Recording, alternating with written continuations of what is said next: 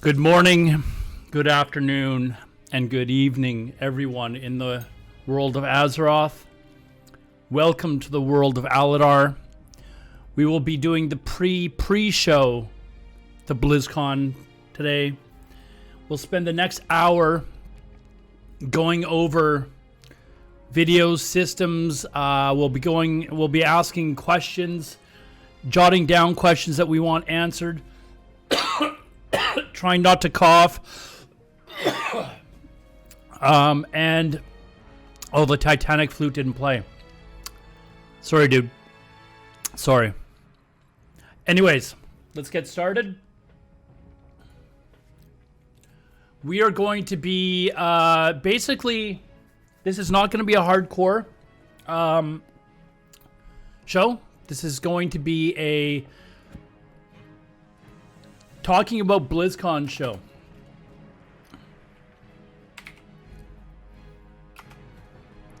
We want to basically jot down any questions that we want. That includes you guys as well.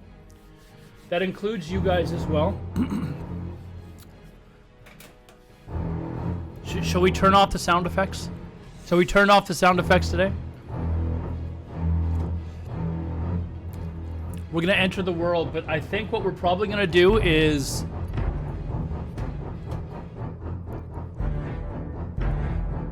dinner.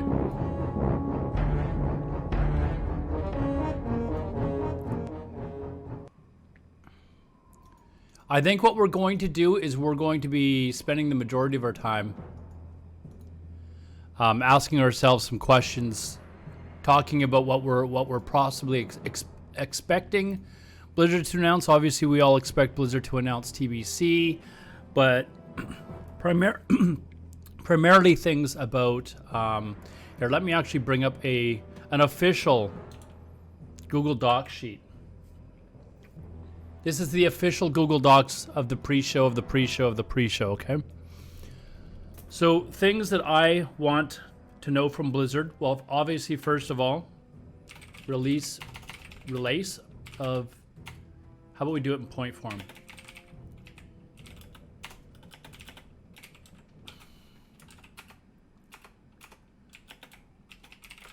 We want to know the date of launch. We want to know date of beta. What else do you guys want to know? Is there going to be a pre-patch? Talents, leveling up new races.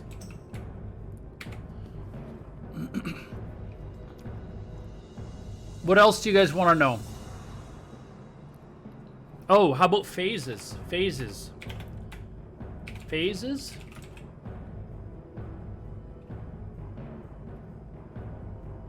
Fresh TBC realms, good one. Fresh TBC realms. Fresh classic realms.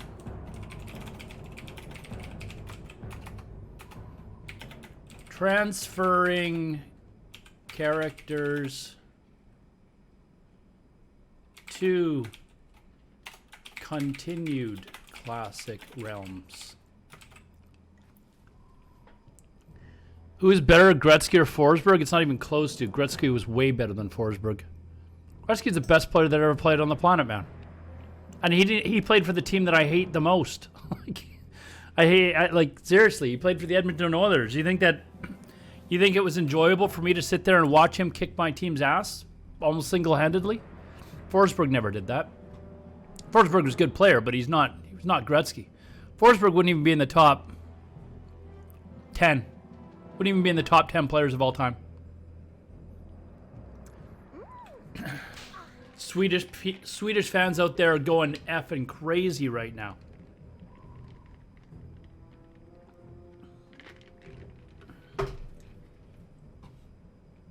All right. Let's see. Where are we here?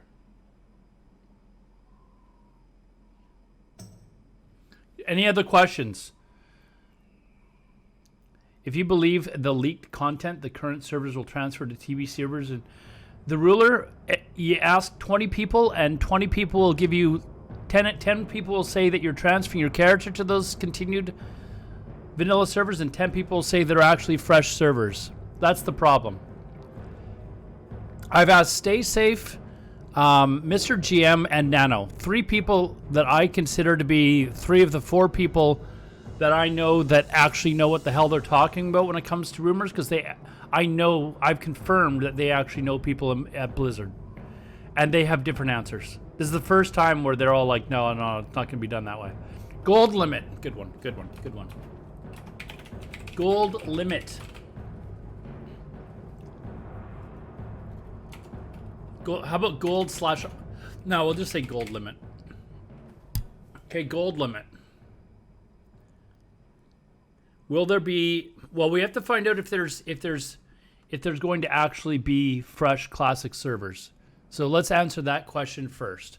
And then if there are, then we can ask questions about that. If they're going to add Blizzard services... Ooh, geez, that's a hard one, man.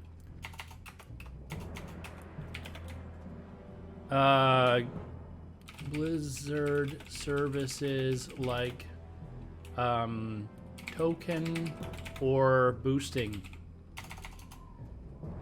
Level 58 character boosting. Yikes, dude. Yikes. Anything else, guys? Anything else? What is this? Sorry, posting a link. What is this link? Is this a porno, dude? What is this? Yeah, but dude, that's from a rumor. That's not from anything official Blizzard, I don't think, right? I mean, maybe this is correct. Maybe this is correct. Maybe they are. Could you imagine? They're going from Wrath to... Yikes. Yikes.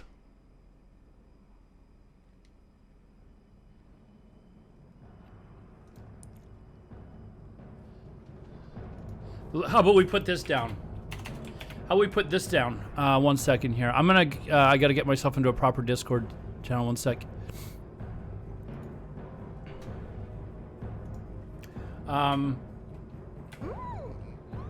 Confirming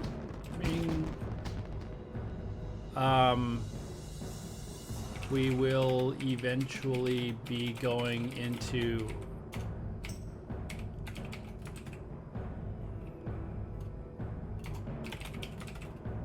okay, what else?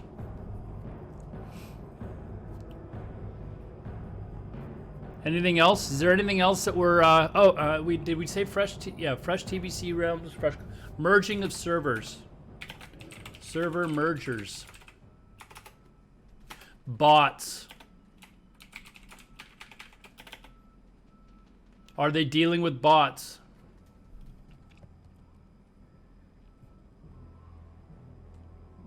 There was also, hold on, there was also, I've seen, hold on, there was also a timeline. What do you mean there was, are we talking about, hold on. Are we talking about this? Are you talking about this link? The ruler? I've seen this before, but if this is official, then, I mean, hopefully they're announcing this. Right?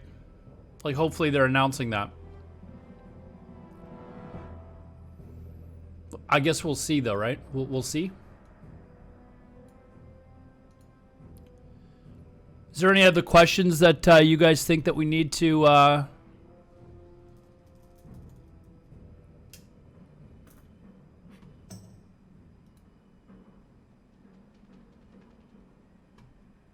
1 second, I just gotta post that I'm live, actually.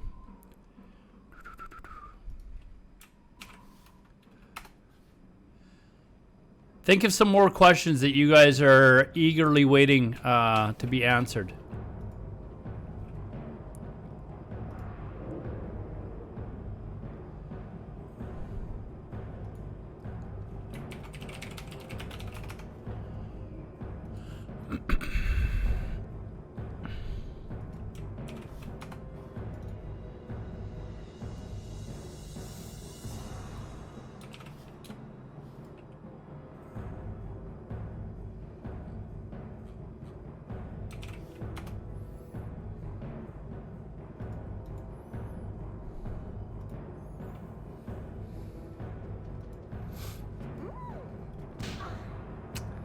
Transfers from PvP to normal servers. I mean, I can put it down, but I don't think that's ever going to happen. I don't think that's even in the books, to be honest. But I mean, server transfers. I mean, I don't think that's ever going to happen. The chances of it's never happened, so I don't think you're going to see it happen now. Anything else? I get a bunch of follows, guys. I am getting follows. Oh, is that my pet in game? It's my pet. Power word kill is followed though 2 minutes ago. Thank you very much. So that's a pretty good start of. How about what patch? What patch for TBC, or is it progression? How will progression work? There you go. What patch? In before they release it at 2.4.3. I have not died with my priest yet. That priest is never dying, guys. That priest is never dying. Okay, just make sure you're here for every stream so that you can say that you were here for the whole thing. Right? We did mention I guess we mentioned phases. That's kind of the same thing as patch, right? Kind of the same thing. Hold on, I'm going to actually include that.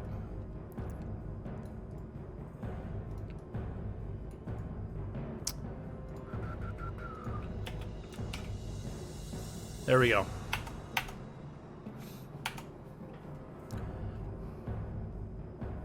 What about drums meta? That's going to be decided by the players, I think. That'll be decided by the players.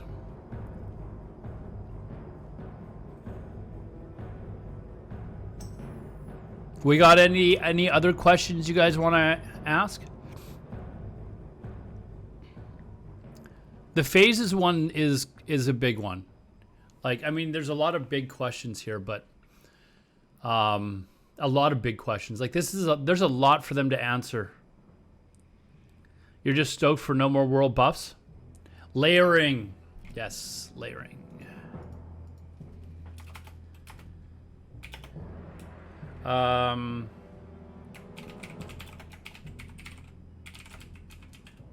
Launch layering.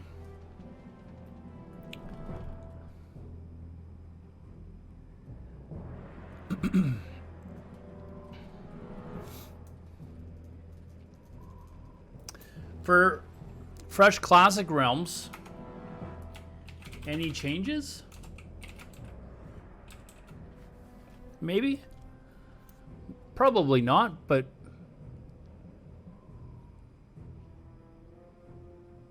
I mean, this is a lot to answer here, so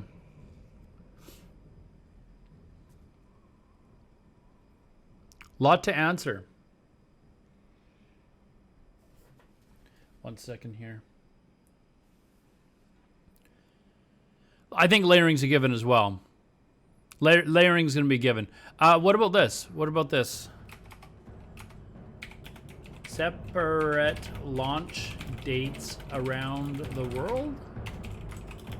EU/NA/Asia. Separate launch dates.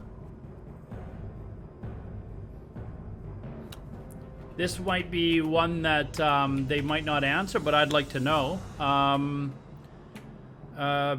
Burning Crusade Arena.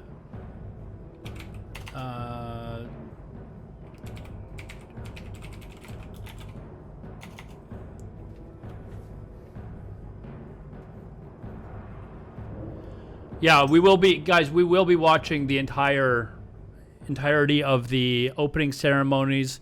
We'll be going through. We'll be watching what they say about World of Warcraft, like the after World of Warcraft, and I think we might even look at like they're kind of doing the announcement of World of War, like what comes next for World of Warcraft at the same time that they're doing the Blizzard or the Diablo stuff. So we're probably going to watch the World of Warcraft stuff and then go back and rewatch the Diablo stuff.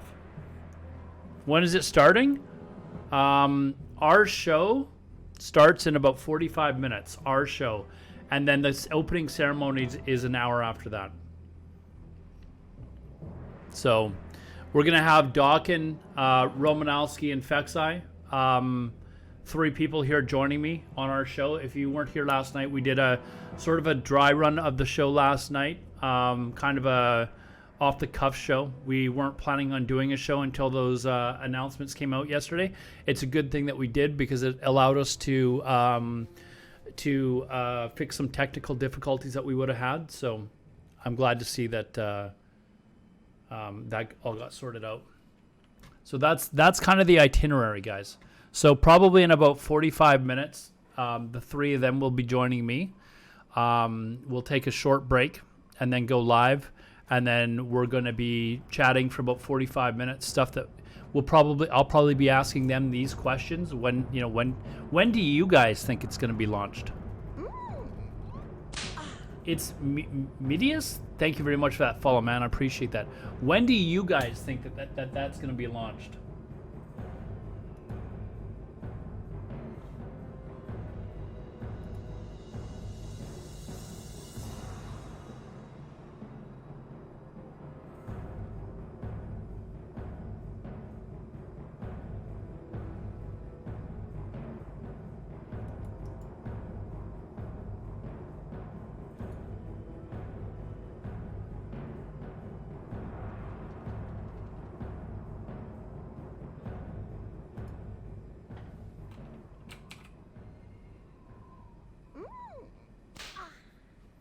Probably late August. I think it's gonna be before then. I have a feeling I think it's gonna be around May.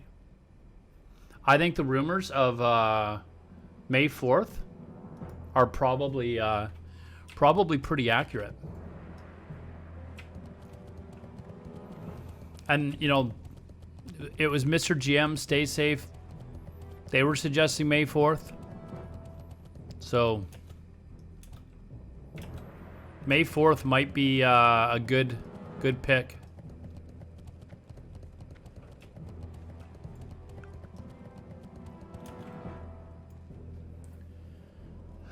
What about beta? Do you think beta's like... Do you think they're going to announce beta to start tomorrow? Start in a week, in a month?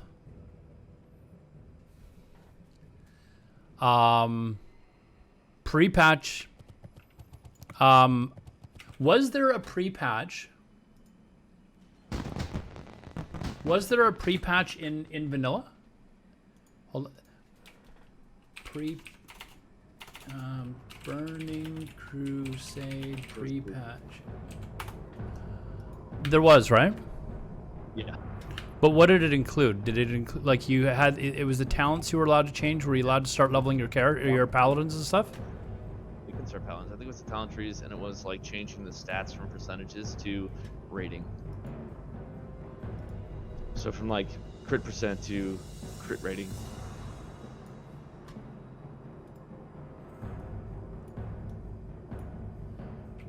Talk again. I just want to make sure we got your volumes set up.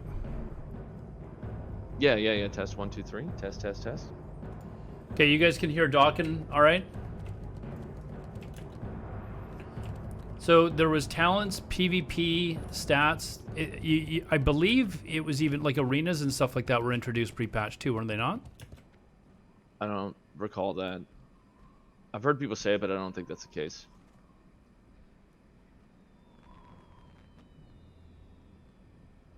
I could have. There were arenas. I'm pretty sure there actually was. I didn't think that you could actually start leveling your classes until the game actually came out. But I've had people tell me that you could.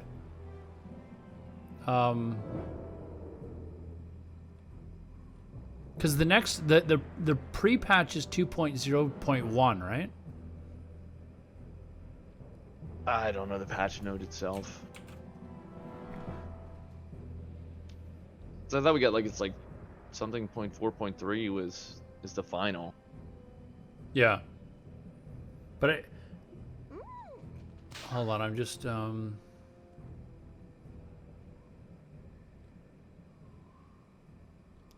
trying to see. Oh wait, actually, it'll tell me the launch date. Oh, it was. The release of patch 2.0.1 was December 5th of 2006. And the game didn't come out until January, what was it, January 16th or something like that? Okay, my chat's saying 2 weeks of arena and then they took them away. Oh, okay. And then the next patch was 2.0.3, which is actually the client patch. So I'm assuming that's when you could actually go through the dark portal. Probably. Put it in the tape.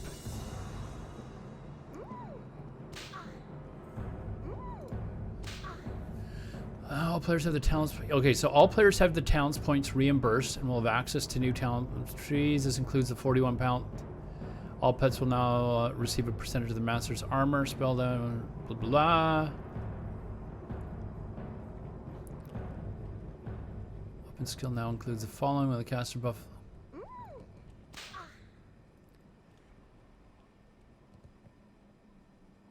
So it doesn't. Yeah, so this is the pre-patch just before this one, the arenas, but it doesn't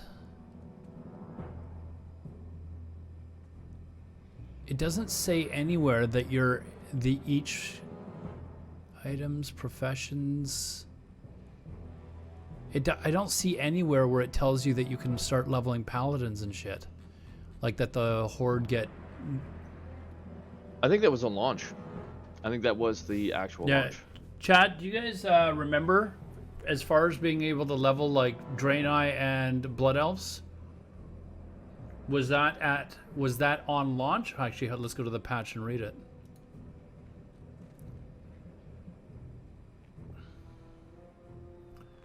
So auction house now sorts by buying price. Players will now. Scarab Lord can now. Druids, mages, paladins. It was launch of TBC. See, I want to actually confirm it though, Findy, because there's people that have told me that it was pre. I think it was, because I remember when we were leveling up, we had the server first paladin on our server, and he soloed it. Like, he was beating people that were playing in teams. And he soloed it all the way to 70. And we couldn't believe how fast he was leveling. Like, it was...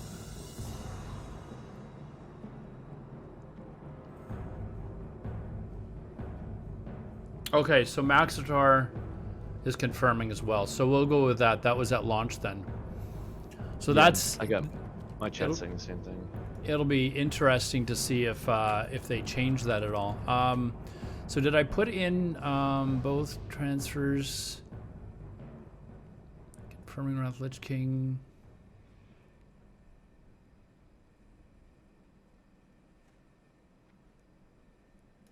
Let's see. Maybe they might change it. I don't think they will, but when can we level?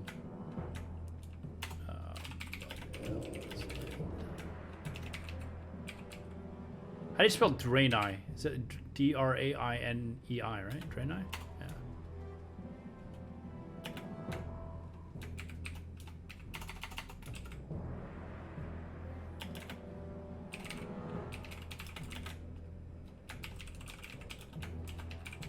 I think it's... I'm just going to leave it like that. I think it's going to go official launch. I'll put that in bold. So these are the questions we have so far. Anything else, guys? That's a lot of questions already. Like, we came up with that in like 10 minutes. So that's a lot of... I don't think we're going to get all these answered today, but that's a lot of questions that they're going to have to answer. Actually, we might get the answers to most of these, like, because they're going to have to explain how they're going to do this. The question is, are they going to do it? Are they going to do it during the opening ceremonies? Probably not. They're probably going to do it during the opening next portion. You're hyped but nervous? I am too. I am too.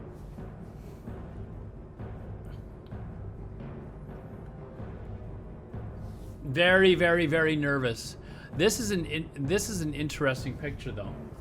Where was this taken from? Who was it? The ruler you gave me this, right?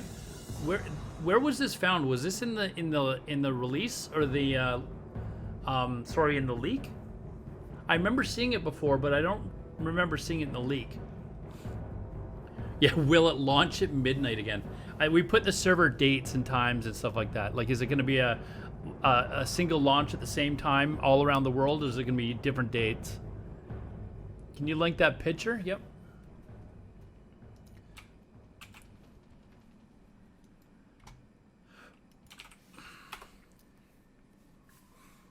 You saw it on WoW private servers, don't know its origins. Oh. I mean, it'll be interesting. Can you imagine them going into Cataclysm? Like, fuck.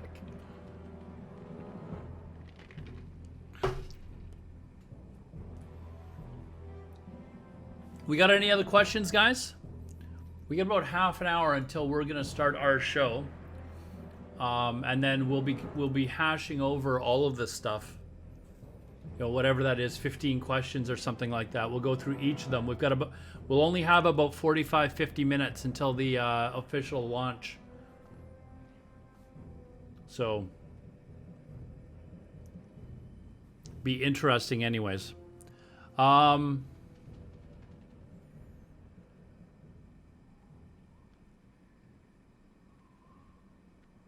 I'm wondering, phases is another one that it's really, and progression. Like the reason that they had the phasing and lack of itemization that they had in Classic was because they didn't have all the patches saved. Apparently with Burning Crusade, or they had the last couple of patches saved, but that was it. But apparently from Burning Crusade all the way to what they've got now, they've actually got those patches all saved on hard drives. So theoretically, they could come out with the patches in the exact same timeline that they did with original Burning Crusade. Everything exactly the same as they did with Burning Crusade. Are there still tickets available for BlizzCon? Yeah. I don't think so, man. How's it going, Zoso?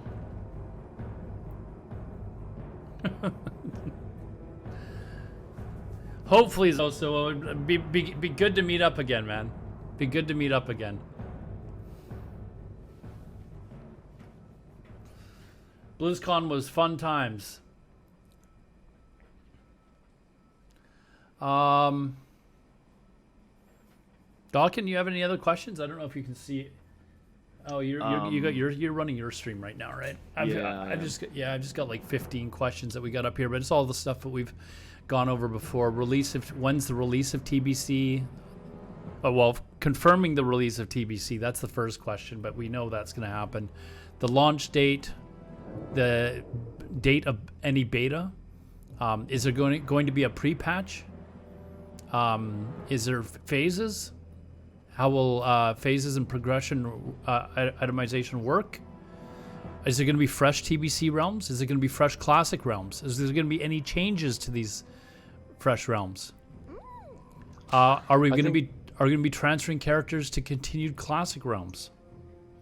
I wager they're probably going to do it all in one day. Like, they'll get it all put out, send out the pre-patch of all the data and everything, and then they'll just open it up on a given day type thing. That way they don't have any of the issues maybe they had before, and some of it might have been sorry, you think that you're like technology at the time, like, you know, they want to send out, like they did the talents, they send everything out early and they do this and they do that and have it all ready, but maybe they'll do that, but I'm thinking it's going to be all at one shot. Like, that's my take. Like they're going to just go straight to the very last patch, or no, I mean, like, as far as like quote a pre-patch, like it's not going to impact anything in the game until the portal's open, is what I'm saying. Okay, maybe, yeah. Which one do you want me to scratch, Findy? I think way more people are higher geared now than original Classic, though. I kind of just hope that they scale up some of the dungeon difficulties a little. Here, you know what? I'll put that in, though. Scaling up difficulty. I don't think that's going to happen. I think they're going to leave it the way it is. But we'll put it down. The one asking if you can transfer your current classic characters to fresh classic servers. Well, that's what some people think that they're actually suggesting that you can do based on that leak, is that you will be able to transfer your character to a new realm and continue on playing classic. That's the whole idea. So we're gonna get to the bottom of this, hopefully. How are they going to handle these new servers? If there are, like they haven't confirmed that. It's just a leak, right? But I mean, let's just go with thinking that they are.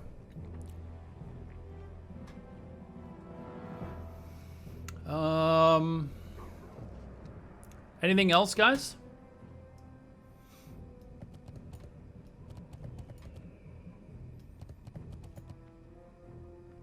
I think we've got a pretty good jump on this.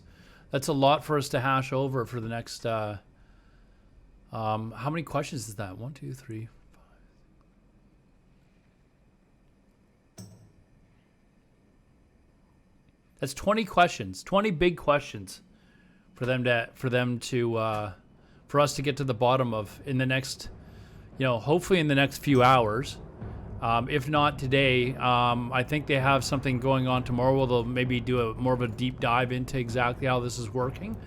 And I think there's a Q&A question session tomorrow. So hopefully a lot of these, if they weren't answered today, get answered tomorrow during that. So I imagine, though, just like when they announced Classic, that there's a lot of things that they announced that they were going to be doing that will be very, I don't know, there'll be a lot of people that are pissed off at the way they're doing something. So either way, how these supposed fresh realms work, you're going to have a good chunk of people pissed off. Like if they don't announce a way for you to continue playing classic World of Warcraft, there's going to be people that are pissed off because they're wanting to keep playing. They don't want to transfer their characters. They don't want it to be forced. So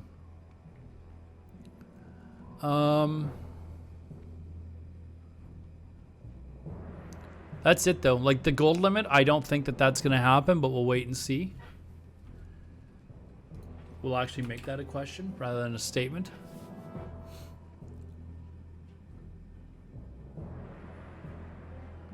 It'd be interesting to see if there's separate launch dates as well. Like, are they going to do the same thing that they did with other expansions where they launch them at different times?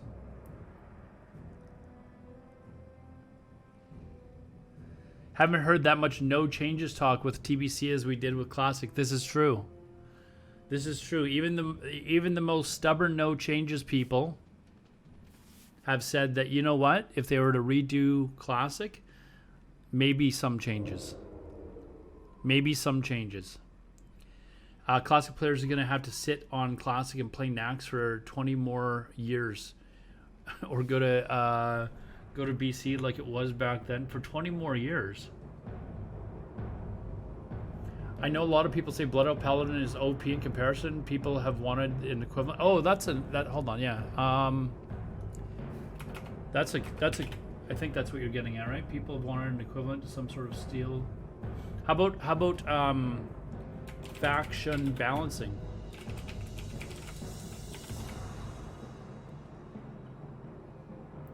Faction balancing. Will there be any faction balancing? What is Blood Elf Ret good in TBC? Ret sucks, dude. Get over Ret. Blood Elves are really good. How about this then? Paladin balancing.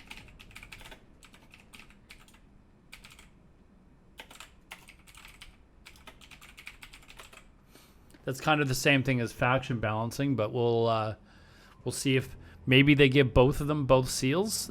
I don't. That's kind of making the game even easier, though, right? Or are both paladins always going to use Seal of Blood?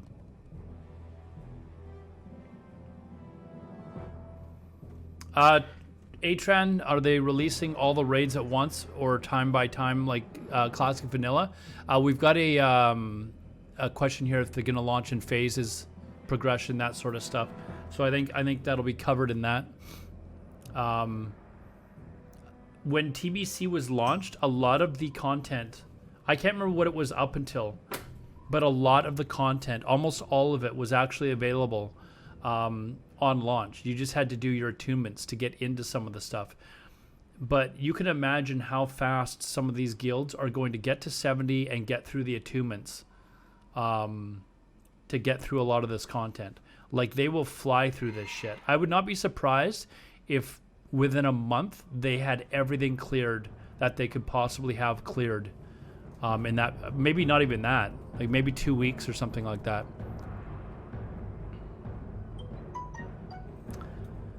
From the videos I've seen, a majority of people are rolling Horde. That's why there's a massive faction imbalance, pink turds. There's a massive faction imbalance because Blood Elves are so much better than Draenei.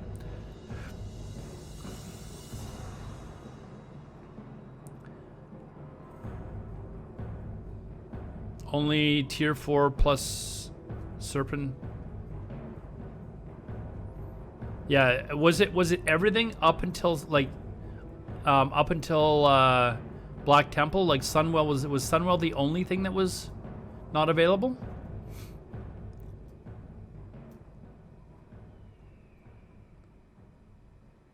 Or was Black Temple wasn't either? What was not available? I mean, that's what we're gonna find out about the pre-patch, like, or sorry, not the pre-patch, the phases. Like, what is going to be available? I have a feeling they are not going to allow. They're going to slow down. They're going to slow it down so that you can't just whip through and get all your attunements done in the first week or 2 weeks or whatever, and then get all the raids done in 2 weeks, because you know you're going to have guilds that are going to do that.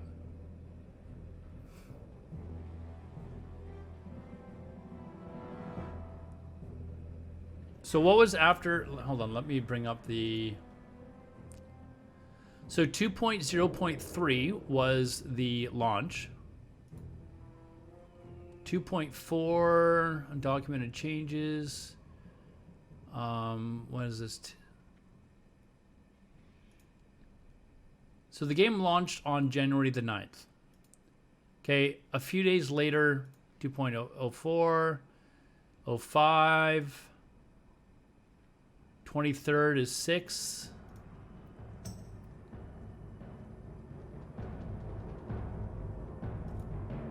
So let's see when Black Temple, is Black Temple the first? 2.02. Oh, okay, we're actually a little ways away. There, 2.1 was the Black Temple, and that came out May 15th. May 15th was Black Temple. So everything up until Black Temple, let's see, let's look up rating progression.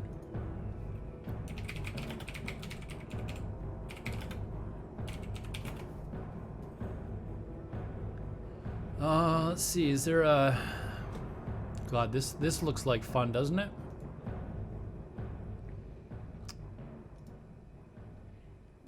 Why do we not have like... So let's see.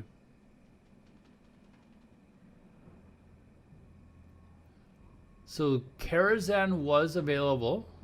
Wait, what? Well, that's instant attunement. What is this? Does anyone have a list of when attunement or what the raid progression generally is?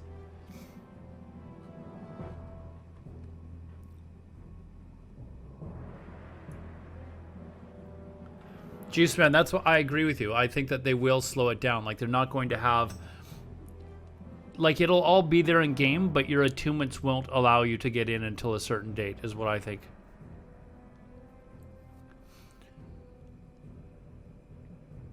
So Karazhan, Gruul's Lair, Magtheridon, SSC, TK, and Mount Hyjal was available at launch.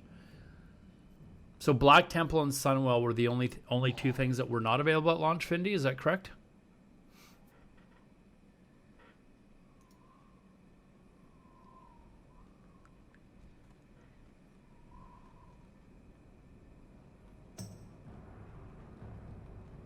Okay. Well. And how? Oh, so Black Temple came out, what, 5 months after launch?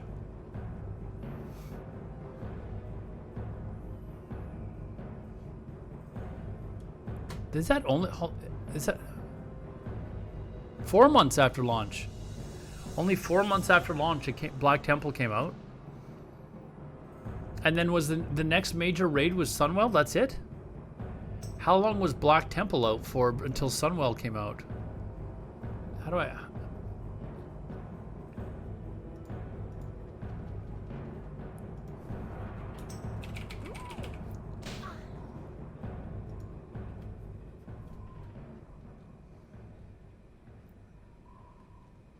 where's the...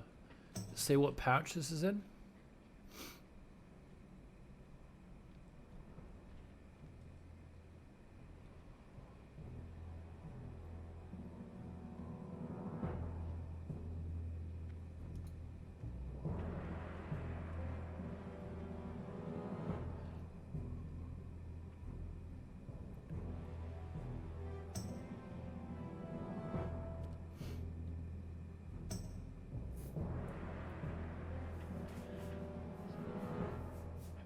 Okay, so Igor is saying that Hyjal was released at the same time as Black Temple? Hold on, let's go back and read it, because we were reading the patch notes.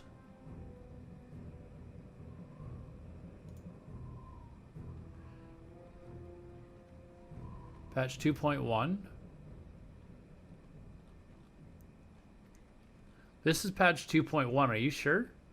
It doesn't say anything about Hyjal. Doesn't say anything about Hyjal coming out at the same time.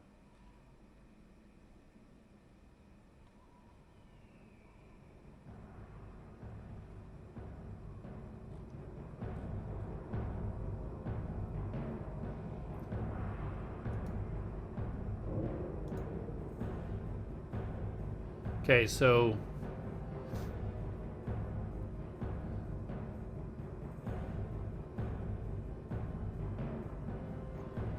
I'm trying to find out when the Sunwell patch was, guys. Do you guys have any idea?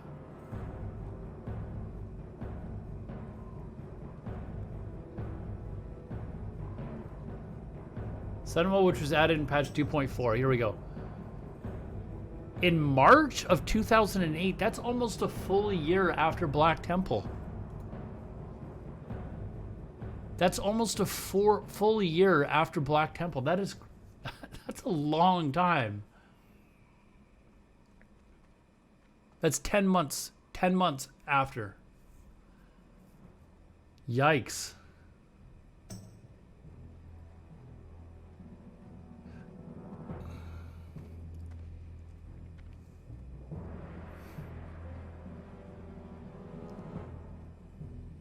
I can't see it being that long. That's just a ridiculously long patch. For PvE content anyways. Oh, I know it was long, dude. But just like Classic, it wasn't as long as original vanilla, right? Like they've hacked off like how much time? Like they've hacked off a ton of time in Classic. And when they announced Nax, I was pissed off. I was like, man, this is ending too soon. They're rushing through this stuff. I said it during BWL, like a whole bunch of, but I think people are ready to move on. They're ready to move on at this point. Like if we were to follow the original vanilla timeline, we'd still be playing this version of the game for another 11 months. It's 11 months that we'd still be playing this game. Could you imagine Classic still going on for another 11 months? That's a long time.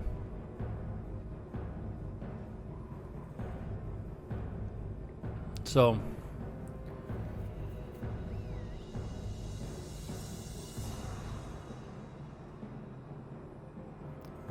it's crazy to think Classic is over already. It went so fast. It did go fast. It did go fast. Look at this. Guy and a bunch of idiots. I used to be in that guild. Oh, you guys can't see it, but... Guys, I'm going to be right back. Just going to go to the washroom really quickly. And then we'll continue on. We'll see if there's any last questions that we want to come up with to ask the panel when they get on.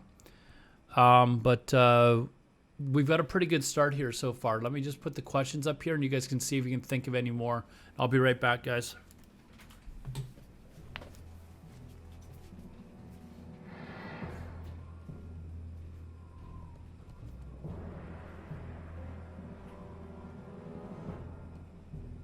Yo.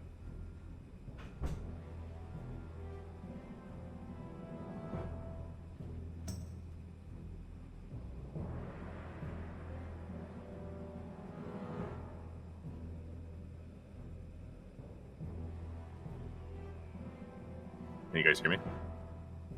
What's up?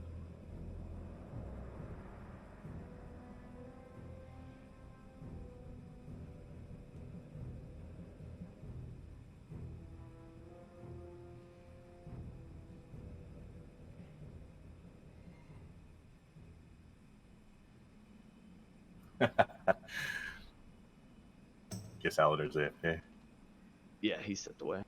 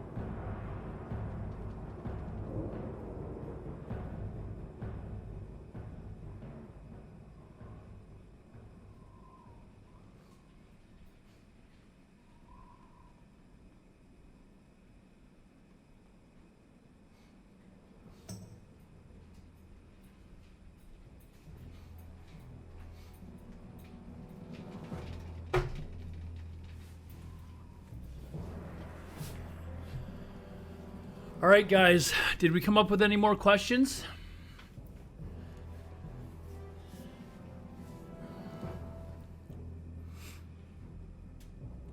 The Black Temple. The Black Temple? Which patch did you come out in?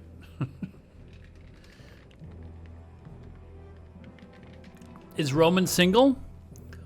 I'm not sure, actually. I'm not sure if Roman is single. With the amount of time that he plays World of Warcraft, though, I think there's a good chance, Kushed. Ask them how they feel Candy Crush. Jesus. Do we want to ask any questions? I mean, Fex, you're here now too, right? In spirit. In spirit? Okay. Have you seen Candy Crush earning? No. Is Roman single? Is that a question? Is that really a question, Kushed? Hold on, let me, is that, we can invite people now to the Discord now, right? I just want to make a, something for my stream.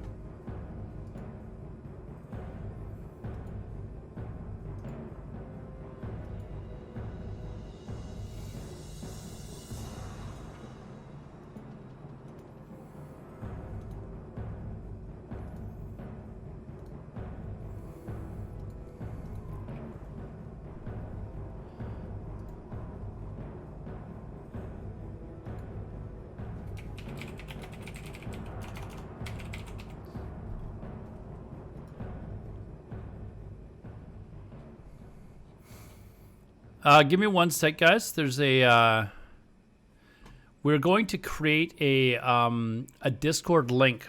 So we're going to open up our team's Discord to you, the viewers, so you can join the Discord and chat with us there. But it's where, if you have any questions that you want answered or anything like that, or you can talk to us after we've stopped streaming. That sort of stuff, you can kind of go into there. I'm just going to make a, let's see, a link for you guys to join if you want. So there's our Discord if you want to join our Discord and chat with us there. Let me just add 1 second here.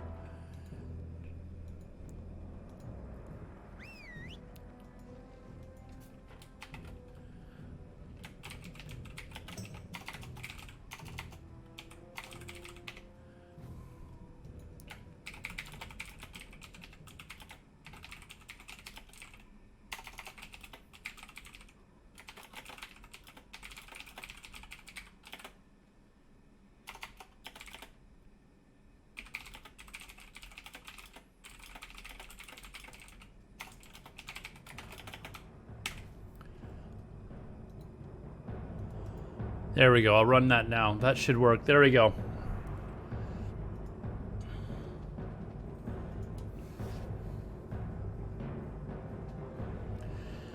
If batching will be taken out for vanilla fresh realms. Okay. Let me put that up. Fresh.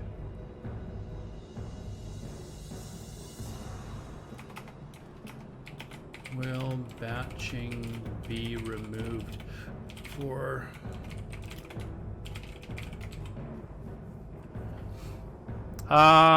Hey, Whiskey, how's it going? How goes it? What's the BlizzCon update? Well, we're gonna find out in about, probably in about an hour and 10 minutes, dude. So I've just started my stream a little early. We're gonna be going to our show, our Legacy Warcraft, Word on Warcraft show in probably about 5 or 6 minutes. And we're gonna be, a lot of these questions that you see on the screen here, we're gonna be going over with, people that are on the show today, Docken, Phexeye, Romanowski. So if you have any questions, join the Discord link that I just sent. There's a show's question down at the bottom. You can post questions down there. 1 second here.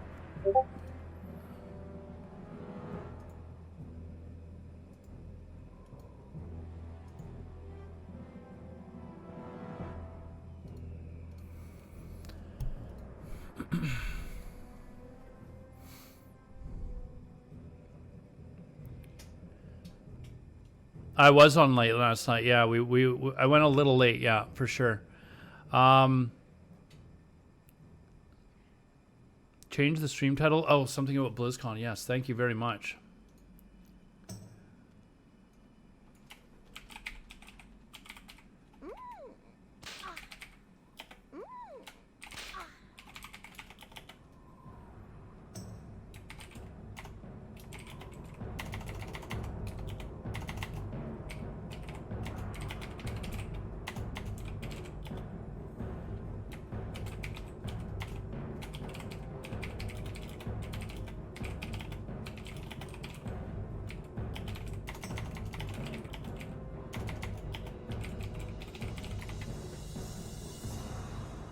There we go. Thank you for reminding me.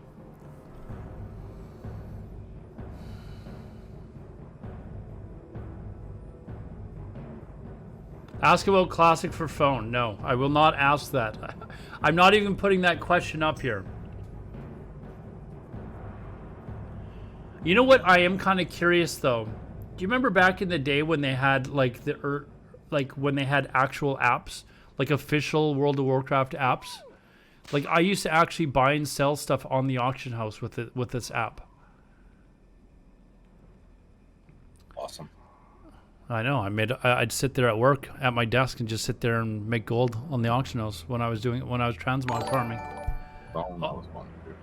Oh, we got Docken with a rate of 30 now and hosting for 41. Thank you very much. Thank you very much. Buddy. Well, I told everybody we're going to be on, and it's much easier to participate in the conversation when we're all hearing the same thing. Yeah, thank you. Docken has strong early click game. Strong early click game. Hearthstone earned 400. What is 400k million? 400,000 million? What? in its entire life, Candy Crush earns more in 10 months. It's been out for 5 years. It has more profitability than all of their games. Oh, they'll definitely going to be coming out with more phone shit, for sure. Even though it's not something I'm interested in, but... and as much fun as people make of Diablo Immortal, I guarantee you half of you people are going to be playing that bloody game. I'm not. I might like try it just to see and make fun of it, and then I'll be like, yeah, I downloaded it, played it, it was terrible. Are you a Diablo fan? Like, are you going to be playing Diablo 4? Oh yeah.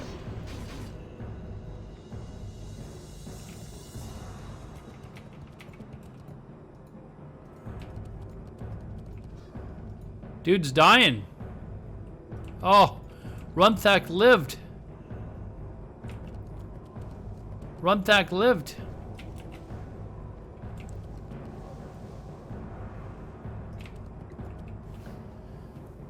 What's my favorite car? The 68 Shelby Mustang, probably. Or wait, it's a 67, isn't it? The one that was in Gone in 60 Seconds or Less? I think that's a 67.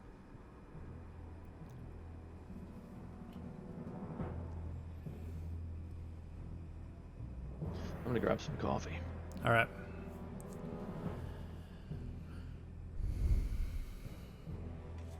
All right, guys. Any last questions? You can ask more questions when we go live with the show as well. But in a couple of minutes, we're going to be switching over. We're going to be taking a short break, and then you guys can, everyone can have their little, get a drink, go to the bathroom, that sort of stuff.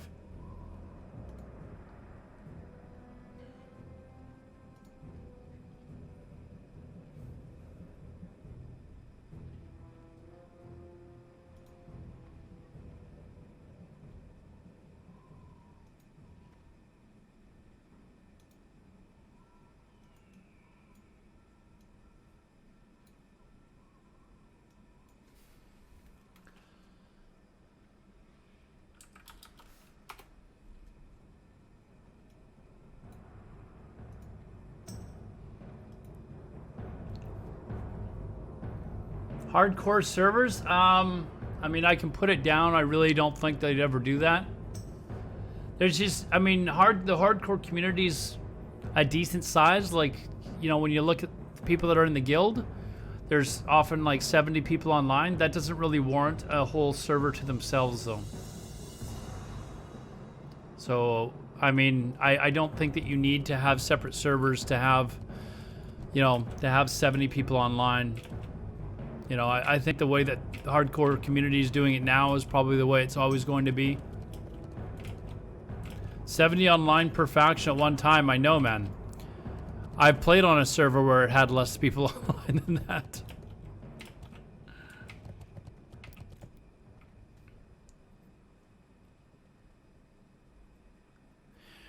All right, guys, it is now 4 p.m. Eastern, so we're going to swap over to the show.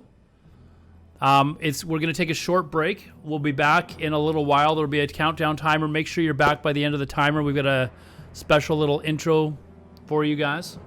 And then we'll have the show. We'll have myself, Phexeye, Docken, and of course Romanowski as well. So we'll be here for you guys in a few minutes. We'll see you guys in a few.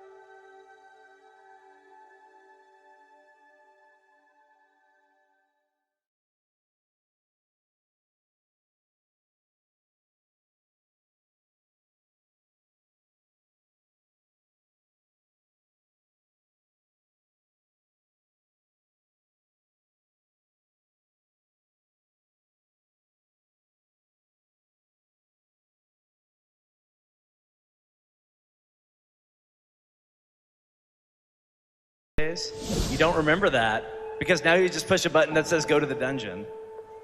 You don't want to do that. Remember that one bug that really pissed you off that we fixed like 2 years ago? Still there in the past. Still there in the past.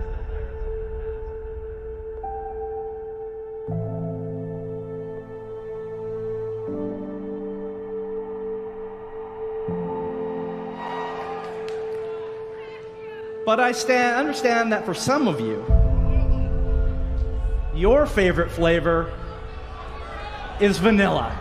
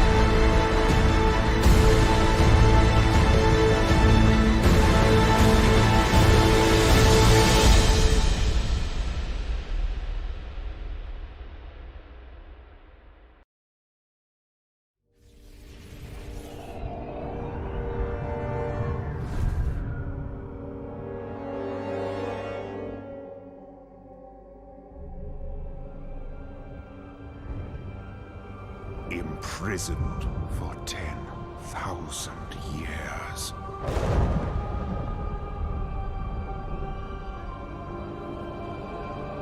Banished from my own homeland.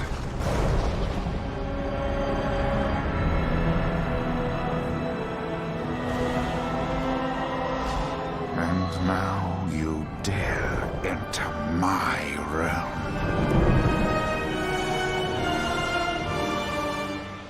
You are not prepared.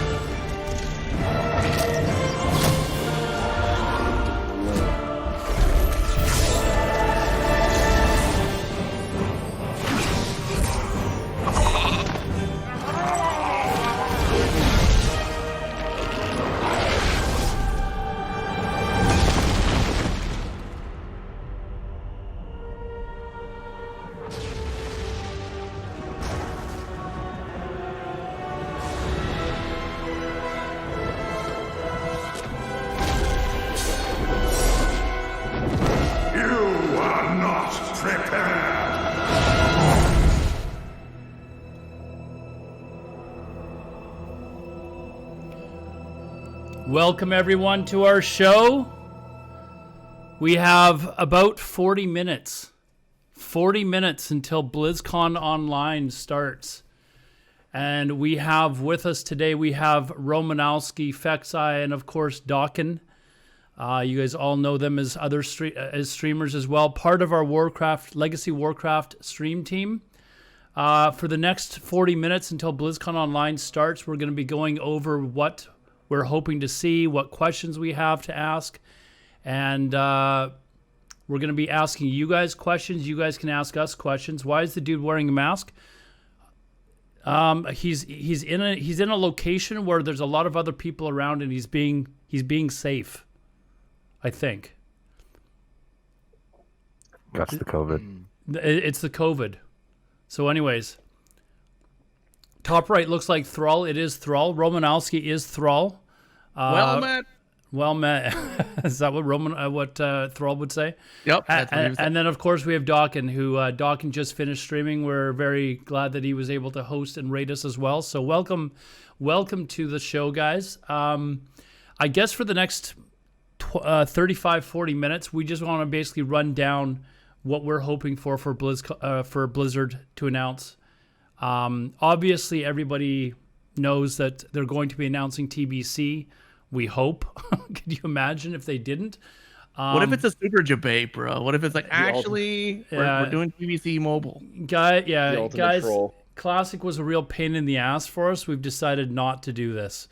And then, could you imagine? They did that? I think, honestly, if they did that, I would probably close down the stream and I would go for a long walk. I'd be like, okay, I'm done. I'm done for a little bit.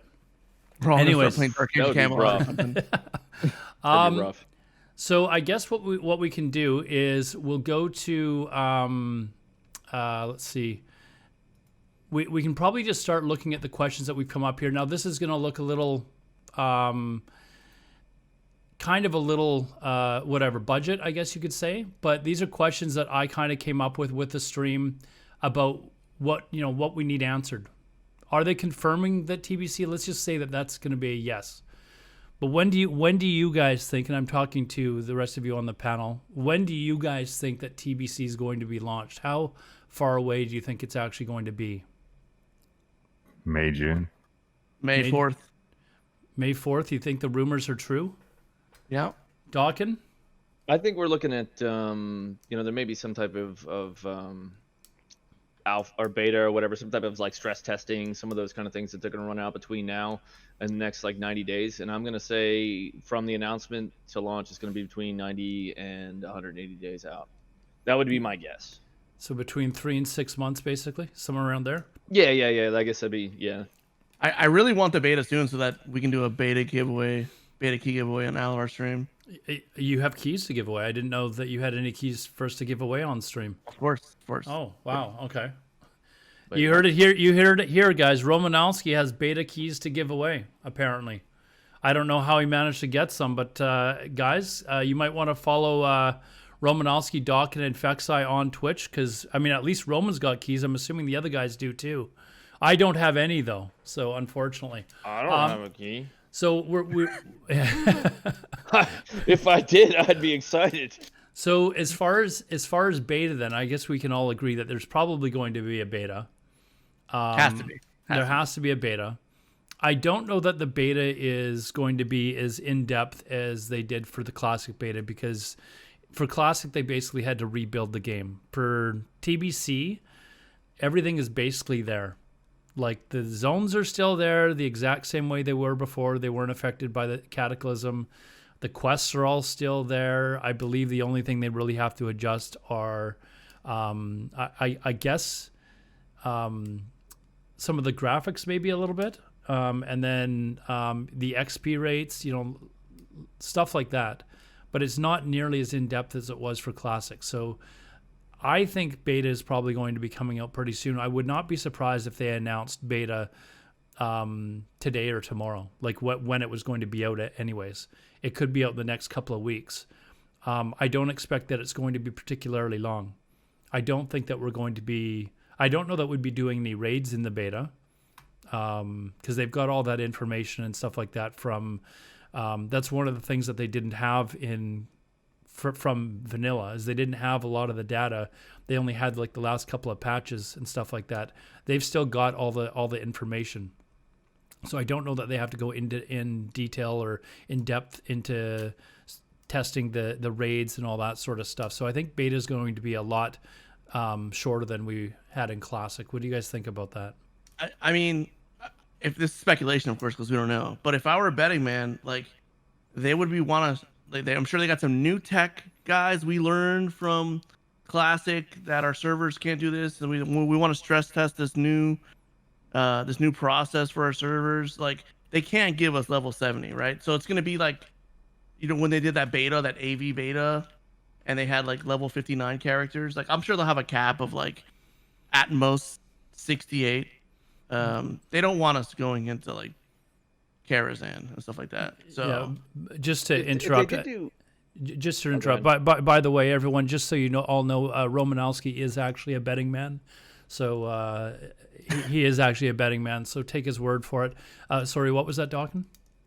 I was gonna say, didn't they on the Classic? They set it up where they had like certain things, so they had different phases. They would do any testing in with like level ranges and stuff like that. So we might see if they're doing any testing as far as like the stability of how they're setting things up. We might see a couple of phases like that where you're gonna get, certain dungeons checked, or they might, they didn't run raids, did they, for Classic? But no. I would think it at best, and this is something I'm wondering too, right?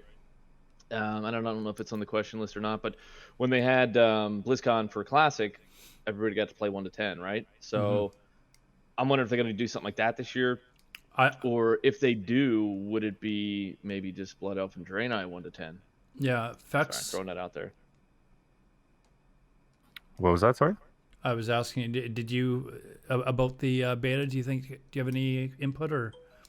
Oh, I think it'll be pretty quick. Like, I mean, Nex has been out for a while, so I don't see why they would hold it back. Like, there's people running around in full tier now, so yeah, it's not like pulling anything away from current.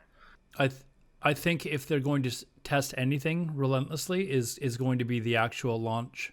Like they're probably going to open up the dark portal and on a PTR or something like that, and just test to see how well the servers handle, 1,000 people or 2,000 people, 3,000 people trying to get through the dark portal at one time. So it's going. People have forgotten about layering. It's coming back. Yeah, layering is. 100%. Yeah. So, layering is going to. Cobwebs. Hopefully they can get rid of it pretty quickly, because Outlands is not really that big of an area. People are going to spread out relatively quickly, but you're still going to have thousands of people on a server in just Outlands trying to level up and stuff like that. And for the first couple of days, the majority of those people are going to be in the first couple of zones, first 2 or 3 zones. Of course, you're going to have some people that have already got their levels mapped out, and you're going to have your people that are level 70 by the end of one day, which is, completely different than they had in Classic.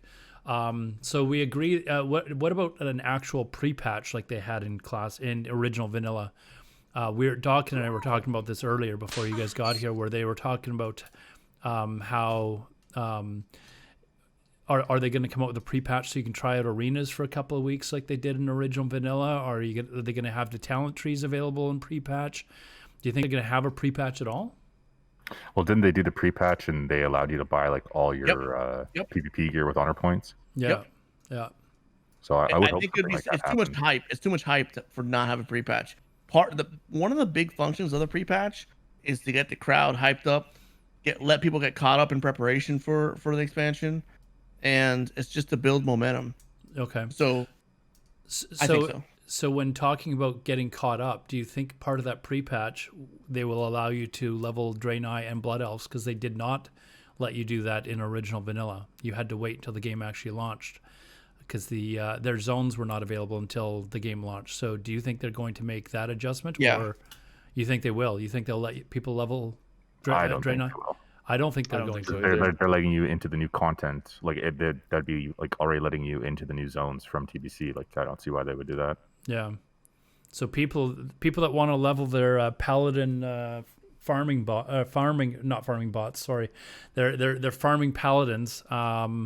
they're going to have to wait until the actual launch of the game. So I know a lot of people out there were talking about hopefully Paladins would be available so they could get them up to 60 as fast as possible and be able to start farming gold through instances and stuff like that as soon as they TBC launch. But I don't think that they're going to allow you to do that. Now, yesterday, of course, there was the huge leak that everybody read, and everybody. You mean press release that they put out, right? Yeah, the accidental press release that got everyone talking. Yeah, sorry. There was one sentence which I don't have up right now, but they're basically talking, and it's the one everyone's talking about, and it's how they're going to have new classic servers. Again, this leak is unofficially official, I guess you could say. They'll have to confirm it with BlizzCon, but how do you guys feel about that? Do you guys think that the way you read the press release, do you think that it said that there was going to be new servers that you could transfer your current 60s to? Or did you read it as thinking that they were going to be brand new, fresh servers that people could start off as level 1 at? The population's kind of divided. Yeah, I think they wrote it very ambiguous on purpose for at least a bit, and we hashed this out a little bit yesterday. But I really do think that they're gonna take and push all the characters into TBC, and they're gonna have fresh classic servers, and that'll be that. I think that's what they're going to do, because that's going to push a bulk of the population into TBC, and people that are like, man, I want my classic, but I don't really want to re-level. They're just like, well, I guess I'll just play in TBC, even if they get a little pissed about it. The other thing too is they're not going to be making multiple server options, I don't think. That's a financial thing. I know, like, people are like, oh, it's not that much to run a server, but you have to have people, you have to have maintenance, you have to have updates, well, maybe not updates, but whatever you got to do something. I'm not super tech savvy in that department, but you have to have some background personnel, and that's where the cost comes in, those types of things. So I really do think we're just going to see two options. It's going to be a fresh classic, or you can continue your character with your friends on, TBC. But we'll see. Okay. What about Roman, Fex? What do you guys think? I wanted to wait for Docken to finish. I don't want to interrupt him because I have a tendency to do that sometimes.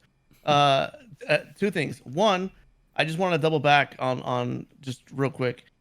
If you're on Faralina, I'm willing to do a 100 gold friendly wager that we're gonna have Draenei and Blood Elves in the pre-patch. If we have a pre-patch, there's gonna be Draenei and Blood Elves, because it's gonna be too crowded. And just like they did BWL, they put the guy like 2 weeks in advance because they were worried about everybody griefing the guy and it being crowded. I think there's going to be those guys in the pre-patch. I told you guys Roman was a betting man. The first thing he has to do is bet 100 gold. Yeah. So if you're down, if you want some action, dude, you hit me up on Faralina, dude. Yeah. Now to answer your question of what was the question? I guess Docken was going on. It was fresh servers. Oh, yeah. I think it's gonna be. There's gonna have to give an option for fresh servers, but probably not initially. Okay. So you think down the road? Yeah, maybe like a month. All right, Fex. I kind of lead with Docken on this one. Just starting off a fresh classic. Like Blizzard's doing this for money. Like, it's a no-brainer. Mm-hmm. Why wouldn't they keep the people that are there strictly for classic? Keep them, like, let them play what they want to play, progress the characters into TBC, and then capture the TBC crowd as well. I think they're going to progress everyone into TBC. All the servers are going TBC, and I think down the road you will have fresh classic servers. I don't think you're going to have fresh classic servers day one. I think the idea. Oh, sorry. No, and I don't think that you're going to be allowed to transfer your current 60s to a server either. Keep in mind that Classic is still going to be going on. The earliest that we're estimating that TBC is coming out is May. That's still another few months away. Like, if you're not done playing Classic at that point, I mean, how much longer do you need to keep clearing knacks for? I think a lot of people are just going to be people that I play with now. They're done with Classic. Like, they've had enough, and you're going to have another 3-4 months of raiding knacks. I mean, I don't think that there's going to be a need. I think it's going to be a lot more popular for people to actually play actual fresh on a completely fresh server, not transferring characters over. I mean, I don't know, Alodar. There's still raid teams that are taking 5 hours to clear next, and sometimes they're not even clearing it. Shots fired. Shots fired. So for anyone that I think wasn't watching, the idea. I was gonna say, I think the idea of an option of some type of like perpetuity of your character is great, but like, you know, it's like I've said before. Some of my viewers may have heard this, but just to say, like, yeah, it'd be nice if they took all the servers that exist now and then they basically time-stamped on launch and said, this is your character here, and then they go, this is your, you know, I'm on Skyrim, so they say Skyrim Classic, Skyrim TBC, and they just take this character they copy from here to here. So if I want to, I could still screw around on the other character, raid log on there, and I could still play TBC on that character that I worked so hard to gear up and stuff. But I mean, I basically put it onto Blizzard to say they're not going to do that. I don't think they're going to do that. I mean, but no matter what, not everybody's going to be happy. And I know I have a suspicion that a lot of it I'm not going to be happy about, because maybe Classic Andy a little too much for me, but I'm definitely going to be looking forward to doing the TBC stuff as well. But yeah, see what happens. Hopefully we'll find out today. The good news is we're going to find out soon, right? Yeah, yeah. If now this is just a quick yes or no, do you think if they have fresh Classic servers, they would make any more changes? I'm talking like a Classic Plus, anything like that, or do you think it's just going to be fresh Classic? Boom, here you go. We're just going to keep recycling this every year and a half. Recycling, 100%. Yeah. If anything, they're going to reduce the spell batching window like they had on the test realm, just to try it out. Yeah, I can see them doing that. Any limitations for going into TBC? Gold limitations, etc., etc.? I don't think that's too much work. There's too much work on their end. Yeah. There's no way. I think, and like you said, there's people that farmed it up legit versus people that bought it, and then how do you differentiate? And if you didn't take the time to differentiate when it was happening, why are you going to punish everybody now? Yeah, no, I agree. I don't think that they're going to do anything to change it. Unfortunately, that's just I just don't see them actually punishing people who have spent hours and hours and hours of their time farming gold. The downside, though, is you're going to have people on day one in TBC, hours into TBC, that are level 70. I'm sure there's people that are playing on PTR, their own private PTRs or whatever, that they've discovered how to get to 70 as fast as possible. They've probably got 50,000 gold already on their server, and you'll see epic flying mounts. I am hoping that they maybe do some sort of a introduction of phases where maybe you can't get epic flying mounts until like a month into the game or something like that, but we'll have to wait and see if they would ever consider doing that. The thing is that like I'm the type of person that I really enjoy playing the markets. Like it is a dream for me to come in and say TBC fresh, because I can just play the auction house game, right? Yeah. But it's just not gonna happen. I don't see it happening. It's too much work for them to differentiate. It'll divide the community. It's like they just need to address the real problem which is bots. Like the bots are a problem.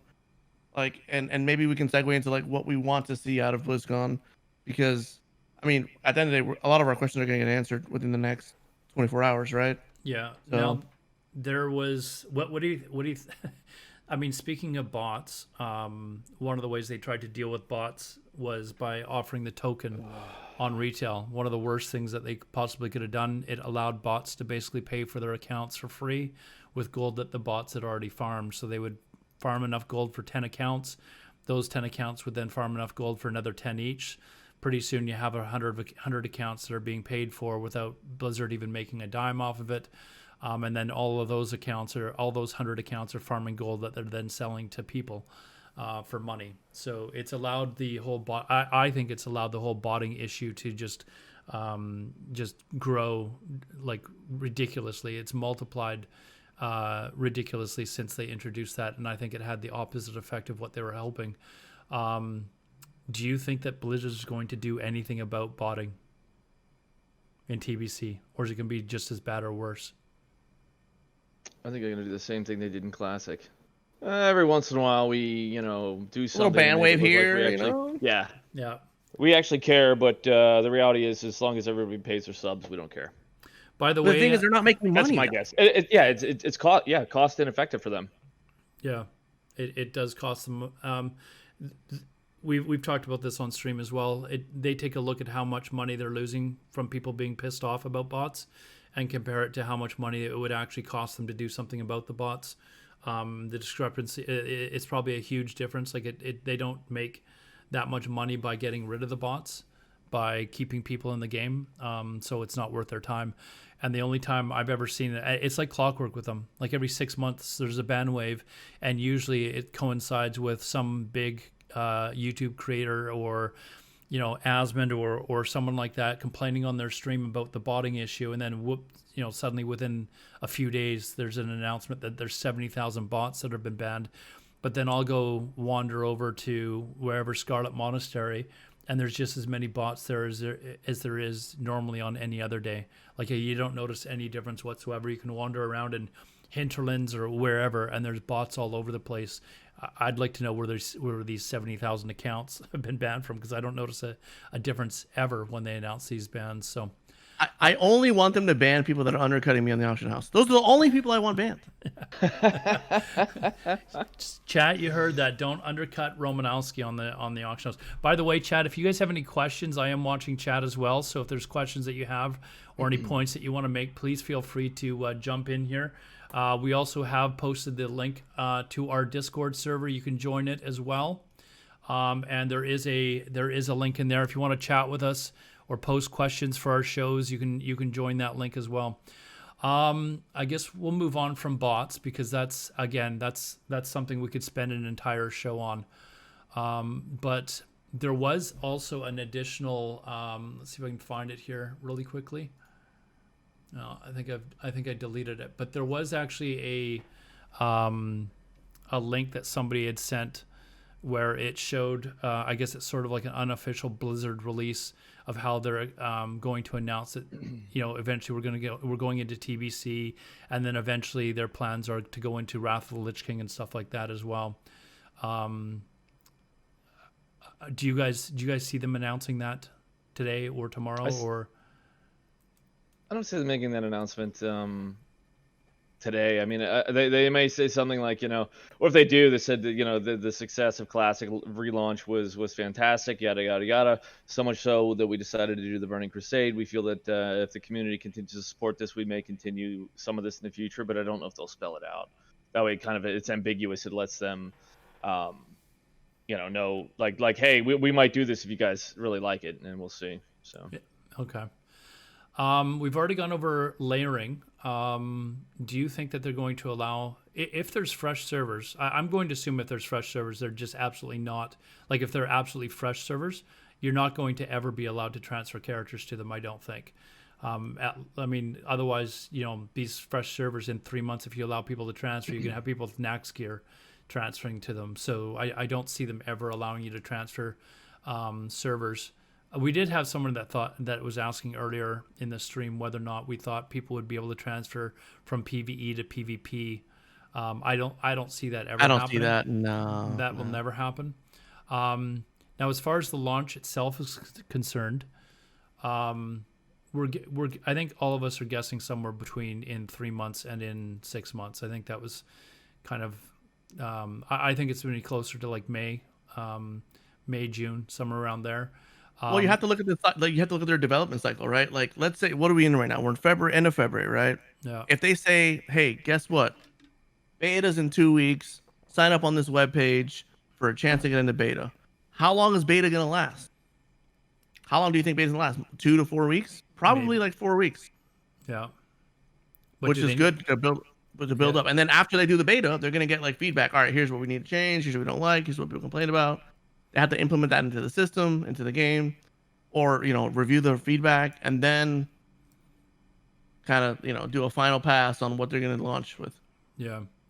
As far as is there really going to be that much to change? I would think that any of the quote beta stuff would be more about, like, you know, stability and, like, you know, the number of people in the zone and just like running around, making sure that those kind of things are fine, which I wouldn't even think would be that much. Yeah. No, I think that's going to be more. They're not going to be like, oh, we got to test this boss to see if its abilities are right, or we got to test this mob. Like, no, I don't think that's a problem at all. They've already got that data from Burning Crusade. They've still got all that stuff, so I don't think there's going to be much testing that. I think it's going to be most of it's just going to be stress testing.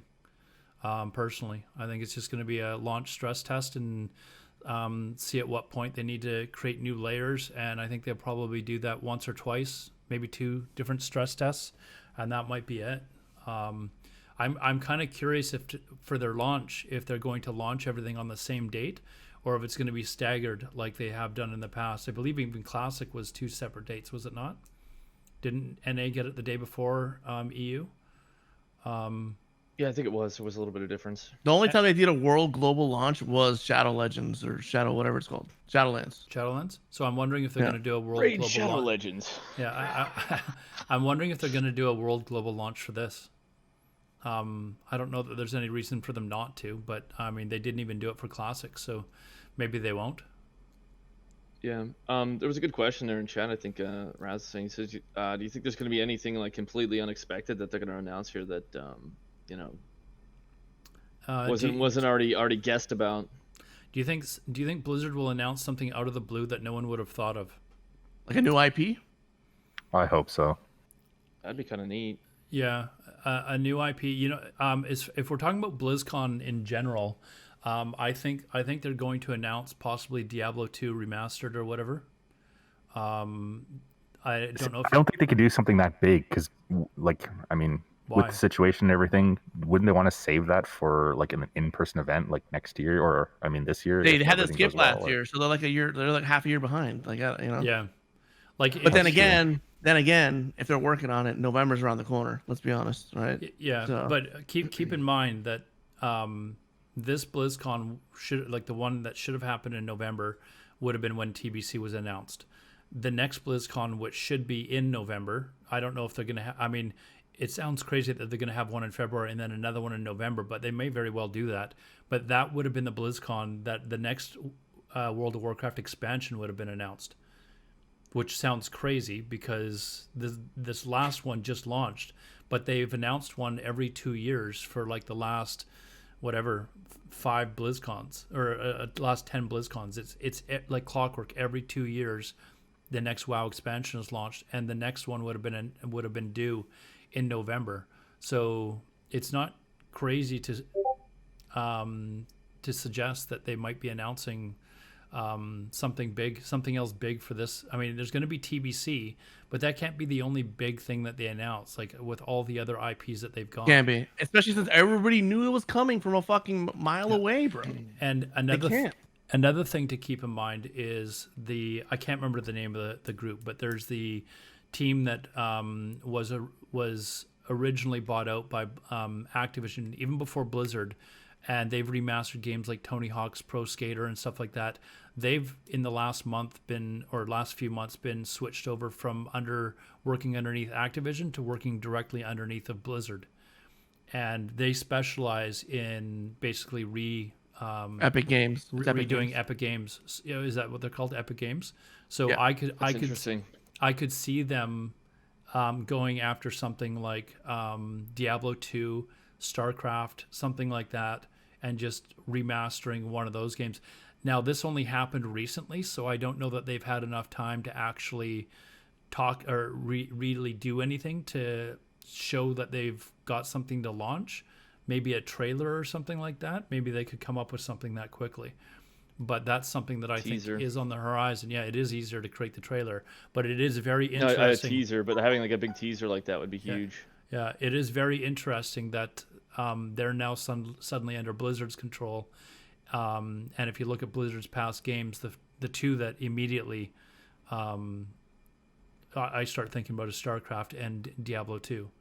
So we'll have to see if there's got to be news about Diablo 4 as well. Like there's got to be some big news about Diablo 4 today too. I didn't listen to the call, but apparently during their shareholders meeting, they had a call and they announced during the shareholders conference call that their Diablo 4 and Overwatch 2 were not coming out this year. People will probably be a little disappointed by that, but they did apparently announce very much so that it will not; games will not be out this year. So maybe Diablo Immortal will be out this year, and I know that's kind of a joke. I know it's kind of a joke. I was one of the first people that got to beta test it a couple of years ago at BlizzCon, I remember a bunch of us were standing in line. We were told that we were taken off to the side when Esfond and them had to go do their show, and we were escorted to a private area and told that we were going to be testing out a new IP.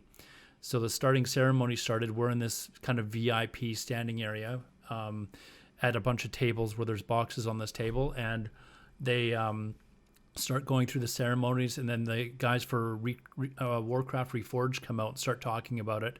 Crom and myself are freaking out because we're like, oh my God, we're going to be playing Warcraft Reforged. Oh my God, that's what we're testing. And then they stopped doing their presentation, and then the Diablo guys came out, and they started talking about Diablo Immortal. And as soon as they started talking about this phone game on their phones, they lifted these big boxes off of the table, and underneath the boxes were 2 Samsung phones facing each way on the table, and Diablo Immortal was loaded up onto the phone. And I looked at Crom, and we were so angry because we'd stood there for 2 hours waiting to play this new game, and it was Diablo Immortal, and we were so angry. Did you just walk away then? Sorry. We weren't allowed to. This is a joke. We weren't allowed to. We had to sign these forms and stuff like that, saying that we were going to be there till the end of the presentation. They wanted to make it look like there was all this hype and stuff like that, and that we were all. So we were on camera. They had all these people in costumes and stuff like that. And we had to sit there and basically sit there and play the game. And I was leaning over to Crom going, when the hell can we get out of here? And he's like, we have to finish the level. And then as soon as we did, we got to leave, and we just walked out. But we wasted 2 hours of our time just standing there on hard cement, just waiting. It was just terrible. And I actually met the guy, you guys all have phones guy. I met him later on at one of the parties later, and I felt so bad for the guy because, I mean, the game itself is probably going to be a hit. Was there it's just not tear stains on her shirt from getting booed on the stage? Jeez. It's probably going to be a hit. It's just not going to be big amongst, our peer group. Those of us that like playing games on PC, but it's probably going to be popular amongst people that play games on their phone. I probably won't play it, but I don't fall into that age demographic, so yeah. I understand. Isn't this I understand that targeting- I'm in a bubble, Isn't this targeting Asia, Asia rather than markets. Western market? Yeah. Because Yeah. it's I heard a everyone's lot on of their that, phone yeah. over there. So much traveling, people always Yeah. taking subway and stuff. Okay, so I mean, I play phone games are good for 10 minutes where you're sitting on the porcelain throne taking a dump. yeah. And I mean- that's about it. I'm getting really good at Angry Birds, man. I'm not saying anything. I'm just saying. So we've got about 5 minutes here, so I'm just gonna go through the rest of them here. We've done separate launch dates. Burning Crusade Arena. Do you think that there's a strong possibility that they're going to have arena tournaments and stuff like that? Now, I've asked Supatis personally. I consider him a good friend. He lives around, in the same province that I do, so we've gotten to know each other. We met each other at BlizzCon. And he says that he doesn't know anything about any Burning Crusade arena tournaments. However, he did clarify that even if he did, he'd have to tell me he didn't know anything about any Burning Crusade arena. Yeah, that was my tournaments. next thing. Did he wink when he said that? He's like, he did clarify that. So, but I would like to see there being Burning Crusade tournaments. I think it would be kind of fun to see that online. That would be awesome. Yeah. Awesome. I mean, think about the success of. I mean, Tips had his own thing, the CDL, which was on Faralina, and he played on Johannes. That was a self thing.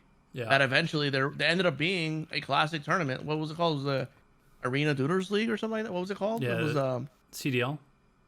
no, well, CDL was what Tips did, but there was an actual Blizzard one. Wasn't there? The arena one. Yeah, it was really. I really enjoyed it actually, watching them do the Warsong Gulch tournament. Is that the one you're talking about?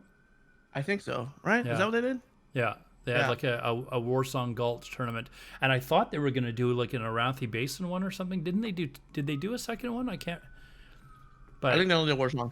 there was one BlizzCon actually where they had an actual tournament. It was NA against EU, and it was played on one of the battlegrounds. And I thought it was they did this after the BlizzCon tournament.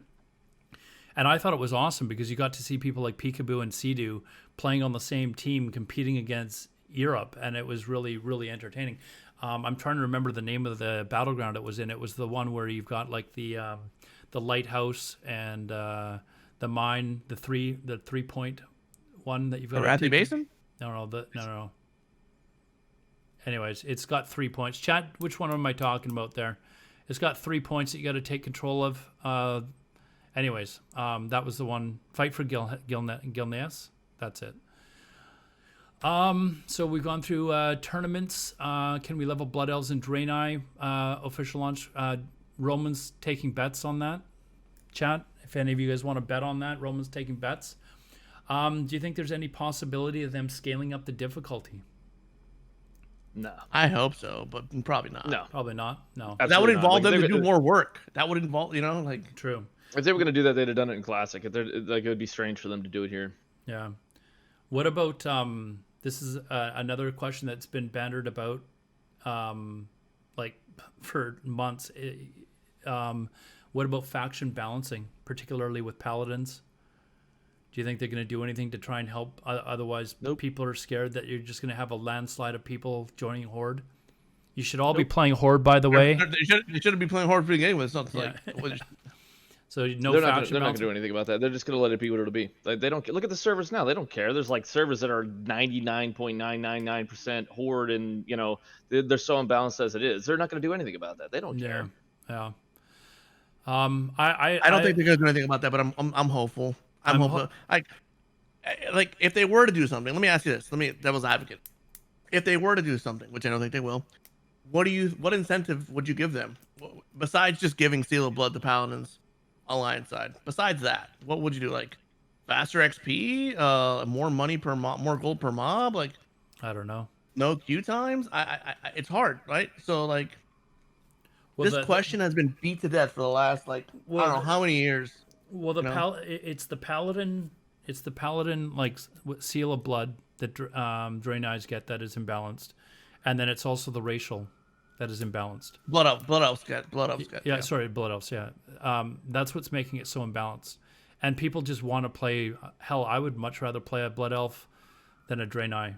I mean, they just like Blood Elves, right?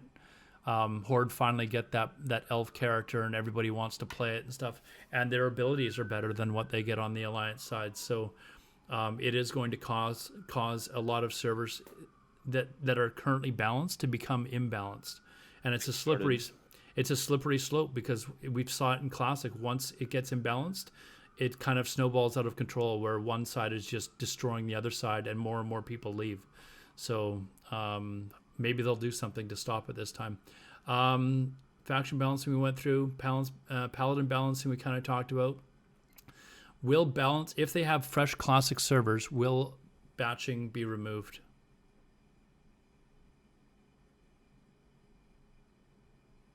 Yes. I think that beta that they did, their little the beta test they did with it's like a 40 millisecond batch window. Yeah. I think that's pretty good. Like, all right. We're gonna have to probably stop it at this point here, guys. It's BlizzCon. BlizzCon's starting now, guys. So we're gonna switch over to watching BlizzCon with all of you, and we're gonna leave it on stream here. We will try to keep the comments to a minimum, so we're not, being those people that interrupt and stuff like that all the time. But we'll turn it on. I might just leave it here because I've got it up and I can see when they actually start. It's like 20 minutes, right? With the opening ceremonies? Yeah. Well, hold on. I mean, I've got... It's actually going. It's going now. See, they're starting a video now. 2 moments ago. Oh, okay. Hold on. All right, we're starting now then. Somehow I was late. Time I'm able to achieve something. I'm able to make myself proud. Why is this? Hidden pylon with my one Mutalisk. We beat hardcore Inferno Diablo. I'm also able to hit gold in competitive in Overwatch. I had someone say, "Oh, I can't lose to a girl," and I beat that guy. So I was able to slay this warlock as a little gnome holy priest, freaking out and screaming the whole time. Adrenaline through my body was going crazy. Pela caminhada ter sido tão prazerosa e pela conquista ter vindo. A gente se sentiu muito, caramba, a gente conseguiu algo incrível aqui. I killed the Lich King! I killed the Lich King! 当我夺冠的时候，现场的女性工作人员，包括有些男的工作人员，他们都哭了。Many years ago, I was doing a quest in Terracar Forest, and a lovely little mage came up and said, "Would you like a hand?" They helped me for the rest of the day. We've been married now for over a decade. Those video games filled a void. They filled the friendships that I didn't have. There isn't a huge LGBTQIA+ community in my city. So when I was able to play a video game, I was able to start talking with people who didn't really care that I was a gay male. But video games were my escape. When I was a teenager, my dad was diagnosed with ALS, and I looked to video games as a way to escape from that sort of reality. Everything happens for a reason, and I'm just glad video games were there for me. I'll never stop playing video games. There's no way. I imagine myself one day being an 80-year-old grandpa gamer. Playing video games has shaped me. I don't think I would be who I am today. My passion, my interest, my excitement, they belong. Video games opened for me the world, and because of that, I'm forever thankful. And I can't wait to see what the next generation holds.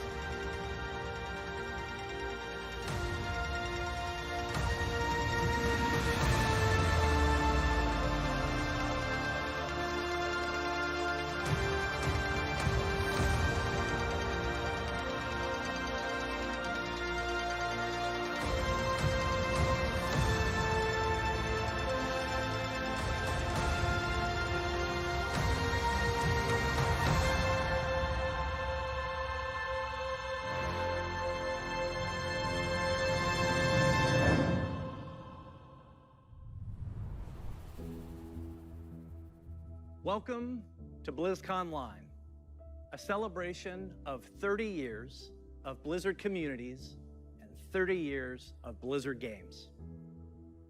30 years is so many years, and last year maybe felt like one of the longest of all.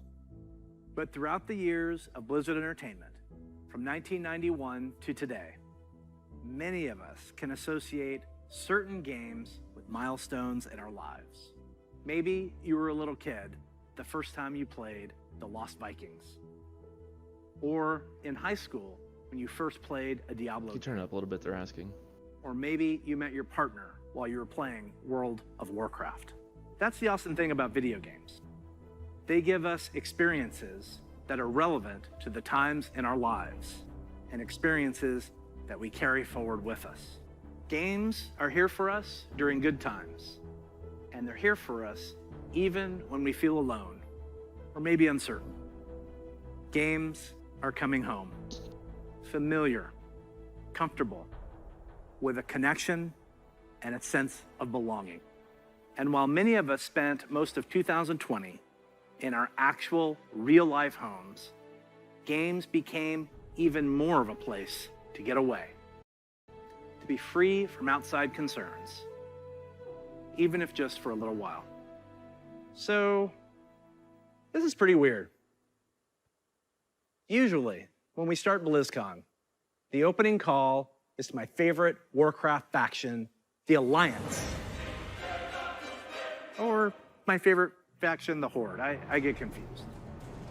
Usually, I'd be speaking to 40,000 of you in person at the Anaheim Convention Center and millions of you around the world. And usually, that would be a perfect way to celebrate. But nothing about the last year has been usual. The pandemic has been hard on everyone, and for many different reasons. But if there's one thing that the last year has taught us, it's that being apart physically doesn't stop us from moving forward. It doesn't stop us from connecting with our player friends around the world, diving in as warriors and heroes, and checking on each other as humans. It doesn't stop us from sharing our latest epic gaming story or celebrating those of others. Games continue to unite us. Now, to be honest, I wasn't sure how well Blizzard could work from home. There are thousands of people, all needing to work together in creating our universes, games, and experiences. Never has it felt more true that it takes a Blizzard to make a Blizzard game. And in 2020, it became clear that the magic of creating at Blizzard isn't just tied to a physical location. It's tied to the people who work here, and I continue to be so proud of each and every one of them. Thank you, Blizzard. We create these games and pour all of our energy and heart into them, but it is you, the Blizzard community, that brings them to life. And that's why BlizzConline is a celebration of you, the guild leaders, healers, DPS, tanks, innkeepers, Zerg, Terran, Protoss, Blackwatch, Shimada, the heroes of Sanctuary and of the Storm. These next few days are for you, our Blizzard community. For World of Warcraft, we'll be showing you what's next for both Shadowlands and Classic. Here it comes. I'm sure you're all burning in anticipation for that one. Hearthstone is getting back to its roots in a major way. We can't wait to show you how. We also have news for our Diablo community. Some of you were able to dip your toes into the depths of hell in the Diablo Immortal Technical Alpha. I really enjoyed seeing players embrace the multiplayer aspect of meeting in town. We can't wait for more of you to get your hands on it. So, it's only the beginning of the year, and already there is so much to look forward to, even though we can't yet be together in person. The Overwatch League will be kicking things off in spring, and we'll be watching closely to see if the San Francisco Shock can continue their championship run. World of Warcraft esports is back with the Arena World Championship and Mythic Dungeon International already in full swing in Shadowlands. StarCraft 2 and Warcraft 3 esports are going strong with our friends at the ESL Pro Tour. And qualifiers are already underway for the first online stop of the 2021 Hearthstone Masters Tour, with the first event taking place next month. But before we get too far ahead, let's take a look one last time to when times were a little simpler. In the early 1990s, the internet was a baby. CD sales had finally eclipsed cassette tapes. Cassette tape, it's a rectangle piece of plastic, and there's a tape inside, and music would get recorded on, and sometimes you needed a pencil to wind it and make it tight. I know, it sounds crazy.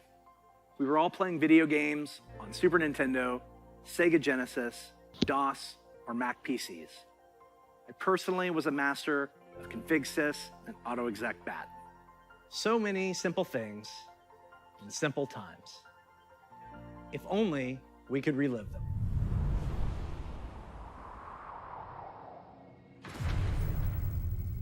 What? The stage is set. The green flag drops. Let the carnage begin. Why do I feel like these are going to be mobile? Holy Toledo! What a collection!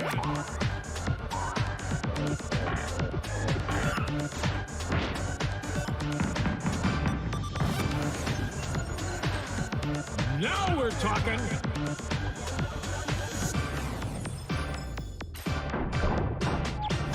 What a play!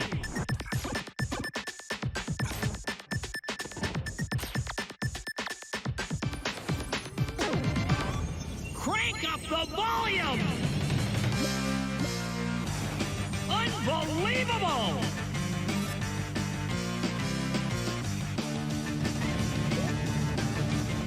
Whoa!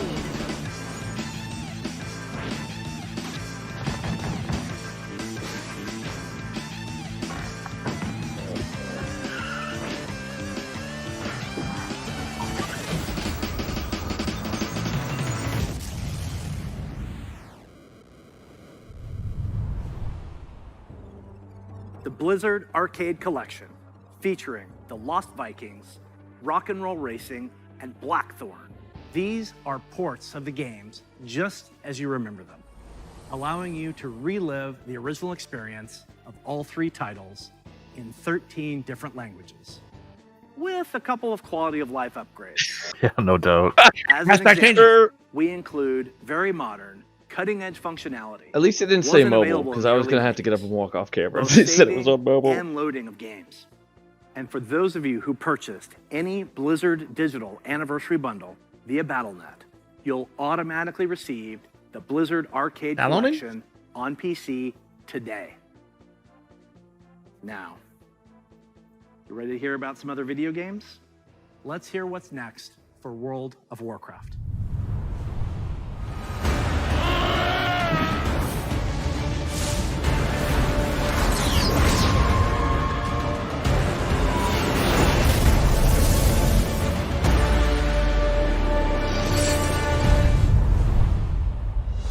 Hello, everyone.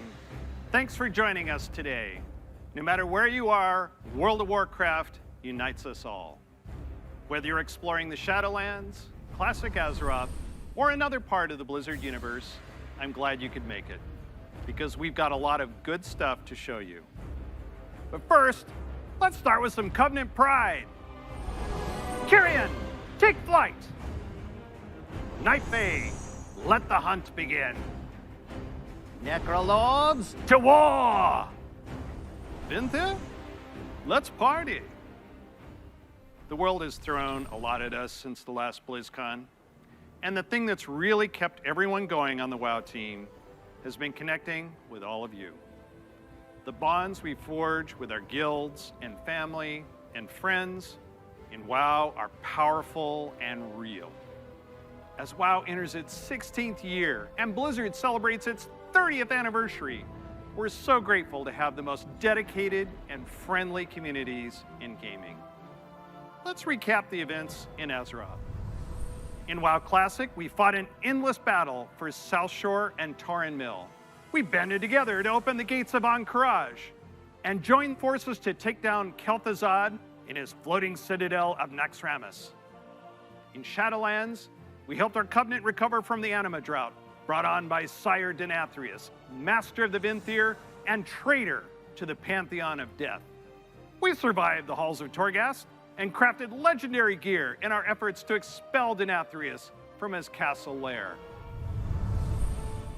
But innocent souls are still wrongfully being sent to the Maw. They face an eternity of torment, and heroes like Anduin remain chained in its depths. The jailer continues to grow in power. He's preparing to break free from the Maw and complete his plan to unmake the entire Warcraft universe. BSDM edition. You may be wondering Or what BDSM she's been edition. up to all this time. Today, we're excited to unveil our first major content update for Shadowlands, Chains of Domination.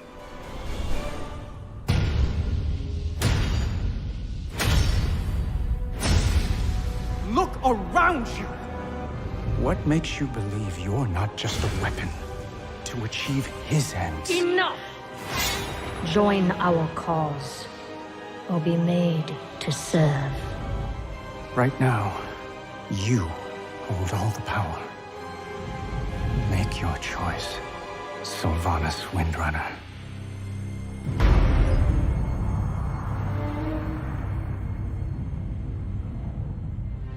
Despite all our efforts, the Maw continues to grow. What if Denathrius' treachery is irreparable?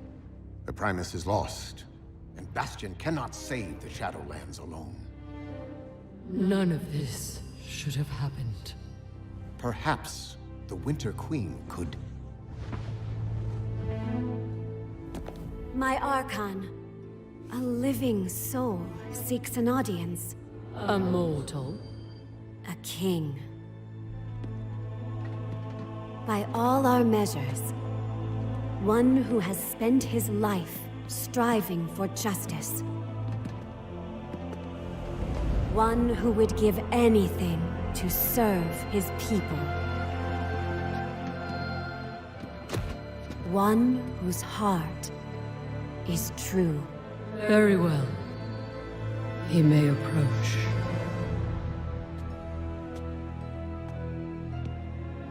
Step forward. My Ascended have spoken of you. The king held captive in the mall. That prison could not hold me forever. Why have you come to Bastion? You have a key that I need. You will release this soul from your grasp. No. He is bound to me, just as you once sought to bind your own brother.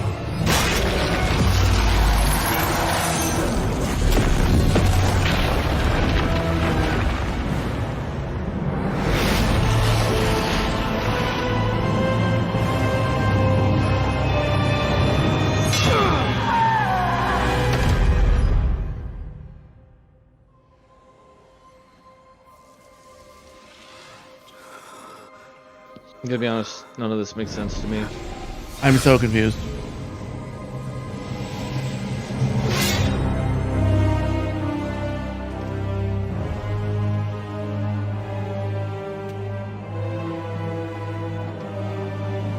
The vessel performed its part flawlessly. 3 keys remain. Then they will see. Death was never. Well, there's that. I'll just wait for the Bellar explanation video, bro.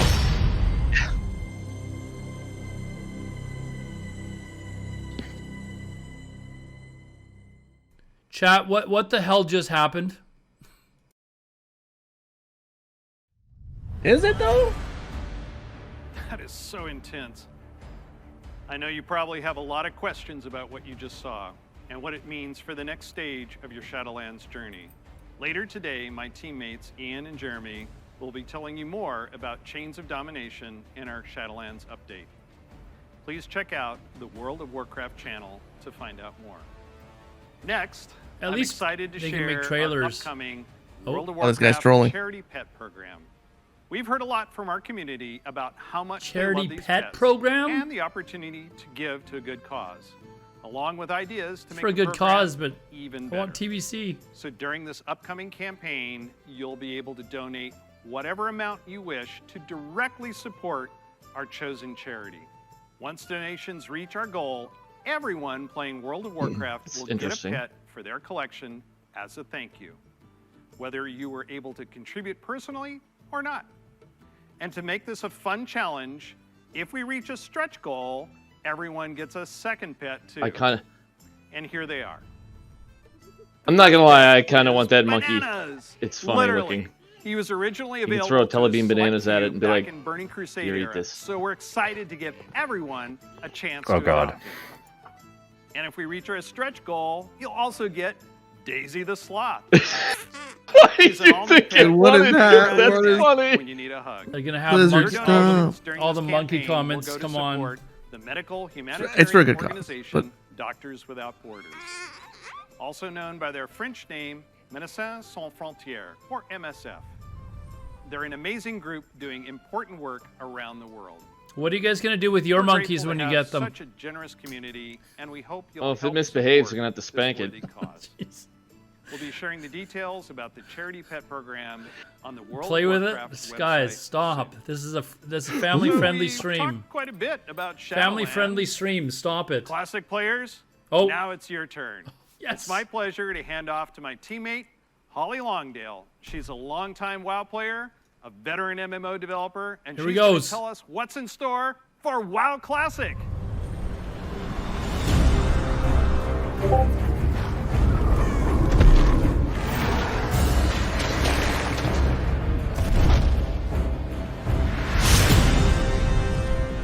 Hi, everybody. First, I'd like to thank all of you who have ever been part of the WoW community over the years. You know, online worlds like WoW have been a huge part of our lives for decades now. As a dedicated MMO fan and a developer myself, I remember hearing that Blizzard was going to be making their own MMO. And I thought, well, I guess I'll check out that beta. And sure, we all call the game WoW. But really, wow. I could not believe I got bit by the MMO bug again. I was so excited to be able to make a Night Elf Hunter and be like that famous Dark Elf Ranger from the books that I loved. I have to tell you, Azeroth was, and still is, a place I love to live. Since last year, I've had the great honor to work alongside the WoW Classic team to bring these nostalgic experiences back to life for longtime fans and a whole new generation of players. You guys in chat As are a fan terrible. myself, I've had so much fun in WoW. Just terrible. From the simple things like drive-by buffing or making friends on that long haul from Teldrassil No comments to about Ironforge, drive-by buffing all either. the way to the absolutely staggering, like when I jumped blindly through the Dark Portal and was running through Hellfire Peninsula, heard this terrifying noise, and then saw the Fell Reaver. Biggest roamer I had ever seen, and I was very glad I had feigned death in that moment. And that's the thing about WoW. These stories and experiences we all share keep us coming back time after time. With that said, I'm super excited to be able to share with you where our adventures are taking us next.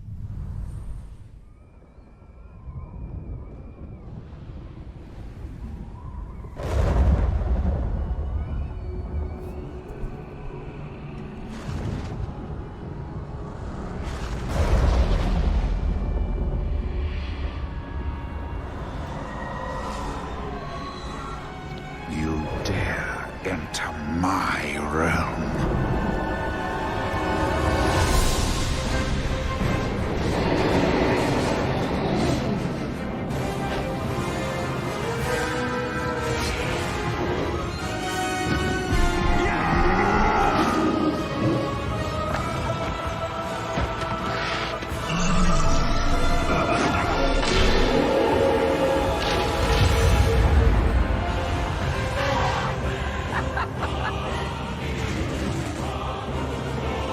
Let's bring back memories.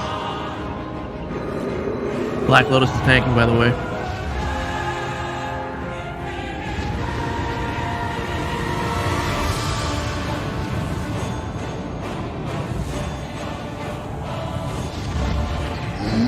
Smash! Your foolishness has brought you to this end. Take my blood and choke on it. Death to the outsiders! I'll turn your world upside down. You are not prepared.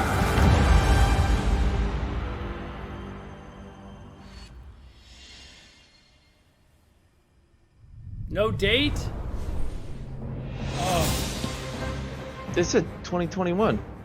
Brings back so Yeah. many 2021. memories, right? What's wrong like with you? exploring the fungal forests of Zangarmarsh, or being awestruck at the chaotic magic alive in Netherstorm, the Draenei in Exodar, the Blood Elves We could in still have a date Silvermoon. for us yet. I love playing Good. them both. Do you choose to enlist the Aldor or the Scryers in your quest to fight the Legion? And of course, we can't forget gathering all your friends to fight Illidan at the top of the Black Temple. I can't wait to relive it all with you.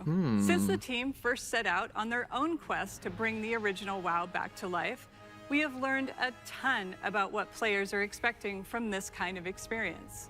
Oh. We've also learned when to keep things just as they were and where we all might be open to some changes.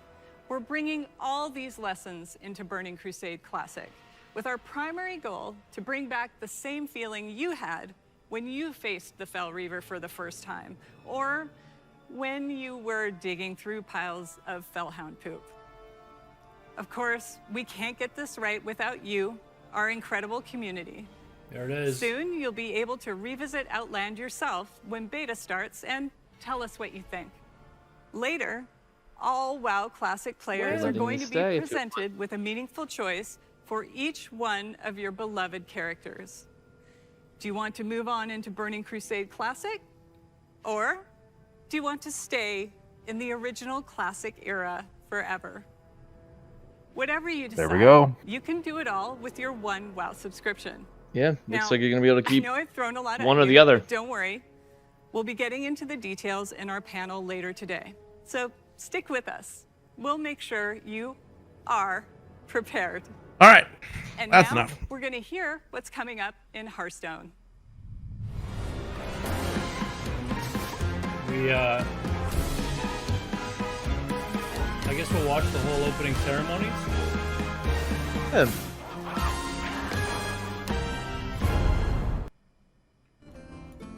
Greetings. We're truly excited to share with you everything that's coming to Hearthstone this year. But first, let's take a quick look back. So everything we knew at the that they were year going to say, they of the said. Phoenix. So. Do we want to listen to this, or do we want to talk about the opening? Ruthless Outlands.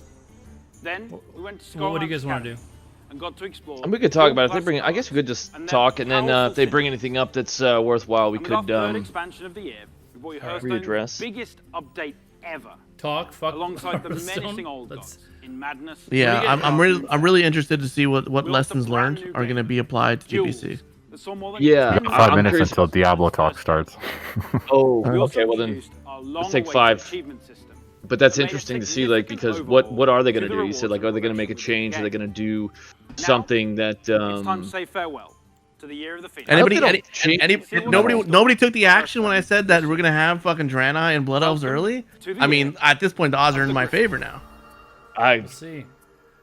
Maybe I don't know, but I'm wondering if they're gonna do something with the spells that people are talking about, or they're gonna do something like as far as like the availability of progression goes, like was discussed, a hard lock on some of the raid content, things like that, because like you said, people will get it all done ASAP. They'll burst through it in a few days and be up there to top tier, and everyone else is still like 62. You know what I mean? Just let me interrupt a second. Hey, let me look at the schedule. Let me look at the WoW schedule. What is this next panel?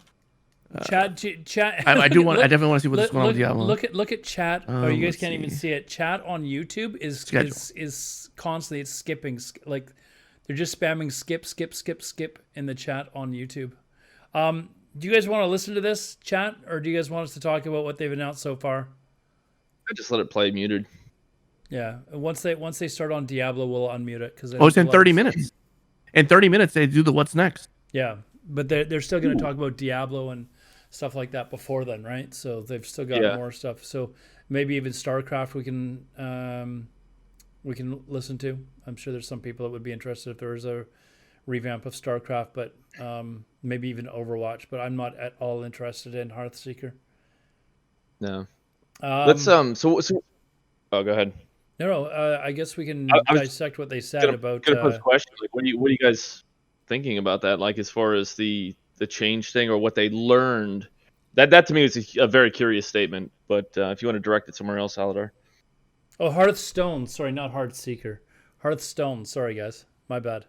I just I still want to hear what they say. What's next for them to clarify exactly what they mean by changes and play on classic forever type of thing. That does sound more like they're going to have you transfer your character to a permanent classic realm than actually it being a fresh server. So that doesn't close the door on there actually being fresh classic servers down the road. I think there's eventually they're going to have to, because otherwise you're eventually going to get that that young gentleman standing in the crowd saying, asking if they're ever going to have fresh classic servers again. The whole cycle is going to start all over again, right? So eventually they're going to have to do that. But you know what I thought about? As soon as you said that, I'm like, I bet you Alex is just raging right now. Fucking changes! Oh my god! Yeah.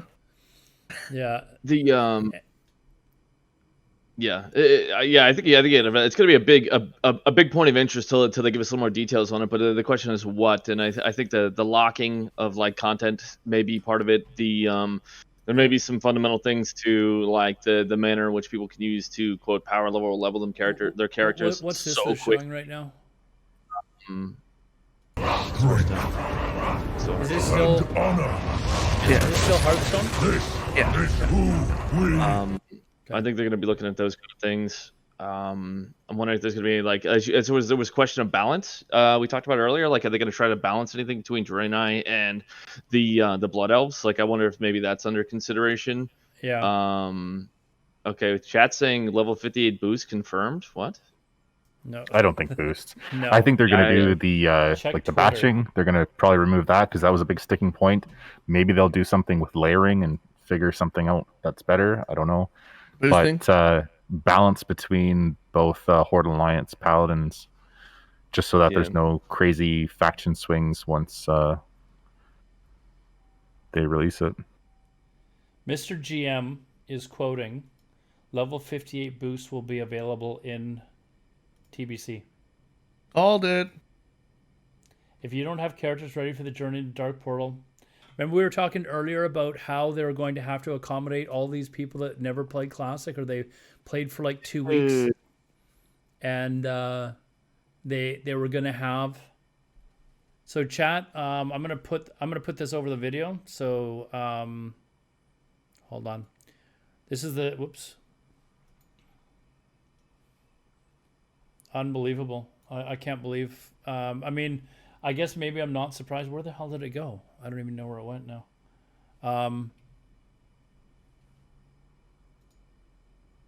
Hold on. Let me just. Anyways, it was Mr. GM that I saw that quote put it out first. But level 58 character. Make sure you opt into the beta right now. Before you forget. Where did I see it? Send me a link, Roman. I'll post it in chat. Here it is to opt in here as well. Oh man, so you can opt in to. Boosting is so stupid, man. Yeah. Dude, that. You can opt in for beta. But we were talking earlier about, I don't know where, we were talking earlier about how they were going to have to accommodate here it is right here, how they were going to have to accommodate all these people who didn't play Classic. And this is the way it looks like they're going to do it. I mean, that is. I'm not even. Really disappointing. I'm not even gonna have to level a paladin anymore. And, I can just boost the damn thing. Right? How you can't boost the Blood Elves? They said it will be available closer to Burning Crusade. Launch. Yeah, pre-patch. Oh, it will not be usable on Classic Era Realms. Wait, on Classic Era Realms or on the new Blood Elf or Draenei races. So you are gonna have to actually level those separately. I guess that's good. But anyways, there you guys go. Level 50 boosts confirmed. That's pretty disappointing. You know who's mad? All the boosters right now. Yeah, I guess. I mean, a lot of them are gold farmers, so they're probably pissed off. I wonder how much the boosting is. Does he mention how much the boosting is going to cost? I don't think so. Probably something like $15-$20, I'm guessing. Oh, there's a question. He's getting this off the website. There's a FAQ, frequently asked question on the website or something like that. Where's he finding this?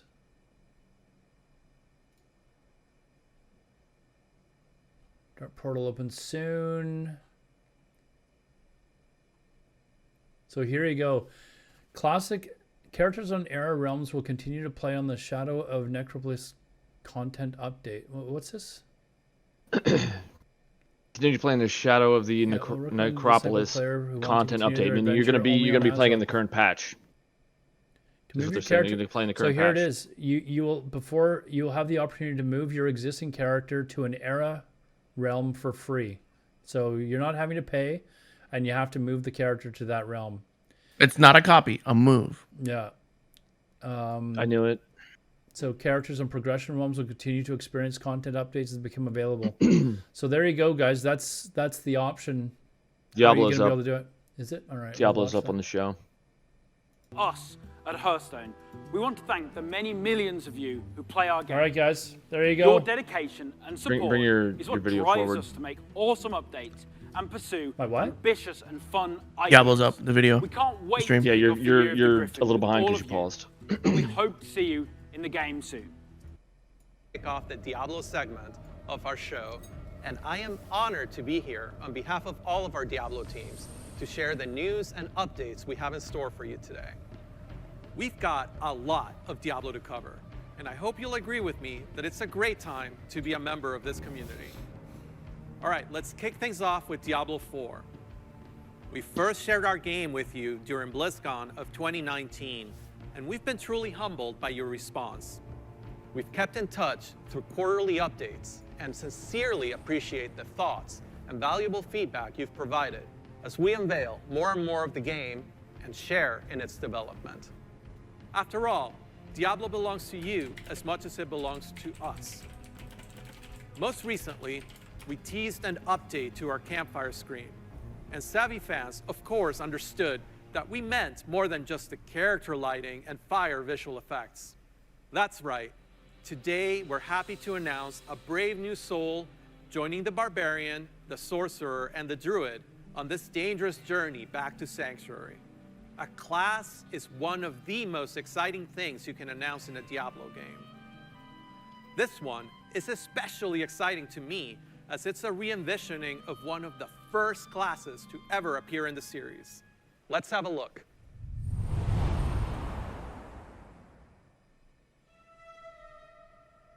Your prayers do not fall on deaf ears. Just now. Priest? There is justice within the light. But you have to be patient. Now, pray with me. May Akarat guide and protect me. May Akarat guide and protect me. May he shepherd my soul May he shepherd my soul. and grant it mercy. Is that an ear? And grant it mercy. What are you doing here? This is not the time. But this is confession. And I have sinned. I was a thief who stole from those more fortunate. Yeah, an assassin. I strayed Something. from your light and found my trade in the shadows. They call it murder. I say, job well done.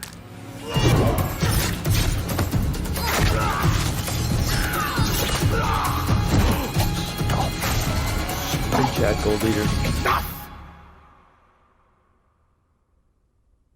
I am a thief, a heretic, a murderer, Father.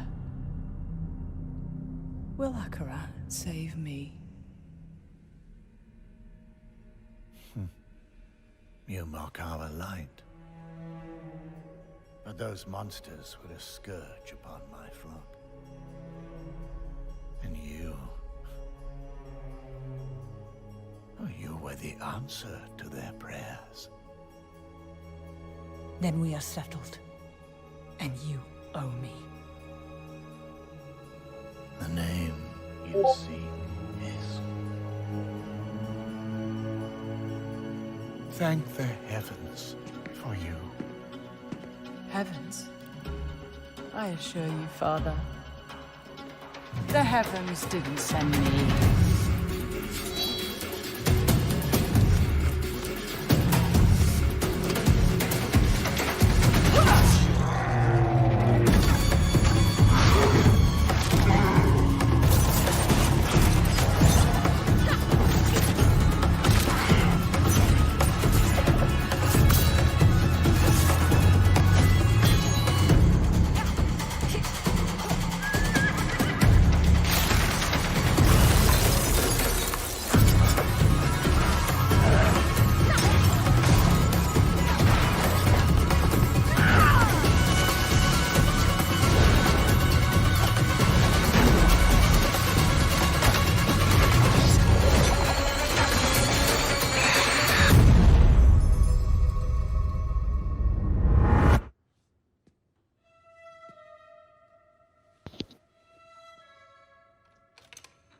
Talk about getting your ears pierced.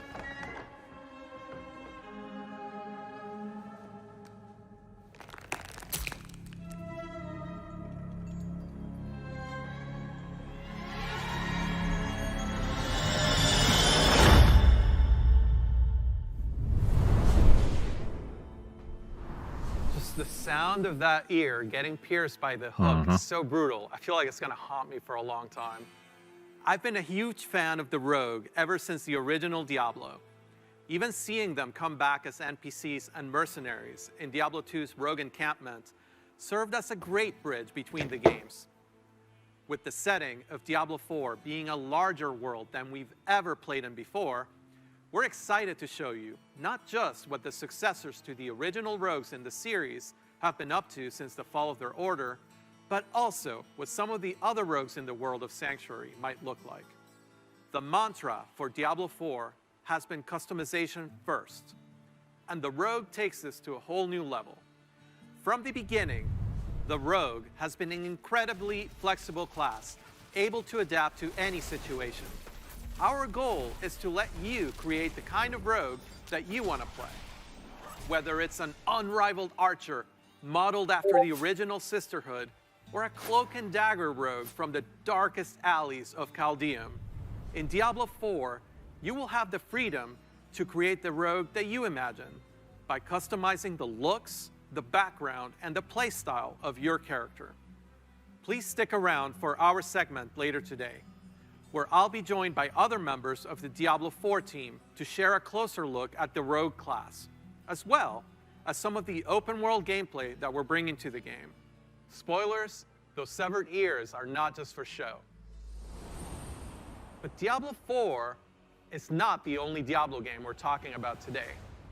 If you're looking for an authentic Diablo experience on mobile, we've got you covered. Finally, guys. Diablo Immortal has everything you'd expect from a AAA action RPG.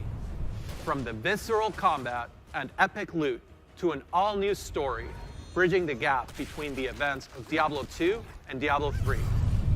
Later today, you can join the Immortal team, where they'll talk Diablo about 5. some of the things they've learned from their recent alpha test and what's next for the game. But that's still not all. We have one last bit of very exciting Diablo news to cover. When you hear us talk about the classes, the items, or the stories of the early Diablo games, you may have picked up on the absolute reverent tone we reserve for that golden era of Diablo. Maybe you share that love of the classics, and just hearing us talk about them makes you want to take on Mephisto or Baal one more time, or maybe even for the first time. After all, some of our favorite moments happened a long time ago, and not just in Sanctuary years. If so, we have a special surprise for you today. Let's check it out.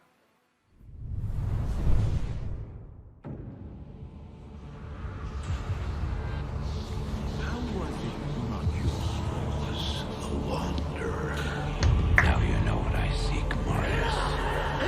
Were these the demons? There it is. Hell yeah! I'm not acceptable of Arise, Diablo. Lord. Let's get some hell yeahs in the chat, boys. Nice. Very nice. Oh, this is good. This is good.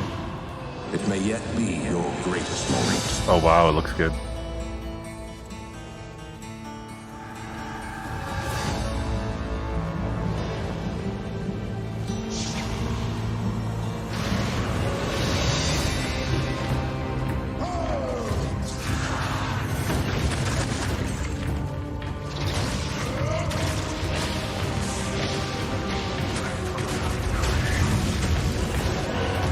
I can't wait for this. Yeah. I hope this is soon. I hope this is soon. Yo, that is sick! Give us a date.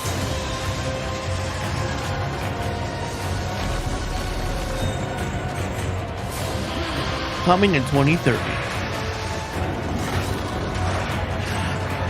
That's sick looking, dude.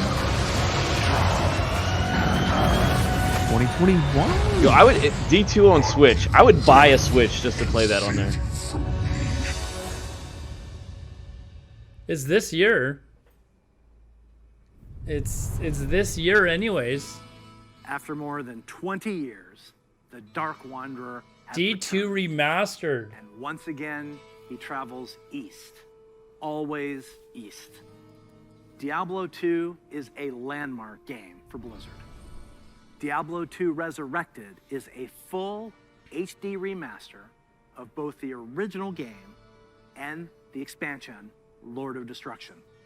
It takes the 2D sprite-based classic that we love and brings it into the present in 3D, utilizing up-to-date graphical rendering and lighting technologies. It also includes modernizing all 27 minutes of cinematics, recreated shot for shot with the explicit intention of preserving both the look and the pacing of the original movies. Oh man, Blizzard that's gonna be so has a good. long history of games that we're proud of. And when we think about Diablo 2, we think about it as a definitive pillar in our foundation. Now, it's funny to think that some of you weren't even born when D2 was released, which makes it all the more important that we deliver an authentic experience wherever you play. We want everyone to relive their memories or experience the game for the very first time on their platform of choice. And so we're excited to bring Diablo 2 Resurrected to PC and console, along with cross progression. And for those of you who are in love with the original and you just wish it worked more seamlessly on modern computers, you can bring back all of that nostalgia exactly as you remember and enjoy the game in its original 2D form, much like we did with StarCraft Remastered. Obviously, there's a lot to talk about. Later today, Diablo speedrunner Mr. Llama will host a roundtable with members of the development team on the dedicated Diablo channel. If you are a Diablo 2 fan, I encourage you to take a look.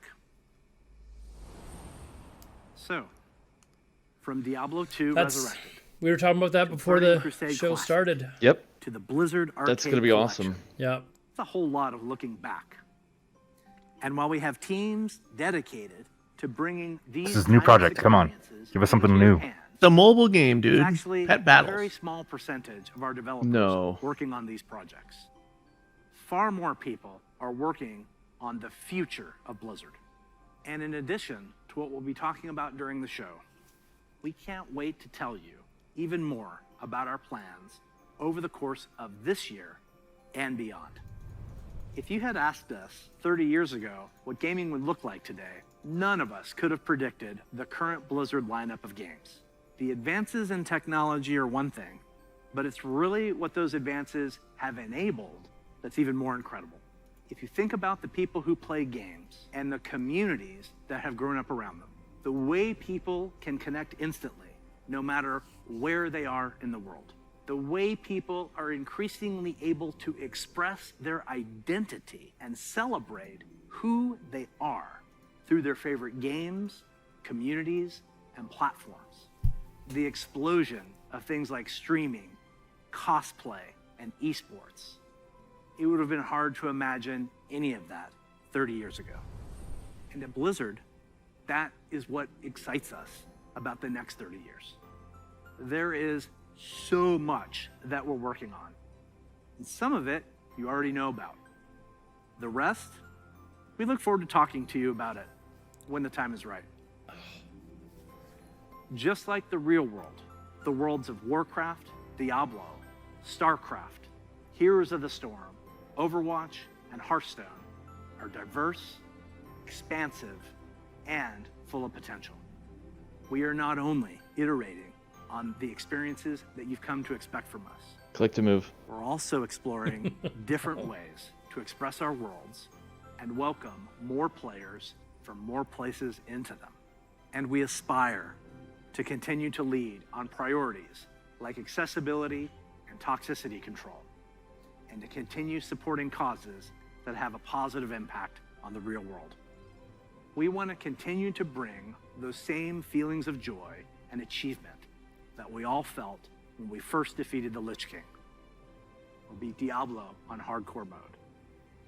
Because when we geek out on those experiences with others, we can't help but see the similarities between us and feel what's possible when we play together. Of course, there are new Blizzard worlds that we haven't visited quite yet. And when we do finally unveil those games and experiences, our hope is that you will see in them what we do. That no matter who you are or where you're from, they are spaces where you can create new stories, forge new friendships, and make memories worthy of lasting a lifetime. And through it all, our mission statement of being dedicated to creating the most epic entertainment experiences ever, along with our core values, led by gameplay first, will continue to guide our way. So on behalf of everyone at Blizzard, thank you for being on this journey. For me personally, it is the honor of my professional life to serve you, and the honor of all of us at Blizzard to be the caretakers of the worlds that you play in. We are so excited for what's to come this year, next year, and the next 30 years. Now, what's coming next for the show? Well, it depends on where you watch. For those of you looking for an update on Overwatch, check out the behind-the-scenes look into the development of Overwatch 2 over on their dedicated channel right after the conclusion of opening ceremonies. There, you'll hear about Overwatch 2, new content, new features, including new maps, hero missions, talent trees, and more of what we think will make Overwatch 2 a unique gameplay experience. For World of Warcraft, Diablo, and Hearthstone, you'll get a closer look on their respective channels. And on the dedicated strategy channel, some StarCraft legends will be going head-to-head in epic competition. Once again, welcome to BlizzConline. Be good to one another. Welcome home. Before we kick things off, here's a little something from a previous BlizzCon headliner. So there are some things that we, what's this? I'm muting this. Yeah, muting that. There are some things that we kind of discovered while we were talking. Here's a frequently asked question. Hold on a second. Let me, there. One sec. There, just to... So here's something that was pointed out, guys. You will be able to level up. Oh, this is the guy who does all the animation. He must have got paid for this. There's the one guy who does all of these on his stream. All the animations for this. What's his name? So, after reading this, if they have a character cloning service, there is going to be some kind of limitation on gold. There has to be. Because if you're able to clone, you're just going to be able to like mail your gold around to your other characters and then clone them with the gold. I didn't think about that.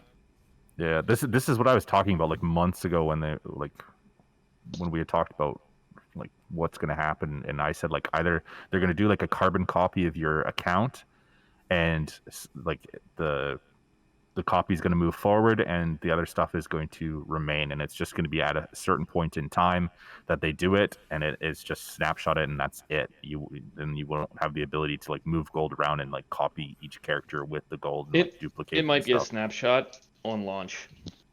Yeah. There might be like a stasis too. Your character, your account goes into stasis. You choose what you want to do. It's kind of like a one-time deal, and you don't really have much option. You got to have your stuff prepared beforehand, and then you make all your choices, and then done. Maybe it won't allow you to transfer the gold back or something like that. Like if you transfer the gold to a character and then clone it, whatever gold you transfer to that character, you won't be able to transfer off. Yeah, it might lock that character or something. Yeah. So anyways, chat, we were as Metallic was playing, There is this frequently asked this fact that's up. You can read it if you want, but Blood Elf characters will be released. Hold on, where does it say? Sometime before Burning Crusade Classic is released, the game client will be updated, and players who wish to level up a Blood Elf and Draenei character up to level 60 can do so without restrictions. So leveling bots, etc., are going to have a field day with this. People are going to have Blood Elf characters leveled up in a couple of days.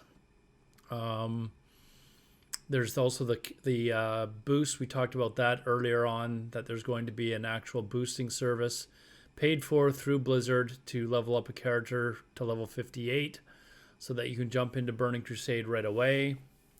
Will it have support value added services like character transfer? No plans at this time to offer the service, but keep an eye on. Okay. So you will be able to transfer your character to a vanilla realm, but that character, from what I'm reading, will not ever be able to then progress to TBC. But you can clone the character. So there's a cloning service here, chat, where you're going to be able to clone your character and have the same character in Burning Crusade and on the Classic Era realm. So you'll be able to play it in both versions of the game. So that's kind of interesting. I'm still disappointed that they're not having fresh anything. Like no fresh anything at all. What do you guys think about the stuff that's listed here in this fact? Some of what we discussed before about fresh, right? Saying, okay, launching fresh at the same time as TBC could be bad for the population, you know, generally speaking, but then a few months down the road, they may just feel like, all right, it's been 6 months, let's throw a new fresh server out there. So they might do it then. There's something else that just got posted, pre-nerf boss encounters, and apparently the Alliance Paladins are getting Seal of Blood. Yeah. I knew it. Yeah. I said that. There you go, guys. S-Fan's happy. Somebody tweeted S-Fan. There you guys. So we're also another interesting change, Burning specific Paladins, which are present in Classic but were dead. The Horde and Burning Crusade wouldn't happen. Horde Paladins were given the ability to call Seal of Blood, while Alliance Paladins received Seal of Vengeance. Said they were intended to Here comes, boys. Power but distinct. What's that? Seal of Blood was far more powerful, so with Burning Crusade, both factions will learn the opposite factions. Oh, is he on? Hold on, we'll let's go back to that. So yeah, there they're on for. There you guys go.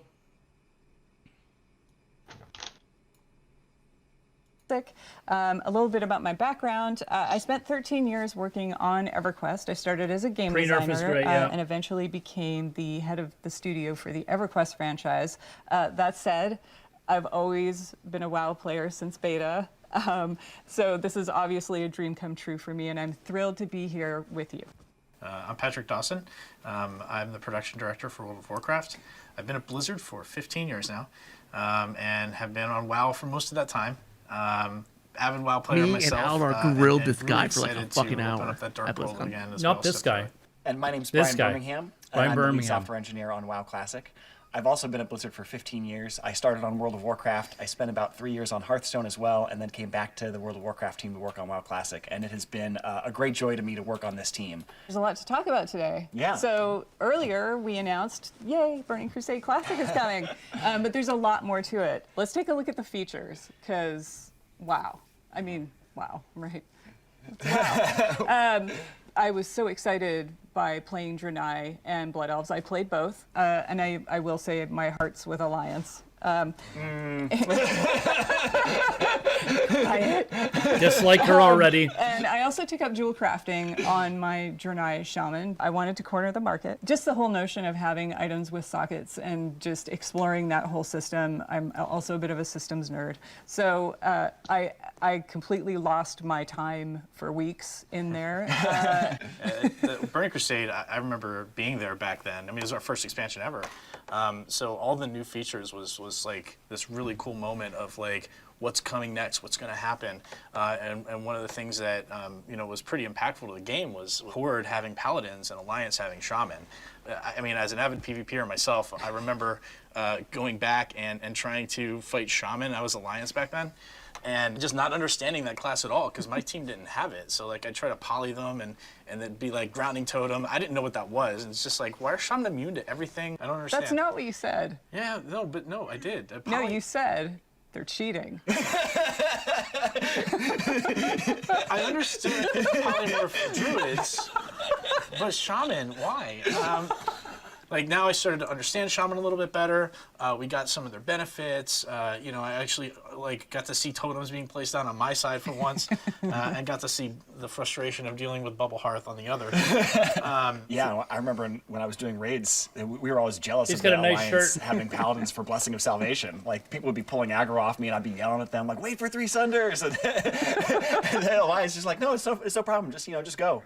Yep. So hey, I mean, we were upset raiding like Razor Gore without Earthbind. I mean, really even the playing field for both PvE and PvP, which was kind of cool. But there were a ton of new features and just abilities with this too. As we got to level 70 and got to experience new content and new things. I remember one of my first experiences with understanding what it meant for designed by Blizzard, right? Oh, yeah. Because I was an engineer, right? I wasn't a designer. I was working on like the live ops team at the time, and I was playing my class, avid player of Mage, and I sent this long email to Tom Chilton saying like, hey, here's what Mage needs.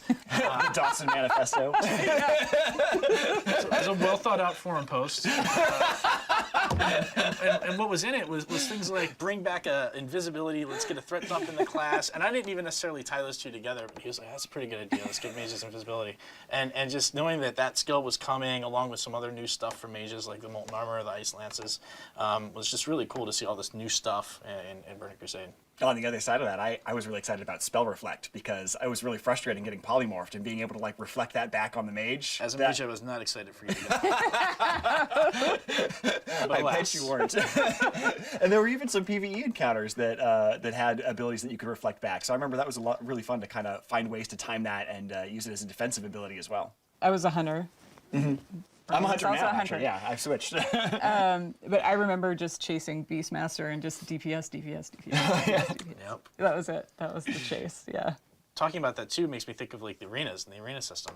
That was a whole new world for us, with battlegrounds and the way they worked before. Like the way the matchmaking happened, usually I was pretty competitive in PvP, so I would either get in there and stomp the enemy team who was just there to be casual, or even though like we were a good team, we weren't like the best of the best. So when we ended up going against one of those teams, it was just like, well, geez, we're just getting stomped now. This is tough. Arenas gave everyone an opportunity to play against equal-minded opponents, right? Mm-hmm. So if you were a little bit more casual, you get the opportunity to play against people who weren't maybe so competitive. Or if you were like cutting edge, go for it. Like try to be the best of the best. And what was great about that is it spawned an esport. Like that wasn't, we didn't design it for that. We just wanted people to have fun.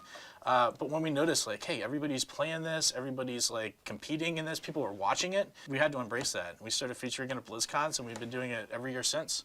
Yeah, it's really awesome. I think one of my favorite things to recollect was the exciting zones that you would travel through. One of my favorite memories was actually in the first zone, Hellfire Peninsula, and it was adventuring around in Hellfire Peninsula, going around and doing all those quests, and always living in fear of the Fell Reaver.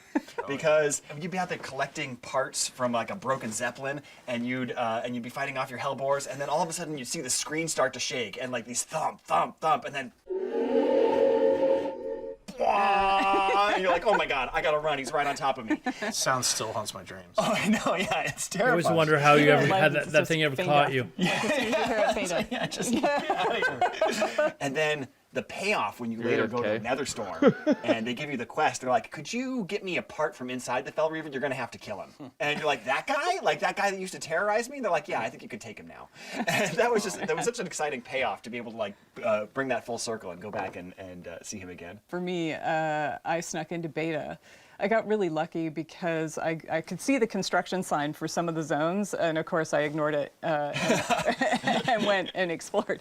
So I remember running through Blade's Edge and just seeing dragon carcasses and skeletons impaled in the environment, and then moving on to Netherstorm. I just was blown away, even from Zangermarsh all the way through.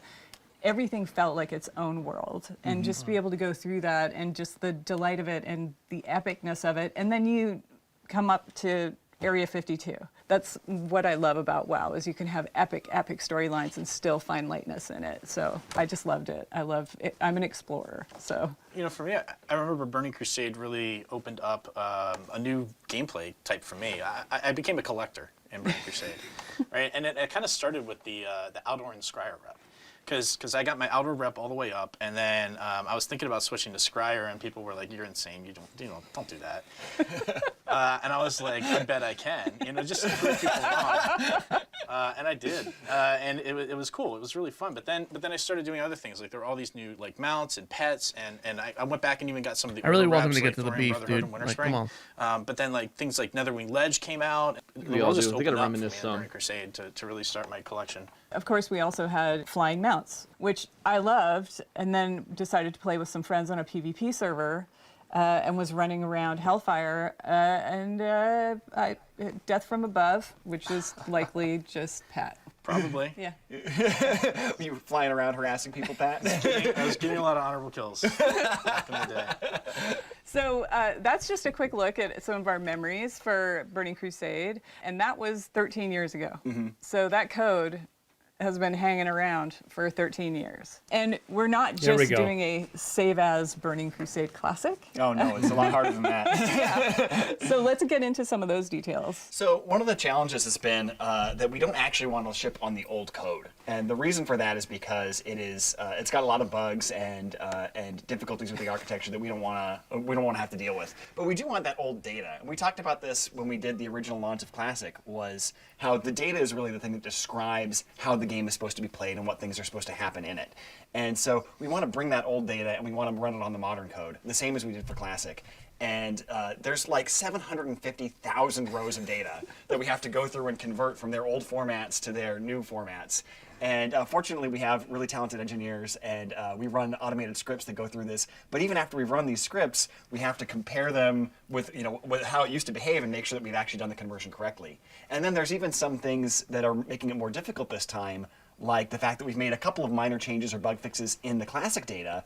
And we want to make sure that we keep those as we're going into Burning Crusade. So we have to merge those changes with the changes that happened with the Burning Crusade originally, and make sure that we have a coherent set of changes that make sense to bring us from Classic into the Burning Crusade. There's an enormous amount of time spent looking at, okay, this is how it came out now.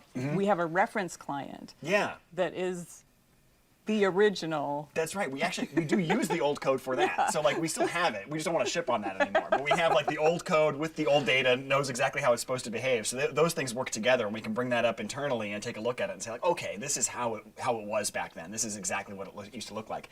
And we do sometimes find things that are bugs we still want to fix, but a lot of times it will tell us like, oh, this thing is not a bug. This is actually the intended behavior, or this is something we don't really remember right. There's a tendency to want to chase your own memory, like, I remember it being like this, and it's like, no, it's not always exactly the way you remember it. Everybody has that kind of human failing, even us, and so a lot of times we'll have an argument about, I remember it this way. Well, I remember it this way.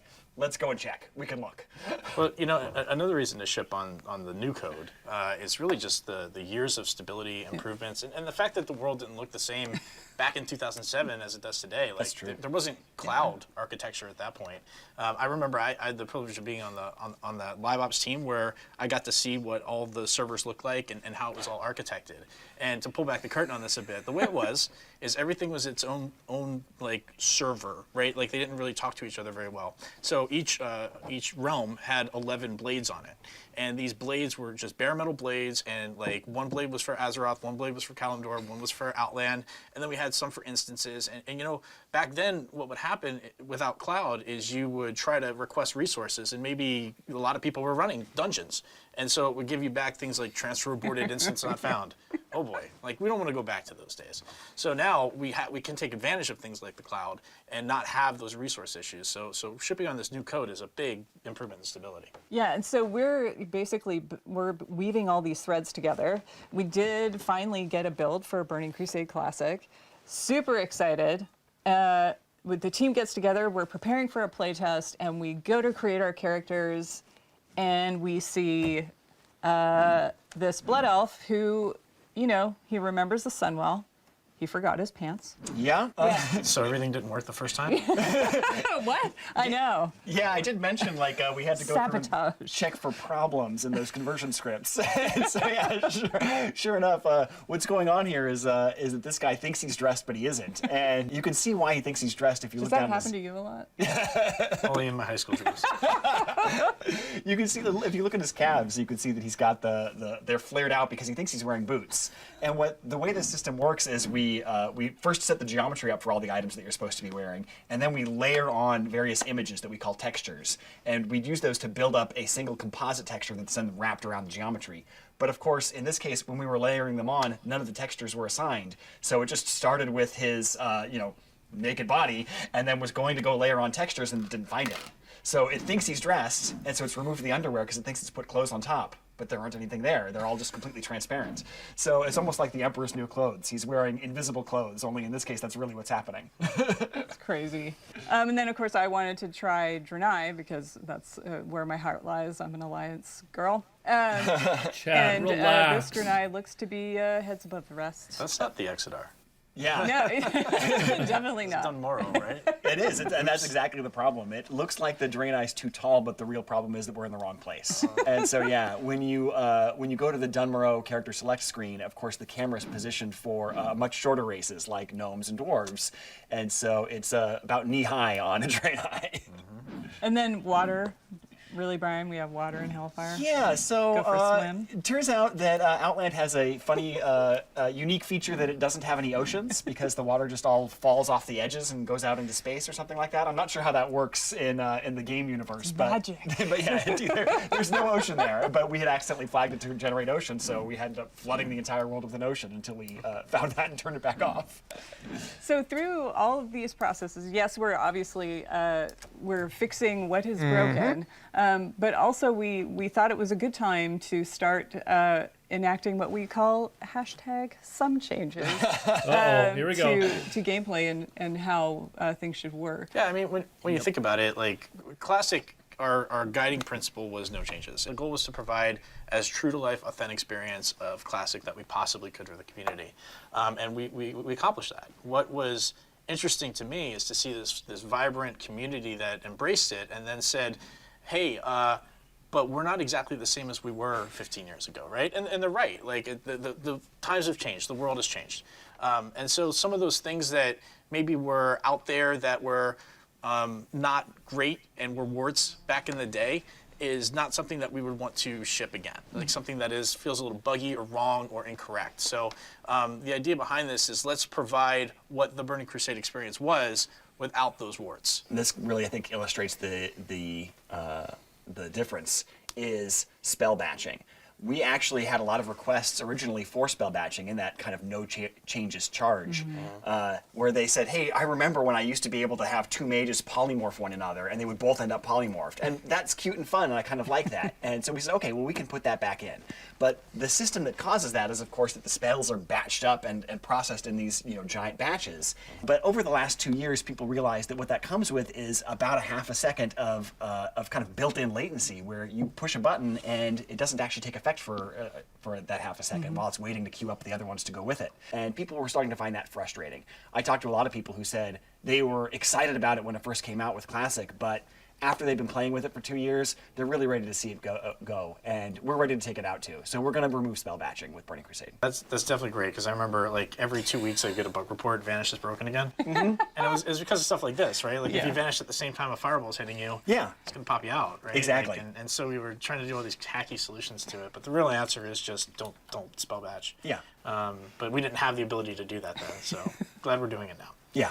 You know, another one that I can think of is just how the raiding community has matured, right? Like things were very different back in 2004, 2005 timelines compared to today. So, you know, the raiding community knows exactly what's going on, and they want a challenge. They want more of a challenge. So, you know, rather than always giving them like the last version of the boss, the final form of the boss, which maybe has been hit with a few nerfs, let's not do that anymore. Let's give them a more challenging version of the boss. Like, I'll give you an example of like Muru, right? Where the initial version of that boss had a lot of spell pushback.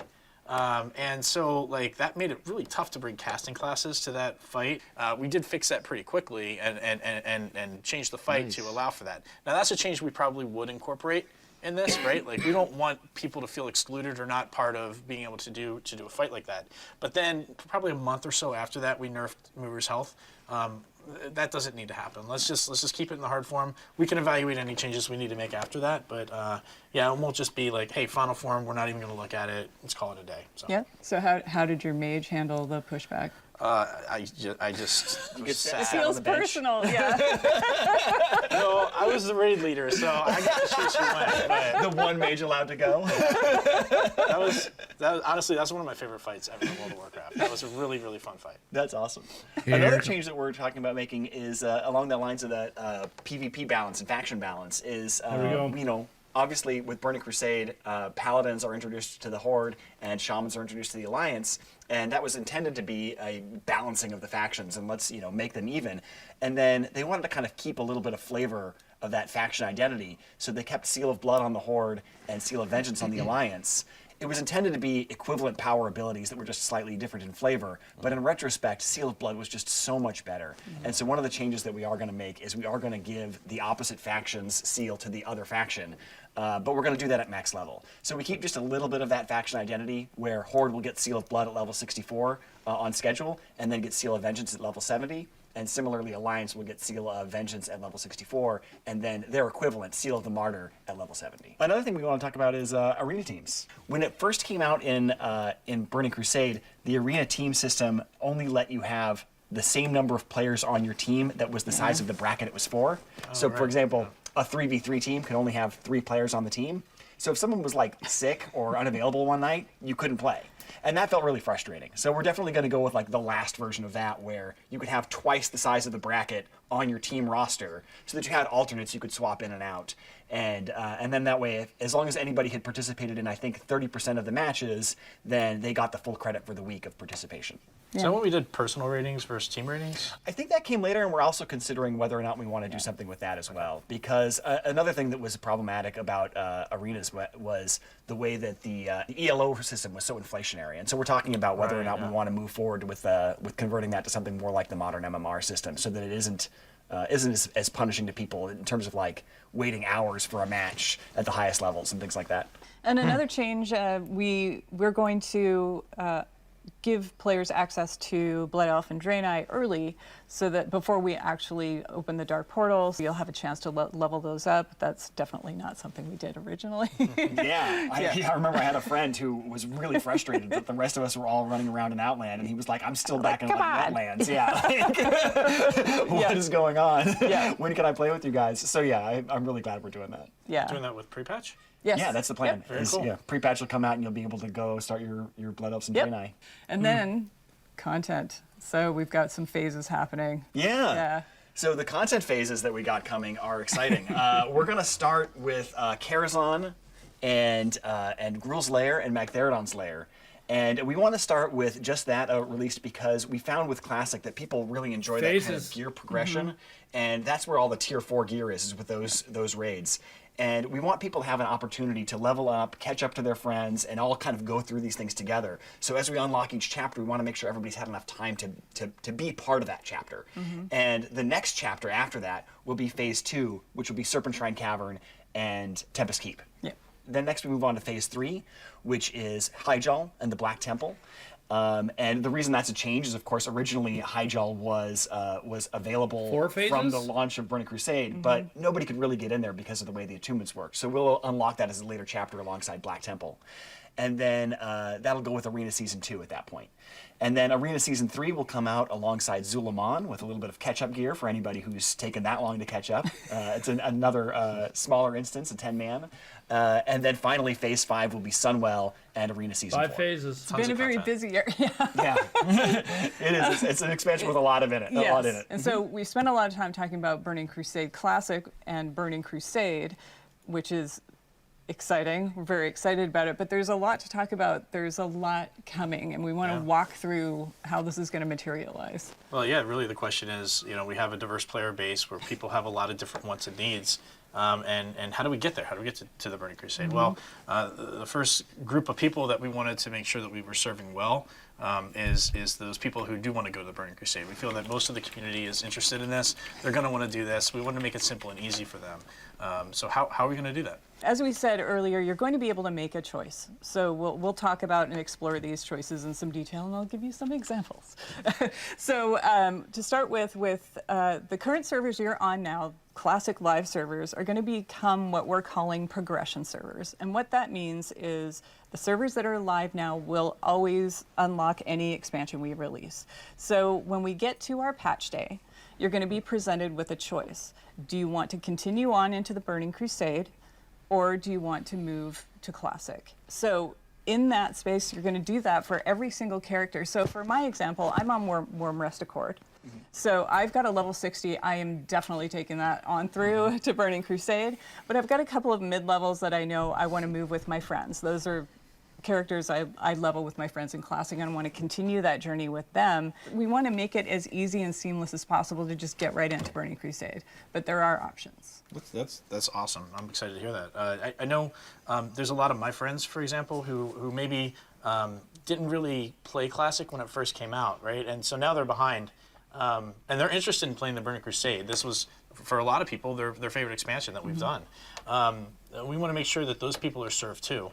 And one of the ways we could do that is provide a boost to people who are interested in coming back, that maybe aren't interested in doing the classic WoW experience, but really want to hop right into Outland as quickly as possible.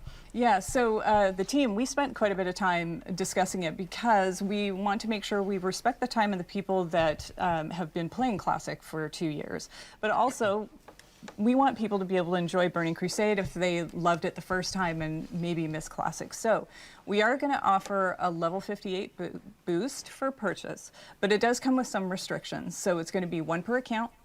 It's not going to be usable on Blood Elf or Draenei.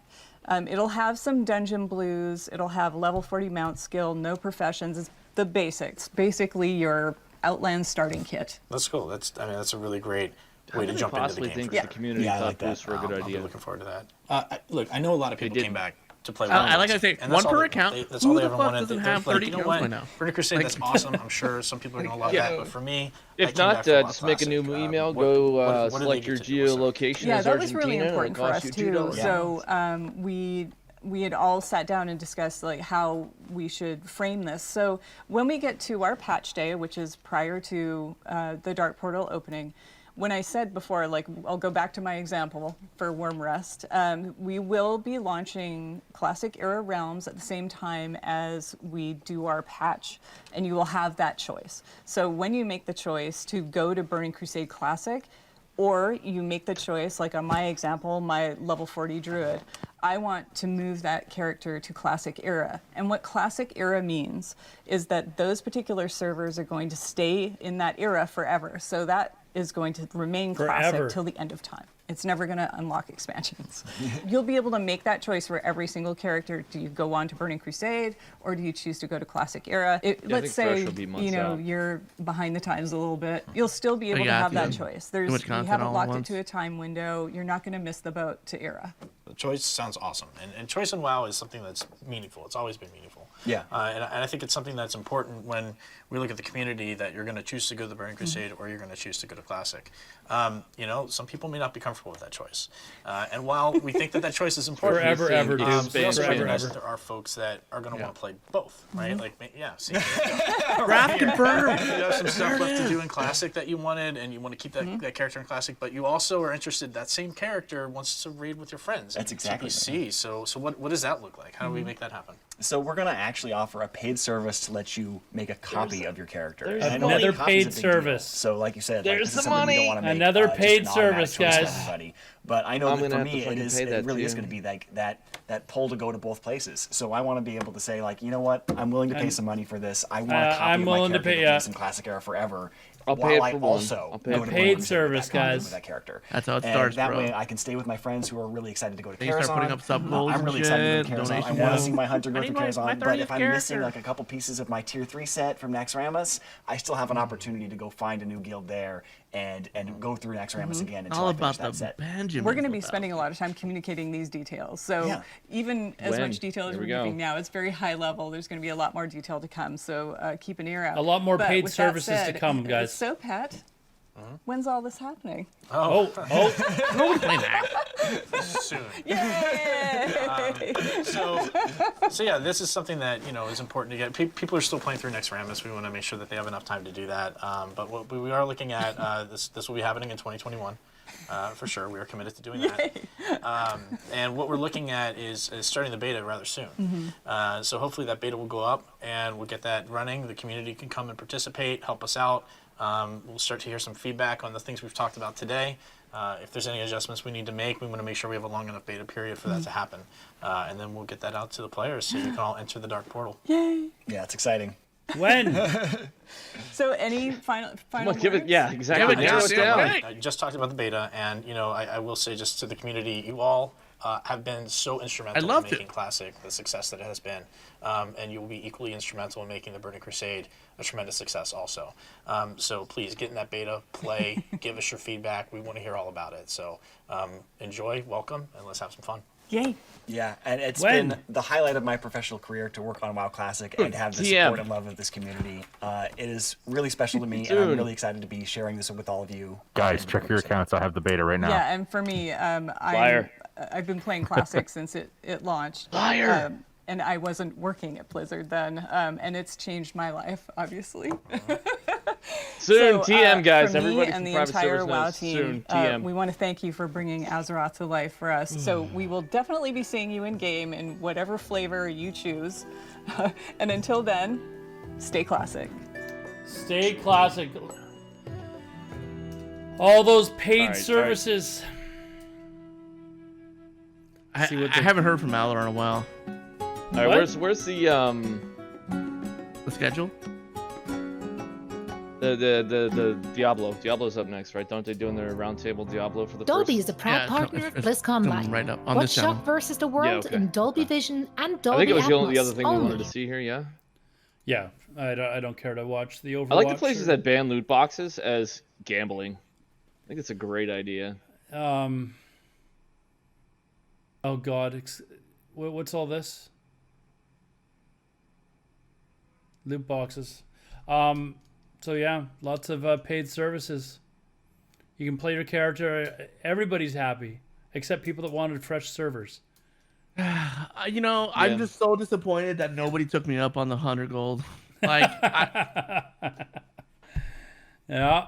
I'm wondering what it's gonna cost. I'm wondering what the clone is gonna cost. $19.99 or the clone. Ooh. Yeah. Because I'm definitely gonna get it for at least one of my characters. The cloning. As much as I hate that stuff. Yeah. I mean, I don't know. I don't plan on. Oh, here we go. Diablo 4. Let's go. Last BlizzCon 2019.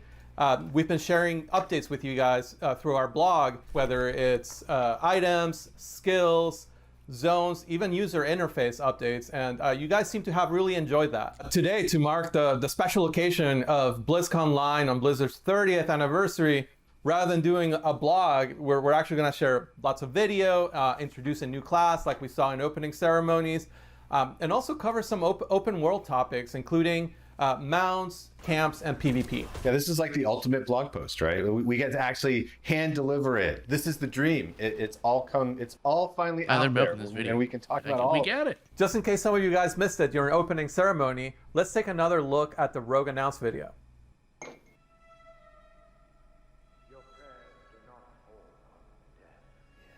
The Diablo videos are the best by far. They're so good.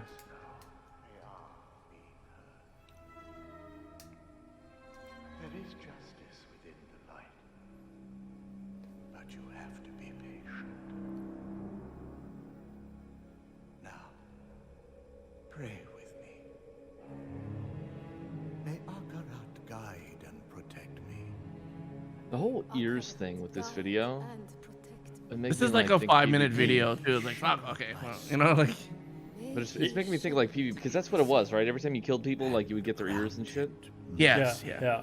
That actually makes sense. And granted mercy. I need to check Reddit, see if Reddit's imploding. Hang on, hold. But this is confession. And I have sinned. I was a thief who stole from those more fortunate. I strayed from your light and found my trade in the shadows. So I can't wait till they have a RTM optional for Diablo 4. It's gonna be amazing. Murder. I say, job well done.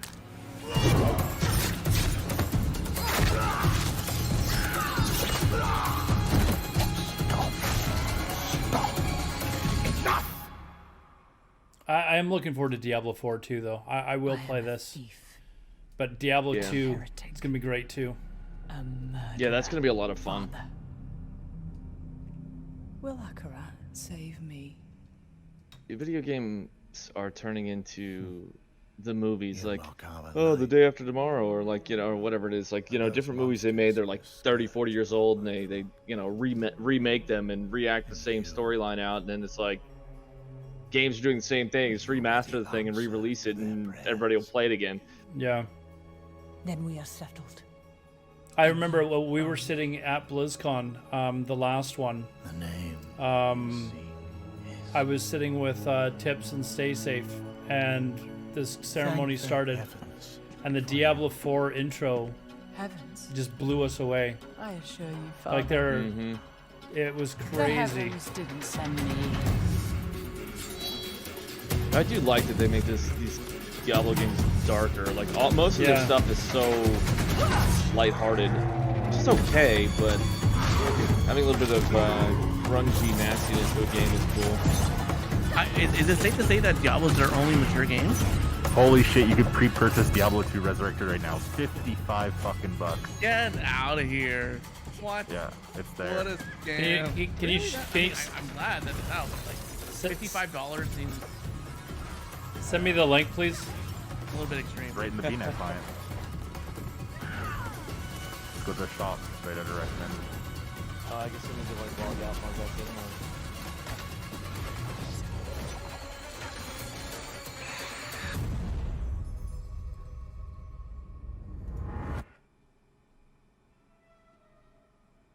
Oh, the Primeval collection. What is this? Let's see. It's 80 bucks. Give you something in game. I can't see where are you buying it? A Battle.net client in the shop.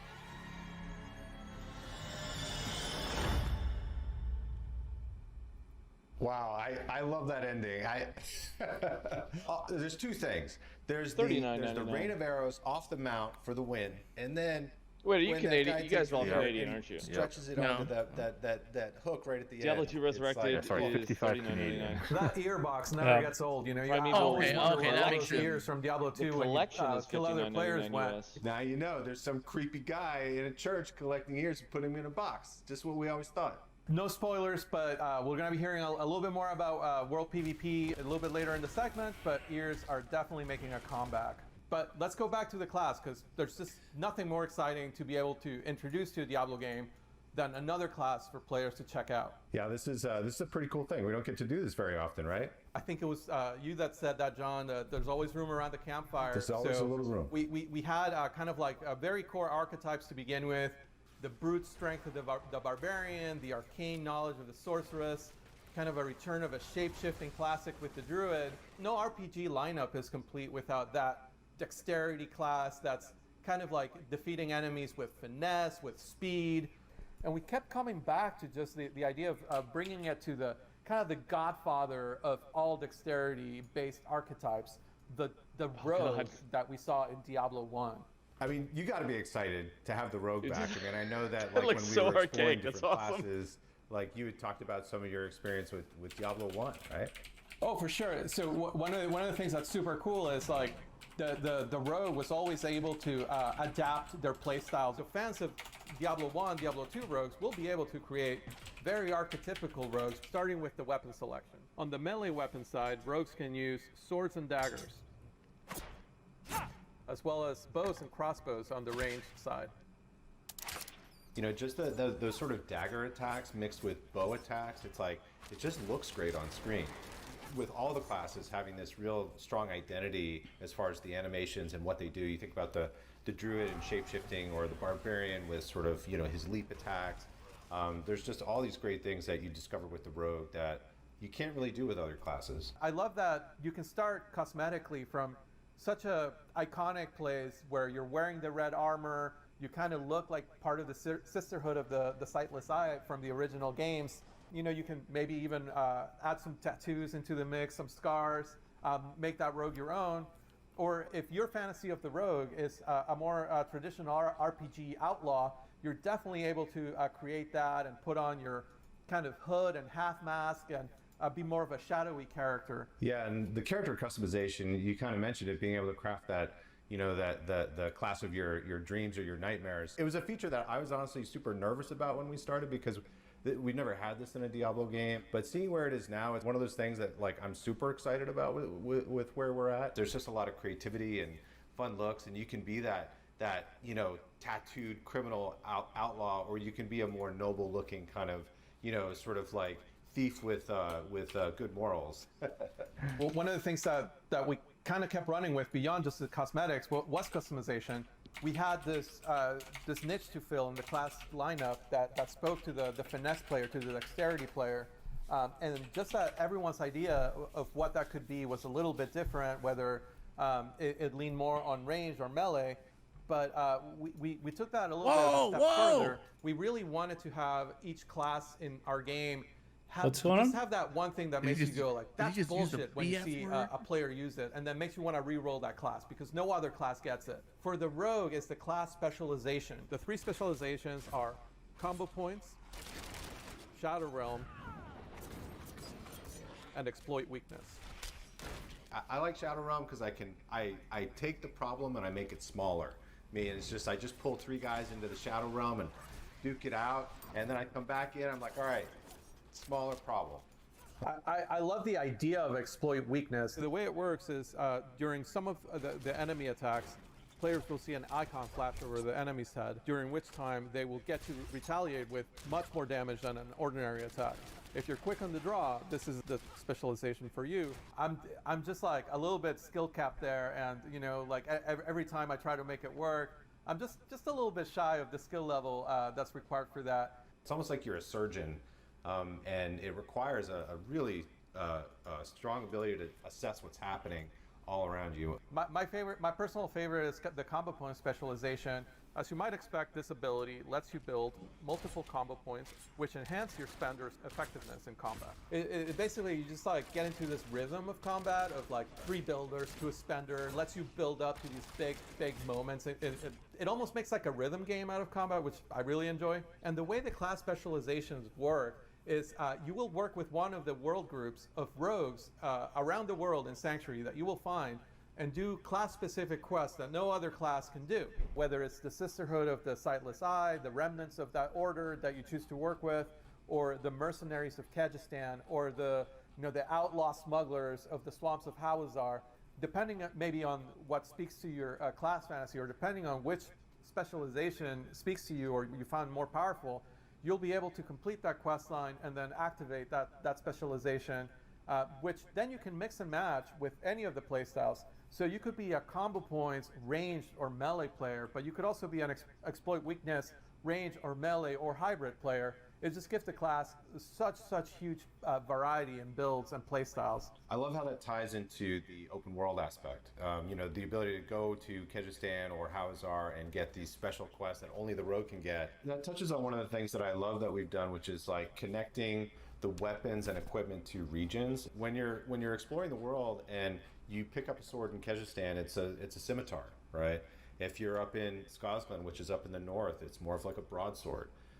You know, it's this sort of like this. It's a subtle thing, but I think it really, you know, different armors that you get in different regions look like they're from the place, and so giving that sense of place in the world is something that I every time I play the game, I feel it, I see it in just like subtle ways, and just really enhances the overall sense of immersion and experience. And I just want to see what's around the corner.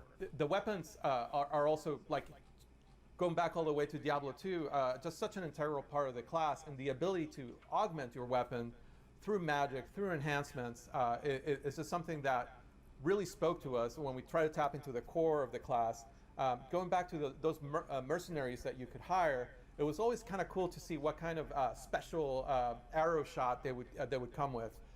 And it's something we paid homage to with the imbue system, all the way from directly elemental imbues like the frost imbue, which feels a lot like the ice arrows that the D2 mercenaries used to shoot, all the way to, we expanded it to feel a little grittier, a little darker, into things like poison imbue and shadow imbue. Just the ability to take any sort of attack and kind of mix and match with those imbues. Once that kind of clicked for me, that I could take any ability and imbue it with, you know, either of those elements. Rain of Arrows with Frost and Rain of Arrows with Acid is completely different, right? I'm not, I personally don't know that I'm necessarily feeling and then the rogue I class just here, love Poison but, Imbue because the of game itself looks beautiful and it's gonna be a lot of gruesome fun. death that all the monsters experience. And we've had a ton of fun making that art, so it's always fun to kind of see the, you know, just to feel the goatmen melt into nothing. You know, you just kill everything on the screen in a gory mess, which I never really gets old. It's a really flexible way to take a build that you're already comfortable with, that you already like. Say you know you're really comfortable with Flurry and Shadow Step as kind of your melee skills, and you find yourself needing more crowd control. Without changing your playstyle, you can just add the Frost Imbue to your bar, and now you're able to use those same abilities to slow down enemies or build up to a full freeze. Yeah, and Frost Imbue plays pretty well with group play as well, right?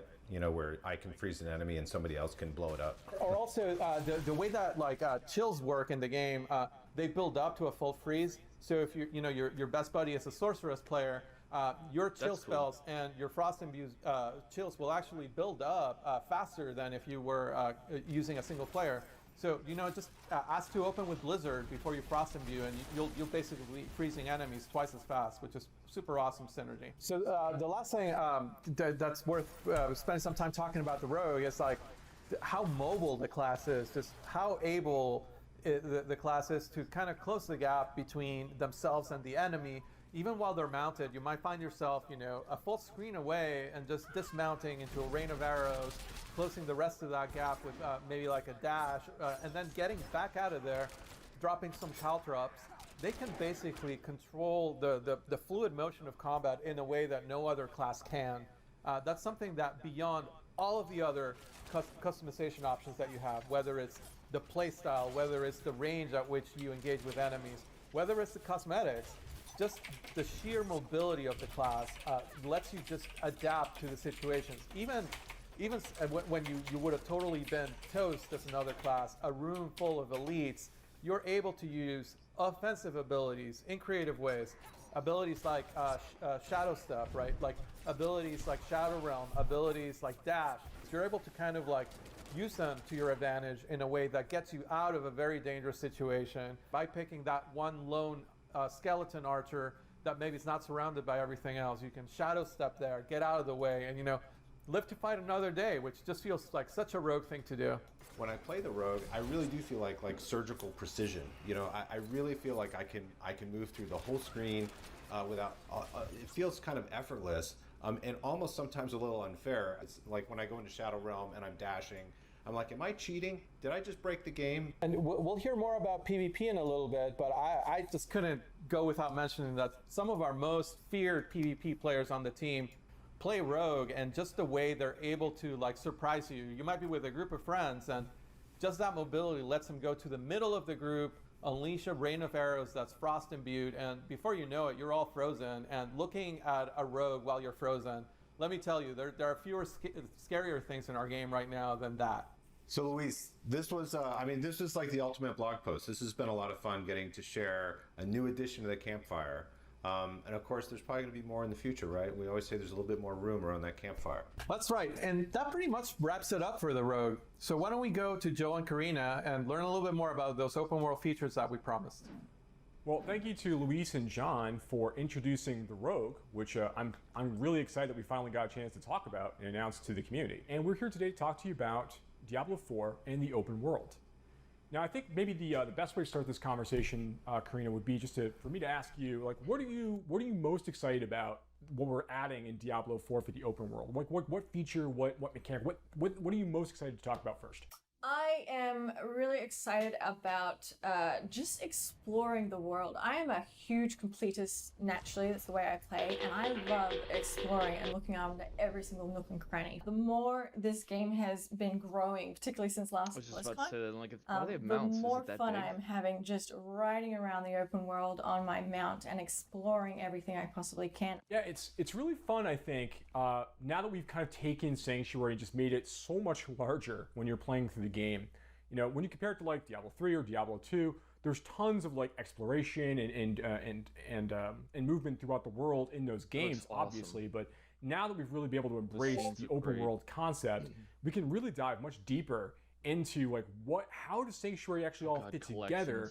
Like be able to ride from Skosglen to the Fractured Peaks, it's very, very interesting that way. One of the things about that I think is really neat is the collection aspect of mounts. So, I mean, there's all these horse breeds and other mounts you can find throughout the world from completing puzzles or just finding hidden locations or slaying certain particular kinds of monsters. Gameplay, that's so stupid. Find various horses or things to customize your horse with, like horse armor. There are hoof plates you can get and trophies to show off your accomplishments. There's lots of different ways to make sure that you can personalize your mount, make it really feel like it's your companion. Yeah, and it's really cool that, like you mentioned with the horseshoes, you get to actually change the speed at which your horse can run, and it's something I like to be able to customize the horse to the type of gameplay that I like to enjoy as a player. And it's really, really fun. I like the amount of variety that you give us. And I mean, there's more to mounts than just that as well. So like one thing we know we didn't want to do barrel, and I can ride it around. I wouldn't really care if it gets where I need to go. This idea of like fighting from horseback, it's not really the Diablo experience, collecting a mount, right? Yeah, that's something I'm super excited for. Like we showed last BlizzCon, we had the sorceress. We showed her dismount skill, Ice Dash, where she shoots forwards off her mount and destroys everything in her path. Well, with the Rogue, we got to have a little bit more fun with it, and the animation department has done a fantastic job of having her leap up into the air and fire down like the rain of arrows that destroys everything. It's really, really cool. It feels really good. The idea of like leaping from your saddle and just raining arrows down on your enemies as you pass by, getting down the fray and then starting to stab people and poison people, like that is spot on what we're looking for. Being able to jump in, engage with enemies from your horse, and then just fight it out, duke it out using your skills and everything else like we want. It's interesting that your mount can't get damaged, but if a monster actually attacks you while you're mounted, you will actually be forced to dismount. So there is a flip side of actually judging for yourself when you do want to use that skill in order to prevent you from being forced off unintentionally. Yeah, there's definitely a little bit of gameplay there to make sure that you're using it in a way that is most appropriate to help you get where you're trying to go and also fight the monsters you want to fight. One of the things I'm most excited about for the open world right now is this feature we have called camps. So camps are basically these strongholds of evil out in the overworld. You know, you got to remember that, decades ago, during the events of Reaper of Souls, when Malthael rose to power, the Reapers killed like 9 out of 10 people throughout Sanctuary. Like a tremendous number of people passed away. Now there's a big power vacuum out here, decades later. And these monsters have started to move into these places. Bandits, monsters, goatmen, all kinds of different creatures, skeletons, the undead, have started to resurface and come back into these areas and start to take them for themselves. You, as the hero of Sanctuary, get to kind of wander through these spaces and begin to reclaim them for the people of Sanctuary. That's part of what makes them really, really neat. Each of them have their own story, they're their own unique fixed place in the world. Unlike quests are something that happens randomly in the world and you can come across them anyway. Camps are a permanent fixture that you as the player, when you come across that evil, you can actually have a real impact on the open world that everyone else can see, because once you have defeated that evil, one of the really fun things is that you basically unlock that camp and you make a new waypoint that previously didn't exist for yourself, but like suddenly all the marketplaces open up, and now you have a blacksmith vendor in a location I think they're like that 30 minutes previously apiece, didn't exist, give or which I take. think is really, really cool. Now, what we're looking at here, this was a village, the village of Karayisu, which now has fallen to ruins. You know, the people here in the Dry Steppes had a problem. The problem was there were bloodthirsty cannibals that dwelled nearby and would regularly raid their community. And the people had to come up with a solution. They weren't strong enough to defend themselves from these cannibals, so they made I'm a interested dark to see how bargain this plays with a out. demon. And they were able to gather enough power to push these cannibals out and protect their community, but not without great cost, as we can see here. You're kind of helping resettle parts of Sanctuary in many ways when you take these camps back from the enemy. Vendors will come back, and now suddenly there might be like new quest givers, new stories that need to be told. Dungeon entrances can appear in some of these places afterwards. Like there's all kinds of things that occur after you take over the camp and liberate it from these forces of darkness. And again, it's just so cool to see you permanently change the world as you find these places and kind of wander through and solve these problems. One of the other neat things about camps, and in general, like the overworld, just broadly speaking, is we have so many more opportunities now to kind of play with movement. It pushes the bar vertically as well as horizontally, and we now have been playing around with the idea of jumping across chasms to allow the player to get access to a location that they previously didn't have. There's all kinds of areas for players to like find their own path, allowing them extra movement options they haven't had in previous Diablo games. We are also in a vertical top-down camera for the environment, and so it really breaks up the plane that you typically see as like not only as a developer, as an animator, but also as a player. There's such a huge variety of things that you can possibly do to mix it up and make things a little bit different. There's like certain puzzle elements to it. That it's not so straightforward and not always obvious. So it's not just a matter of running through the world and getting, to your goal. It's you have to think about it. Yeah, definitely. Now, Karina, I know that you're very excited about PvP. I'm a huge fan of PvP. I love the first time that we all actually had a chance to, as a whole team, play PvP, because the amount of feedback that generated. I think it took design like 3 days to go through it all. And what that showed me is that I find everyone they either love it or they hate it. And I personally love it. I really enjoy it. So the way that PvP works is that the hatred of Mephisto has been bubbling up from hell and has created these areas in the open world that you can freely walk into that kind of consumes you and makes you turn against your fellow players.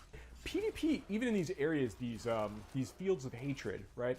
Even in these spaces, it's not like mandatory. So these are optional places players can choose to go to kind of collect shards of hatred that they can collect from like killing monsters, from completing events, opening chests, all kinds of ways to earn these things, not necessarily just killing players. And as you earn these shards of hatred, they're kind of in an unpurified state. They're in a basic state. You need to bring them to a purification event in order to turn them into a currency that you can then use in the nearby like small encampments around the fields of hatred. And what's really neat about that is that when you're trying to purify these things, that's when everybody nearby finds out and hears like, oh, okay, well, someone's actually trying to complete a purification ritual. We need to go and kill those players and take all of their shards before they finish. But once you purify them, they're yours. You can't lose them. But before they're purified, they're free game. Yeah, I think it's really important to note that like even if you don't want to engage with other PvP players, you can actually explore those areas and collect the shards of hatreds from specifically monsters. But the second you need to then turn them in and purify them into a currency where you can spend them on gear, trophies, and other content, you actually are hostile yourself and actually can be attacked during that single moment. But I think that really creates a lot of opportunity for you to team up with friends for just that one little moment in order to gain the reward that you spent so much time collecting. So you called out earlier that the shards of hatred are used for like some of the vendors you find in the fields of hatred. There are some special vendors that only kind of arrive in these areas. They'll have you'll be able to collect special pets, costumes, and then you'll be able to collect, mounts, 70 and different weapons mounts, and things then, along those lines. You can check Nothing our that's like cash strictly shop more for more powerful than mounts. stuff you can get in other parts of the game, but stuff that really like speaks to your desire Character as a PvP boosting. player. And I think one of the Yeah, things you that's can really buy, kind of neat about real this in money, general is that transfers, as character a player, boosts. if you choose to go hostile, Opt-in betray your- PvP, yeah. betray the players that are near you, try to get as many shards of hatred as you can.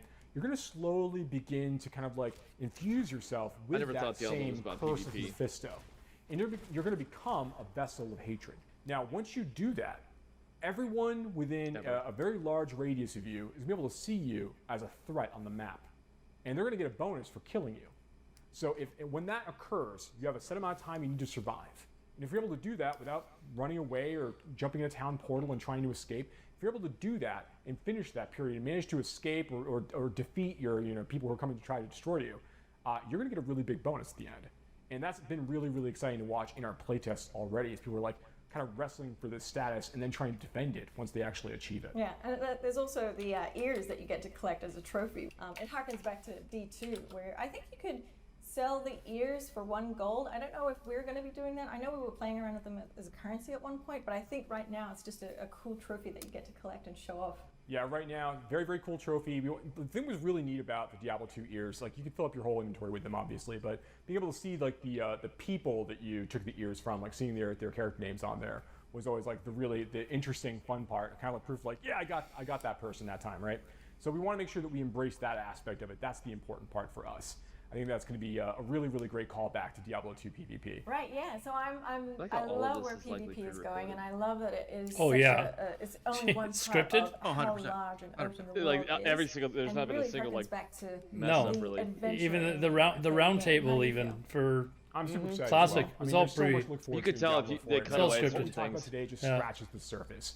In general, as a Diablo fan, there's a lot to be looking forward to in the franchise in the future. Thank you so much for watching today. We look forward to speaking to you more about this game and others in the future. There's a lot to digest. Yeah. I mean, I played every Diablo. I'm probably actually more excited about Diablo 2 than I am about Diablo 4 now, to be honest. I think it'll be exciting. Diablo 2 has like almost an indefinite replay value, right? Yeah. In my mind, and that's something that even to today's one of my buddies is playing like the Project Diablo 2 or whatever, and there's like a lot of really cool stuff that they added there, and I was just browsing over like a million different things on my different screens here, but it looks like they expanded inventory space and then some things like that, and I'm like, yeah, they did that on Project Diablo. There's really, by the way, there's really nothing more. Looking at the schedule, Alodar, I mean, like the schedule real quick, there isn't that much. Here, I'll link it in your chat. Yeah. There isn't that much that I think that we're that interested in, unless you guys want to, like, yeah. So today at least. Let me just. There's a Diablo deep dive later. I'm sure we'll be interested in that. What time's that one? That's not for another. In 40 minutes. Yeah, I mean, let's There's the Diablo 2 Resurrected deep dive. That's the one you're talking about. I mean, it looks like they're going into a. Am I on the right channel? Like, where's the channel for the Diablo stuff? Because now it's going behind the scenes of Overwatch, so I'm on the wrong channel here. Where do I go to? I think you have to go to the game-specific YouTube channel, I'd wager. Unless they have a link. I don't know. They have it. I don't know. Don't just ignore me.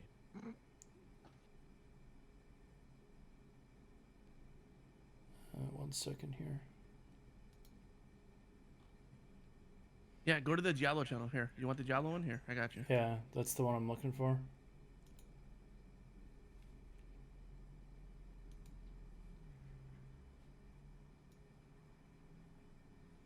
Okay, maybe let's pop that up.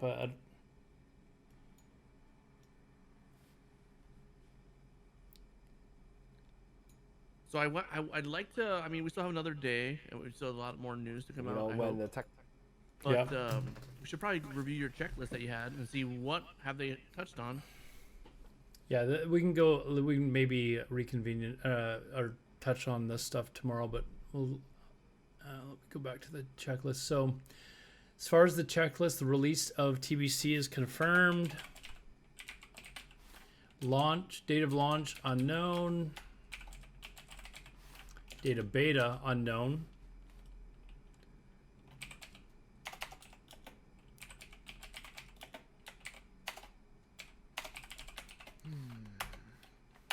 Is there going to be a pre-patch? Yes, we know that. Said yes. 100% said yes. Yeah. And boosting, plus boosting. Phases, what patch of... So they said it was going to go up to... There's 5 phases. Is it 5 or 4? 5 phases, right? 5. Okay. Yeah. Sunwell is going to be the last one. The first phase, I can't remember what they said that was going to be up until. Caramags, Yeah, well, we can figure that out. I'm sure somebody posted a link, or I'm sure somebody posted a full breakdown of it. Yeah. Or something. Yeah. It'll be... Fresh TBC realms, no. Fresh classic realms, no. Let's see, transferring characters. That is actually what's happening. Transferring characters to new classic realms, yes. What are they calling that? There's cloning. What are they calling Cloning, yeah.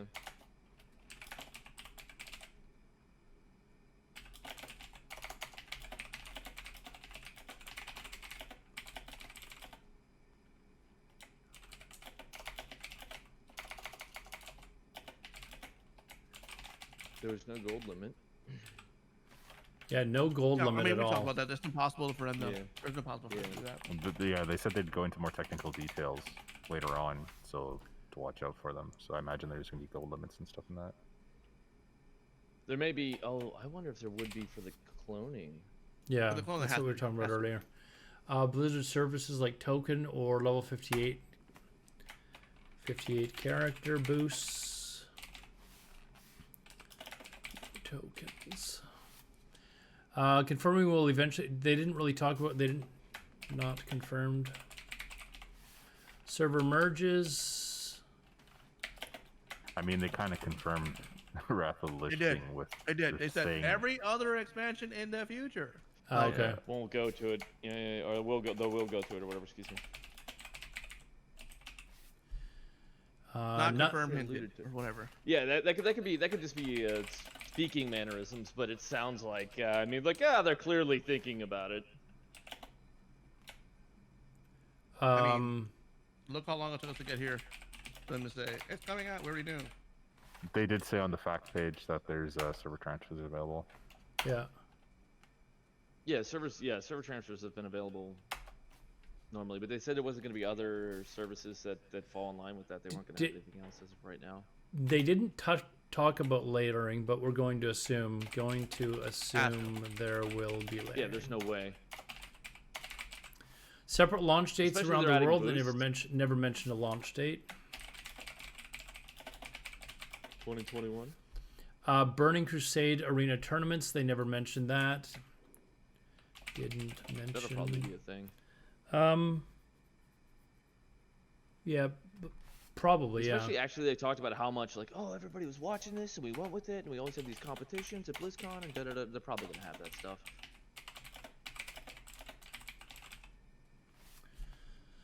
Scaling up difficulty. Yes, bosses. Some That was actually good bosses to hear. are The going to difficulty be scaling. their original unnerfed.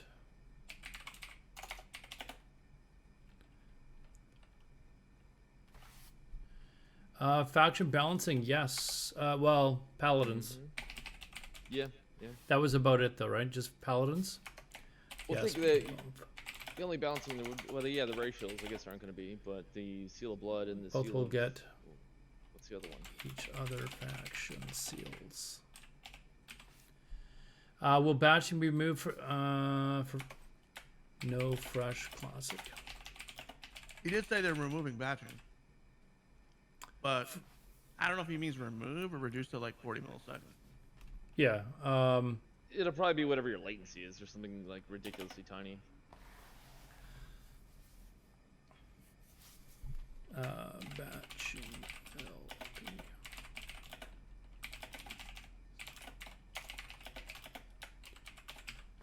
All right. So, is there anything in particular here? Like, a lot of this stuff they did go over, but there's some stuff here that they definitely did not talk about. I did not expect them to talk about what they were going to be doing about bots. So I'm not surprised that they didn't bring it up at all. That was there was other things I was disappointed on. Obviously, I'm disappointed that there's not going to be fresh classic servers. I'm really disappointed. or sorry, fresh. That'll be later. I Yeah, almost guarantee you that it'll be later. I'm disappointed that there's not going to be fresh TBC servers. Actually, but it makes sense because more people are then going to pay for the boost rather than level on fresh TBC. I'm disappointed that there's not going to be fresh. Let's see, the 5 phases. I don't know enough about the PvE aspect of TBC to really comment on whether or not that sounds right, but based on reaction that I've seen on Twitter and in chat, I think most people seem to agree that they needed to split it up a little bit. I did see one person who basically called Blizzard a bunch of idiots because they were limiting how much you were going to be able to start playing right at the very beginning. But I mean, I personally think that if they don't slow it down, you're going to have TBC finished in a matter of a few months with how fast. People will get in there and they'll clear the maximum they can the first lockout, and as soon as they can get attuned to the next lockout, they're going to go kill bosses. Like, it's still just figure it out. Yeah, it'll. They need to pace it. It's kind of important.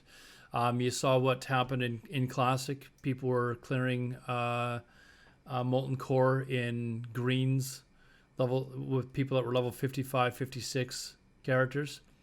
So the same thing would be happening in TBC to an extent as well. Well, the bosses also will be nerfed, so that may help.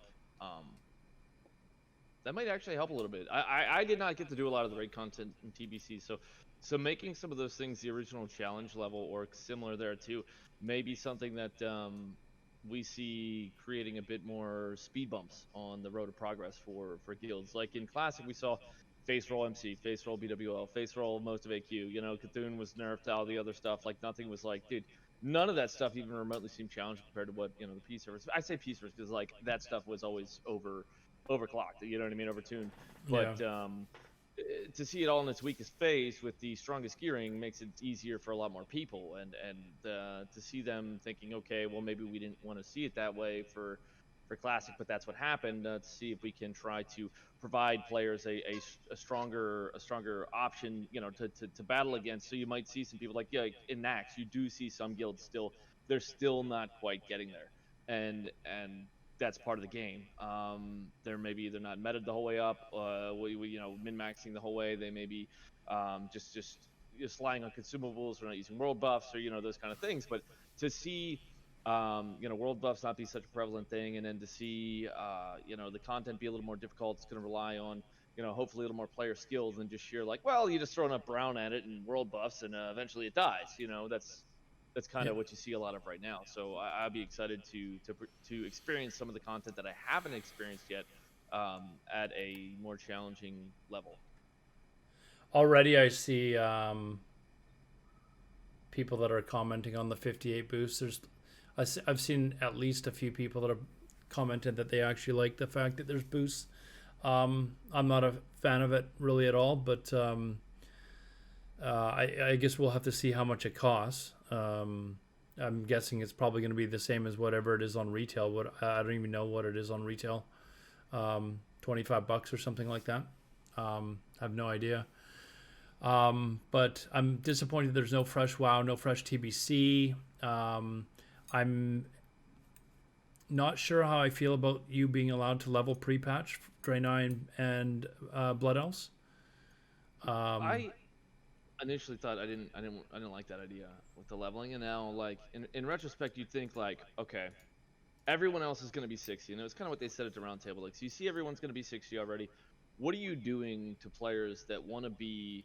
I mean, it's not the way it was originally done, but what are you doing to the players that want to be one of those two race class combos? And then you're like, well, you got to wait 6 days played or whatever to get with your friends. I think I mean, think of the positive though, Alodar. In pre-patch, we don't have anything to do. This is a great opportunity for organizations like Tyrants to go out and grief all the people who are leveling in fucking lobbies. Leveling where? In dungeons? In instances? No, getting boosted? They're not going to get boosted. I mean, come on, man. Well, probably, actually. Why? And not every, we can attack them just to watch them bubble hearth? I mean... Although we'd be attacking shamans, but that's fine. My stream is going to get to see me level another paladin, and that's That's an important factor. Oh my God, Docken, 5 paladins. That's unbelievable. I told my stream when they were begging me to do a paladin in the hardcore challenge. I said there's going to be 1 paladin that I level, and that's it. And that's for TBC. That I'm not doing it hardcore challenge. So, but I think the boosting the allowing people to play paladins and shamans pre-patch, I think that's probably the least of the things that I'm concerned about. Like if I'm concerned about it at all. There's other things that they announced that I'm more concerned about, or things that they didn't announce that I'm more concerned about than the fact that they're going to allow people to play. And if I remember correctly, I'd have to look at the patch notes, but I think the pre-patch was it a month or 2 weeks or something like that? Like that you had to. It was 2 weeks. I think it was 2 weeks. So they haven't confirmed. So for those of you talking in chat, they haven't confirmed anything for dates. All they said for beta was soon. Soon is subjective. It could be in 2 or 3 days. It could be in 2 weeks. It could be in 2 months. I put money on our prediction pretty close. Yeah. I think beta's out in the next 30 to 60 days, at least at the beginning, and then you're gonna see. Based off a non-date, I'm thinking it's gonna be closer to 6 months than the 90-day. Yeah. Play. Yeah, I don't know. Roman's I mean, right on like a lot of shit so far, so maybe not. like, is there I'm just guessing. I don't know. Like, is there still 6 months worth of content that you need to do in Classic? Yeah. But the thing is, it depends when. So what they say? Did they say 2 weeks prior they're gonna get the pre-patch, or when is the pre-patch? Well, no, they didn't say when the pre-patch was. They didn't say how long. We're just guessing they that might it's gonna be a couple of weeks. Some beta for the next 4 to 6 weeks or whatever, and then you're gonna see. Okay, the pre-patch comes out. Yeah, but they're gonna have multiple betas. They're gonna have closed beta. They're gonna have open beta. They're gonna have stress tests. They're gonna have, you see what I'm saying? Like, it's not just gonna be like beta. Yeah.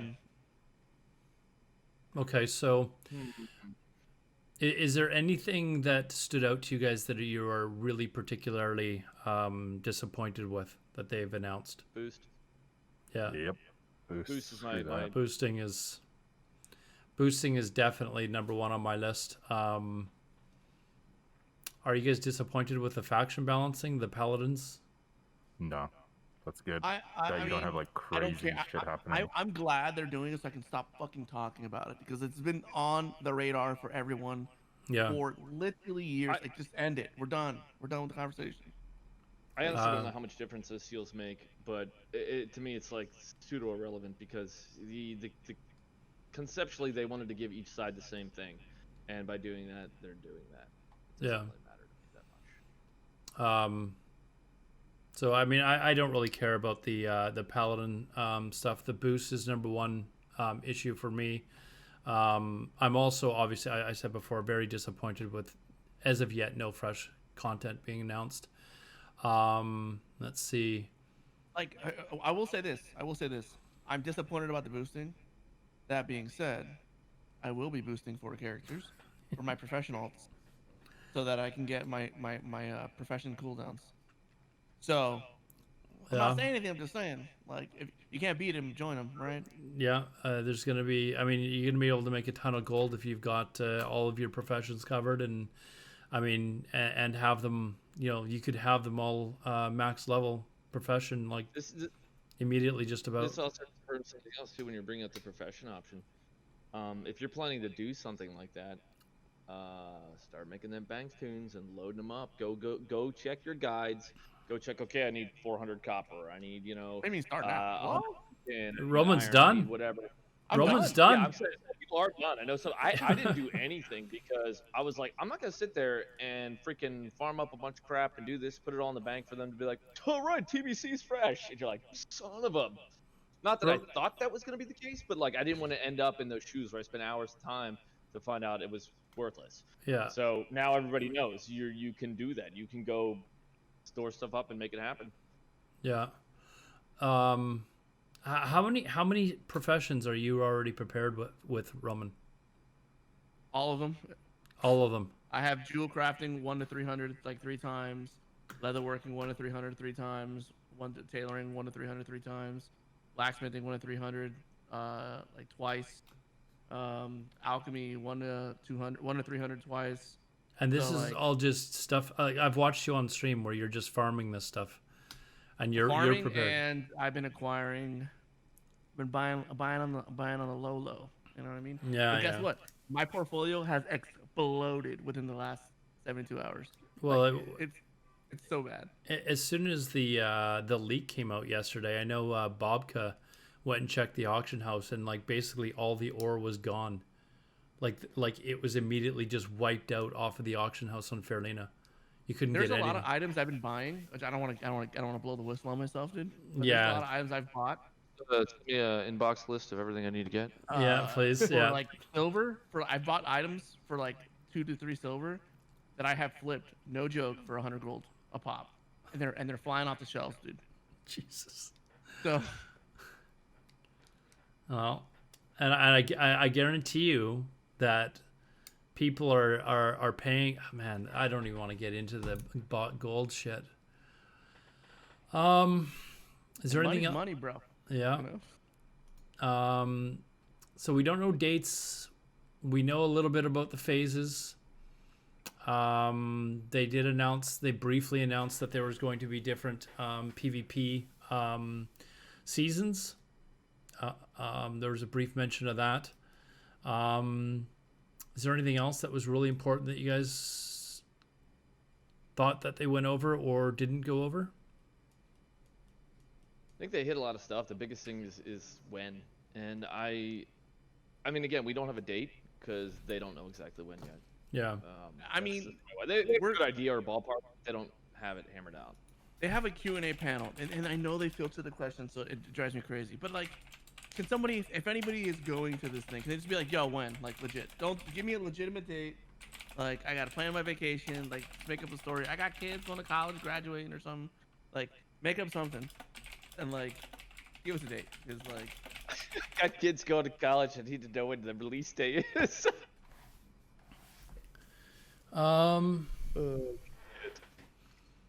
Is there anything else you guys want to cover? Anything for Diablo? Diablo 2 is awesome. I think I'm excited about the opportunity for that. Yeah. Diablo 2. I mean, that, yeah, we did mention about what was the name of the company? Roman, you knew the name of the company. Epic. That Epic. So we did talk about them before BlizzCon started, and we had assumed that they were going to be working on something, and now we found out that they're probably the team that's going to be covering Diablo 2. I assume so anyways. And I'm assuming they transferred them over to Blizzard's control because of the, I guess you could call it the mess that Warcraft Reforged ended up being. A lot of people were kind of disappointed with it. And they've done such a good job on other games, so hopefully they're going to do a really good job on Diablo 2, if in fact it is actually them that's using them. Let's see. There's something you guys might want to read in Discord chat as well, in general. Anything else with Diablo 2? I don't think none of us really care about Hearthstone. Overwatch, we even actually stopped watching the... is there anything actually going on? They're still talking about Overwatch, it looks like. So, is there anything else from you guys? I think we hit all the topics that a lot of the community members here would be interested in hearing about. And I know some people may want to on their own watch the rest of the BlizzCon event. Yeah, let's actually ask the people in chat. Is there anything else, chat, that you think is important to maybe go over one last time? Is there anything important that you think that we've missed, haven't spoken about enough? Frank Furlalls is saying not right away, but in the future. He's talking about fresh servers. We were talking about that before the show started, Frank, or before BlizzCon started.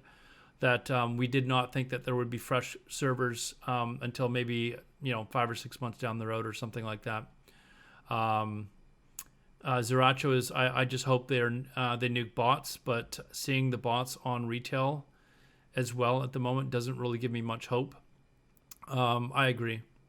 Sadly, we've talked about this to no end. It's probably getting a little tiring having people listen to me talk about it. They just aren't going to spend money on bots, and it's a massive problem that's ruining the game. Where the Cambies? Where the hell is Classic Fresh? Cambies. I think that they'll announce a fresh server in like, several months after Burning Crusade comes out. That's my opinion. You guys agree? Fresh, maybe. Maybe if ever. Yeah. I think eventually they have to do a fresh server. Otherwise, you're gonna, like we said earlier, you're gonna get some kid or young man standing in the crowd asking, "Are you gonna ever have fresh classic servers again?" And it's gonna start the whole cycle again. I think they will plan on having fresh. It's not even that. What's gonna happen is private servers gonna roll up and like, "Oh, what's up? You guys want private servers?" And then here we go all over again. Yeah. I think they'll time it. It'll be one of those things where like, okay, we're gonna get BC for the classic game. It's gonna get BC. We're gonna roll with that for a while, and then they'll be like, all right, we're gonna drop Wrath, so we're gonna give new classic or new whatever, like, or they're gonna weave it in. They'll do like, okay, classic's been or TBC's been out for a while. Let's drop a fresh original classic, and then before they do or when they do Wrath or something, then they'll later down the road drop another fresh TBC. Like they'll weave it in somehow with their schedule. Yeah. Let's see here. I just wanted to quickly check. We went over the frequently asked questions, which gave us a lot of answers that we were looking for. I think in all honesty, chat, that's probably where we're going to end it there. There's still lots of news. There is some stuff that's going to come out tomorrow. We might have to possibly talk about, maybe take a look at what they're going to talk about tomorrow and decide if we're going to have a little quick session on that as well. But I think today we got a lot covered. Let's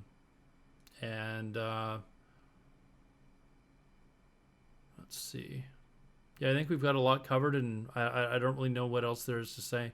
We're gonna have to wait for more information to come out, particularly dates, when beta is gonna come out, when the game is gonna actually launch. So I think that's it for us, guys. Oh, Dawkins already gone. Oh, I did that. Thank you for hosting this, by the way, Al. Yeah, no problem. Really fun. And really again, fun. guys, everyone in chat, if you haven't already, you've got the Twitch channel names on screen right now. Go follow those guys if you haven't already. They're all very good streamers, very informed. You can bet with Roman if you want. He's always willing to bet money and gold about stuff in game, or learn something new. You can see what he's farming. He farms all the time on stream, does raids. Fex, same thing, very knowledgeable. Docken, very knowledgeable. So go give them a follow if you haven't already. And you can join our Discord channel. I'll give the link one more time before we leave. But join our Discord channel. We'll be doing these shows quite frequently. So, that's my Discord channel. We'll do another one. But anyways, that's it for us today, guys. Thank you very much for tuning in, and we'll announce another show in the very near future if we don't do one tomorrow. Thanks a lot. Have a good day, and we'll talk to you soon.